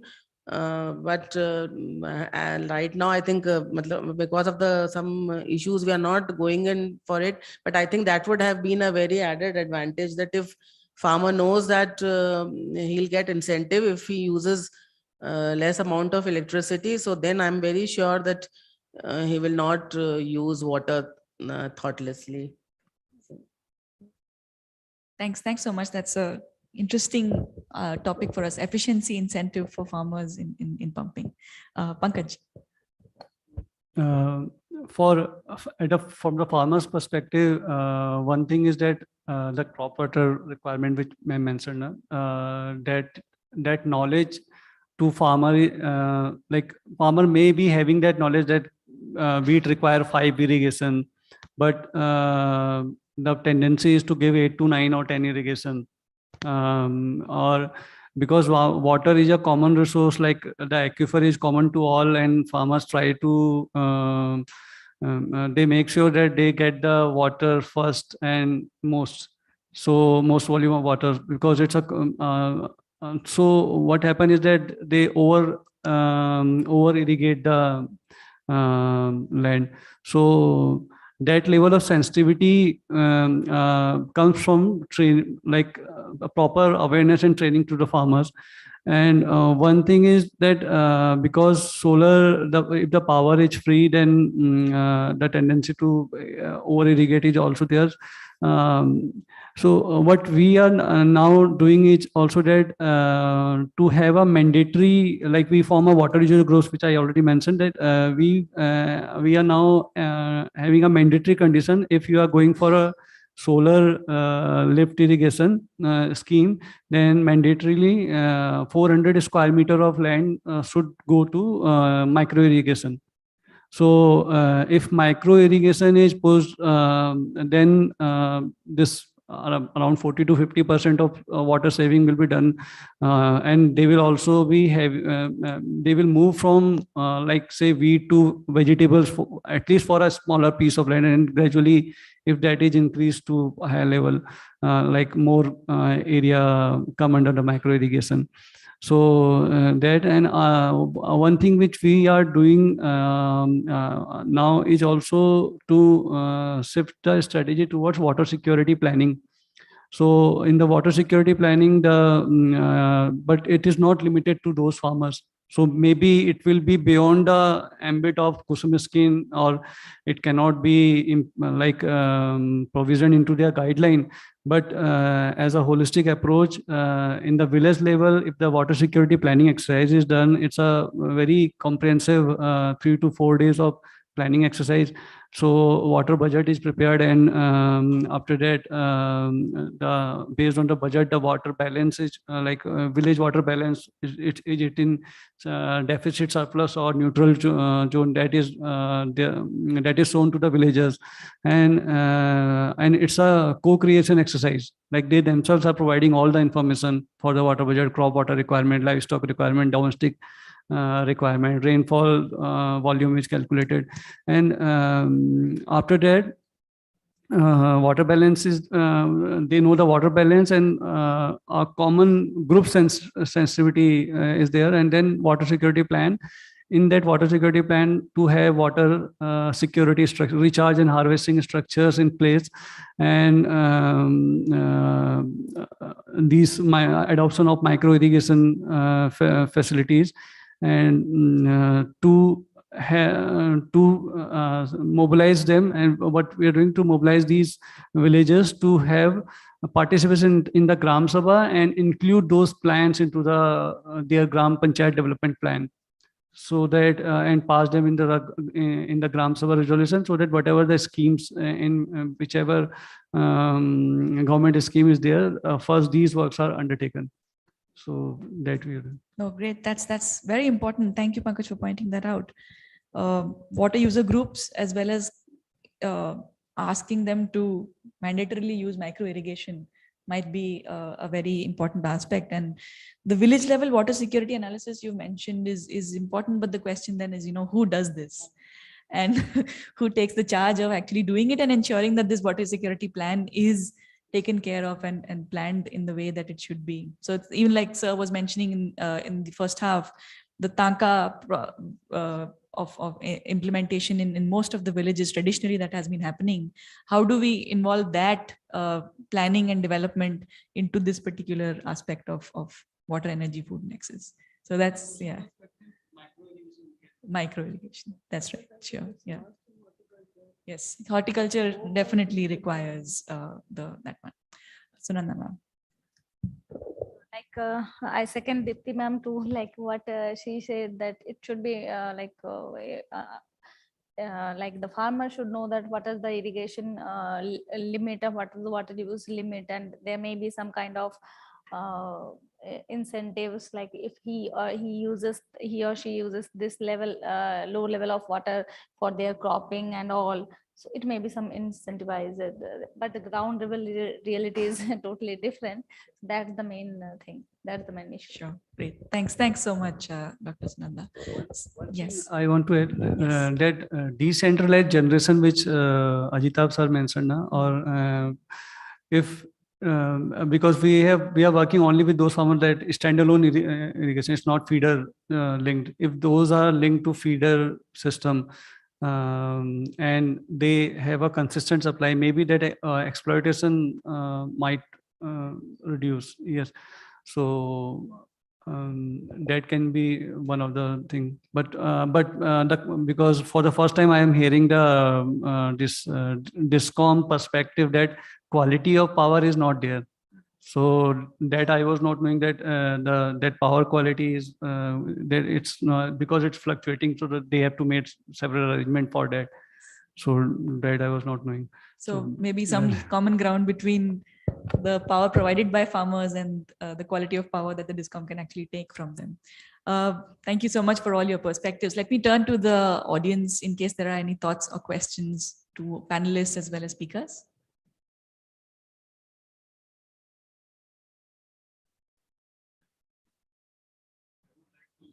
Yes, please. Yes, there's a mic there. Yes, sir. Basically, the Kusum scheme has not been taken in its true sense all over the India, all over the nation, and specifically in Rajasthan, because I have been working right from its when it was cultivated. Kusum A, farmer does not get any benefit out of it except that he will be paid FIT. So he has to invest the entire cost, for which he may get some loan, for which he will have to go to the FIs and pledge some land or something else, which he does not have. But if you go by the science, the Kusum A was only for those farmers who have the barren land. They cannot get any crop out of it. So the land was useless for them, and it was the scheme was meant that they will either they will let out their land to some developer, or they will install their own power plants and get the cost of the electricity generated by them at the rate FIT declared by the state regulator. So that was not happening, and the as Dr. Sunanda has said, that they will be deprived of the crop. So there is no reason for depriving the crop because the crop is not there. The Kusum A is meant for those farmers only where the crop is not there. And Kusum B is meant for the cultivators who have got their connected load or the pump rating less than 5 HP only. In Rajasthan, water table is so low that they cannot afford to have the water out of it if they install 3 HP or 5 HP. Now they have increased the rating, and it has become now 7.5 HP. Now I come to Kusum C. Again, Kusum B was only for those farmers where the grid was not available. So they were bound to use it. Either they will go for the diesel pump set, or open well, or the solar pumps. And now we come to Kusum C. Kusum C pump solarization. So that is the grid connected supply was already there, and it was mandated that if they get the power plant installed, but to what capacity? Double of the capacity of their pump rating, connected load, limited to 7.5 HP only. And now in the state of Rajasthan, more than 50% connections are having the pump rating more than 10 HP. So how they will be benefited? The Kusum A, B, C, 3 components were meant for providing extra income to the farmer. How would they get? If I have got a connection of 7.5 HP, I will be getting the solar power plant installed of the capacity of 11 kilowatt and something like that. So I will be consuming the electricity to my need, and almost same amount of the electricity I will be feeding to the grid, and I will be getting FIT over it. And then from that I will be paying to my 30% of the amount which I had taken as loan from the FIs. So that was the economy and that was the viability. In the state of Rajasthan and Punjab and Andhra, there is free electricity to the farmer while they will own the power plant. Even if I install the power plant free of cost to them, they will not own. If the power plant was owned by him, and if he was supplying electricity to the grid and getting money out of it, he would certainly optimize the use of electricity, optimize the use of water also, so that he can get maximum cost of the energy generated. So these three things are not happening because of these facts. In Rajasthan, almost for 10 HP connections, if I have got 10 HP connection, I have to pay nothing. From where this money is coming? It is coming in the form of subsidy from the government. So government should have taken care of it. They should have taken the loan. They should have shared the cost of installation, and the money back. That means payback would be in the shape of the subsidy which they have shared. So that is not happening. So the Kusum A, B, C in Rajasthan are failing because of this reason. Thank you so much for that perspective, sir. As far as another query was there, in the early 2009 and 10, the solar power plants were commercially installed in Jaisalmer and Barmer, and their efficiency is still 85 to 90%. So that much deterioration has not been there as you were talking about. Right. So we can study a little bit more on the on the depreciation aspect of it. Thank you so much, sir, for that comment. It's interesting for us to also to understand why the scheme is not picking up, and the reasons that you've mentioned in terms of the size of the pumps as well as the kind of payback that can be expected from it is important. And we'll incorporate these assumptions in our cost benefit and maybe do a second round of the exercise, perhaps with some different sensitivities to understand how to move forward. May I invite any other comments or questions from the audience?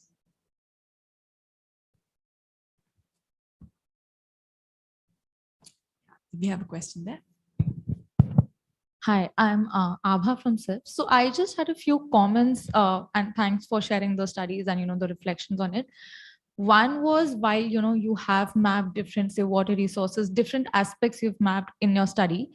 It would be interesting to see, I mean, of course, with the map that you shared of water blocks, where should the solar pumps be? A.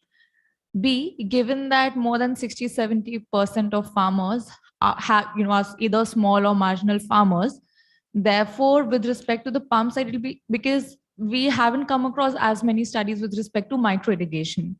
So I think that is another aspect which should be interesting to see if you could do some more analysis with considering the micro irrigation, given that most of the farmers are small and marginal.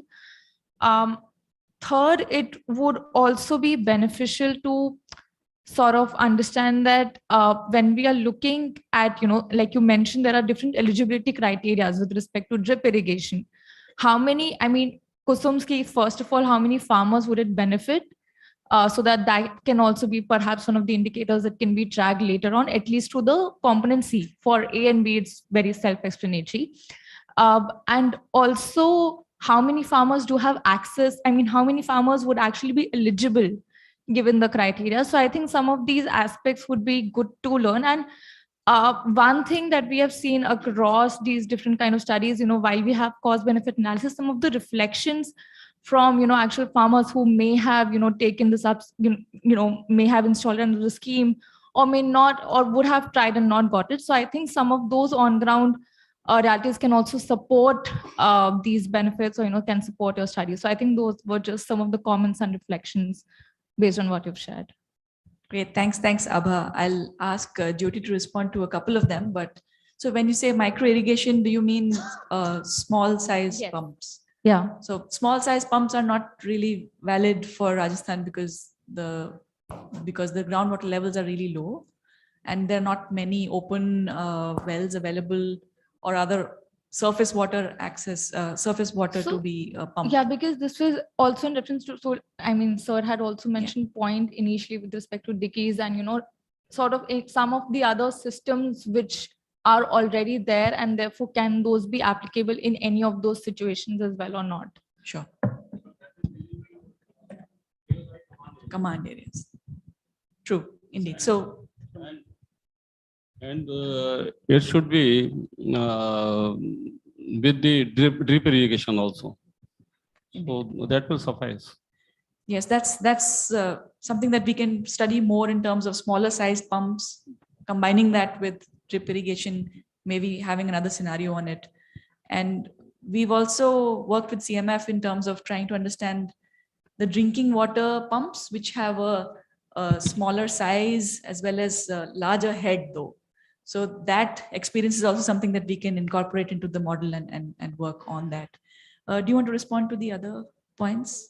Yeah, on Deepti Mam's point, as she said, like under the component B, farmers are readily paying the 40% upfront contribution for the solar pump installation. And even we can see the growth of standalone solar water pumping system in the state. As per the MNRE sanction, the number of 75,000 and currently installed is 44,000.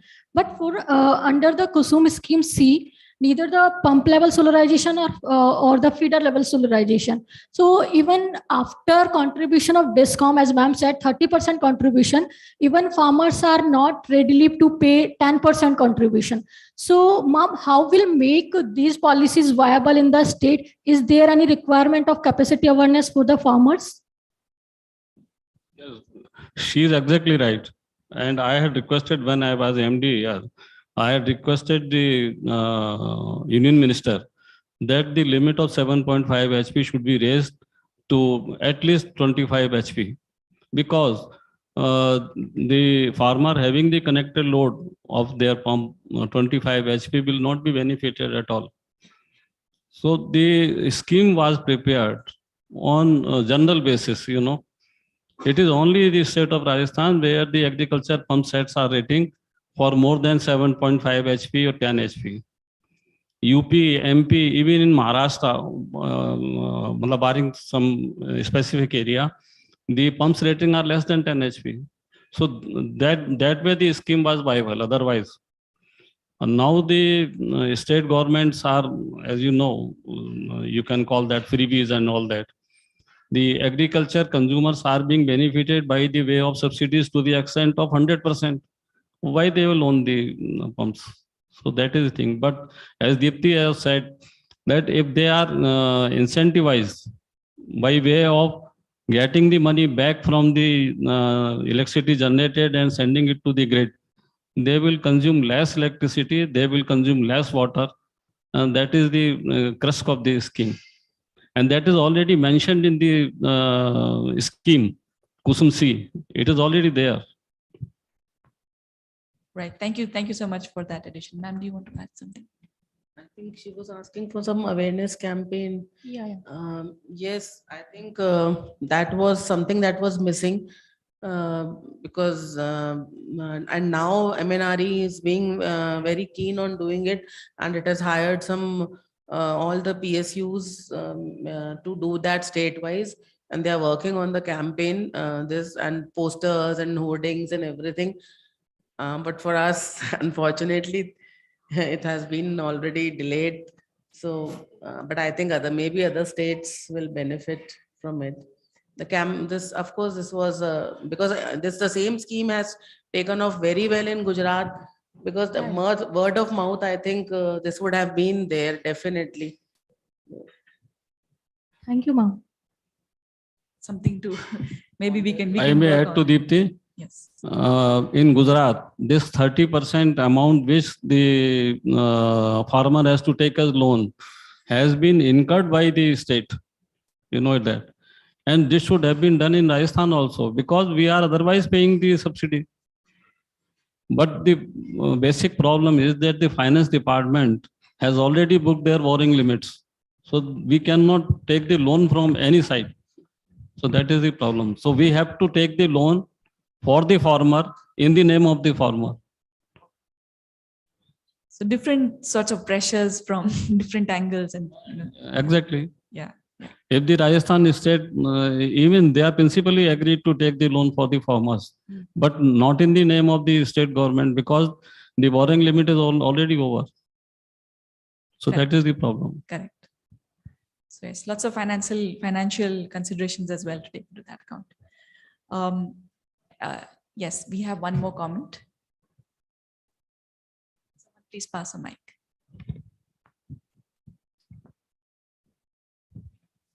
Hi, my name is Gautam. I'm from MNIT. So we all heard about the agrivoltaic system concept that Sunanda ma'am talked about. I would like to hear about that from the DISCOM perspective as well as from the perspective of the farmers. What should we learn from the failures of Kusum when we move towards implementing these projects in Rajasthan or in other parts of the country? Because systems like agrivoltaic system are popping up in different European countries. So if you could shed some light on that, the issues that we might face in the future. I think time and again we have raised the issue of this free power and the finance. So I think it's time the state government should think something about it. So if they could, as sir also has said, that if they would have taken over this finance, I think the scheme would have definitely gone. And because free power is available almost to 6 lakh out of these 15 lakh agriculture consumers in Rajasthan. So they would never opt for again giving that 10%, even 10% amount amounts to really 45,000. That is quite a big amount from a farmer's pocket. So this should have been a learning lesson, I think. So you're suggesting significant policy changes so that we can actually make it Something should successful. happen at the. Thank you, ma'am. The farmer's perspective, sir, anything What that should we learn from the failure?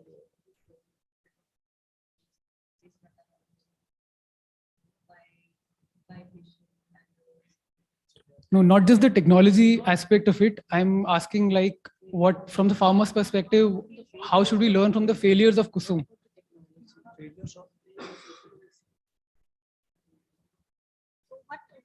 What kind of policy See- changes like this from me, right? What kind of policy changes you suggested? Like I think he just want to ask like what kind of policy changes you people suggested, like who are working in the ground field. So what kind of policies, what are the points that should be changed in this Kusum scheme? What should be there so that it can be a great success? What should be those points? Any kind of policy, any kind of, maybe finance it can.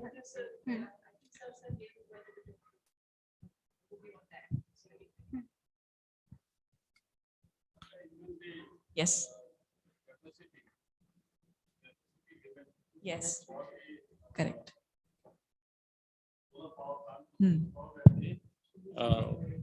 Farmers pump is lifted. Yes. Because in Bikaner, the solar, the pumps are installed of the rating of 60 HP and above. So even now they are going to pay lakh of rupees per year, in spite of so much subsidy to them. And if they are allowed to install the solar pumps at their own form under Kusum C, they will be benefited and they will come forward. But they cannot do it now because of the size of the pump and. So yes. that limit has to be lifted by the MNRE. Yes. So that's the design change then So, that's suggested. so that is the formation of the scheme has to be changed. Right. So the share of the amount of money that the state government can actually put into it, plus the Yes, Asha, that is the thing. The MNRE, that is the MOP of the government of India, does not want to give much subsidy in the form of 30% share of the power plant. Yes. Yes. That will increase if the 7.5 is raised to 60 HP. True. But also something that ma'am mentioned right now, which is each state should then be allowed to change the limitations or at least the contours of the But scheme to be able. it is the government of India It's a money, government so of India scheme. their mandate is compulsory. So perhaps decentralized schemes might be something that we can explore. Great. Thank you so much for your comments, and thank you so much for the participation in this panel. We have taken a lot of notes, and we'll go back to our Excel sheets. We'll make some of these changes that you've suggested, and perhaps come back to you with another set of assessments and analyses, which might hopefully be more relevant to the state in the second round. So let me close this panel here. Thank you again for your comments and your participation, and thank you all to the participants here to be to be with us for the whole day and to provide your very important inputs and sharing your perspectives for this particular study that we are doing on sustainable energy transformations for the state of Rajasthan. We intend to continue this particular piece, these different pieces of research on storage, on policy, on agriculture, going perhaps a little beyond energy, so to speak, because after all, sustainable energy transformation will not happen only with energy. It will involve a lot of other sectors as well for us to take together and to explore further. So with that, I thank everyone for joining us today. Thank you very much to the panelists, to the presenters, and thank you very much to our team who has been here working in organizing this, as well as the Bask team who has been supporting us throughout. So thank you, everyone, and I hope you have a very good evening. Thank you.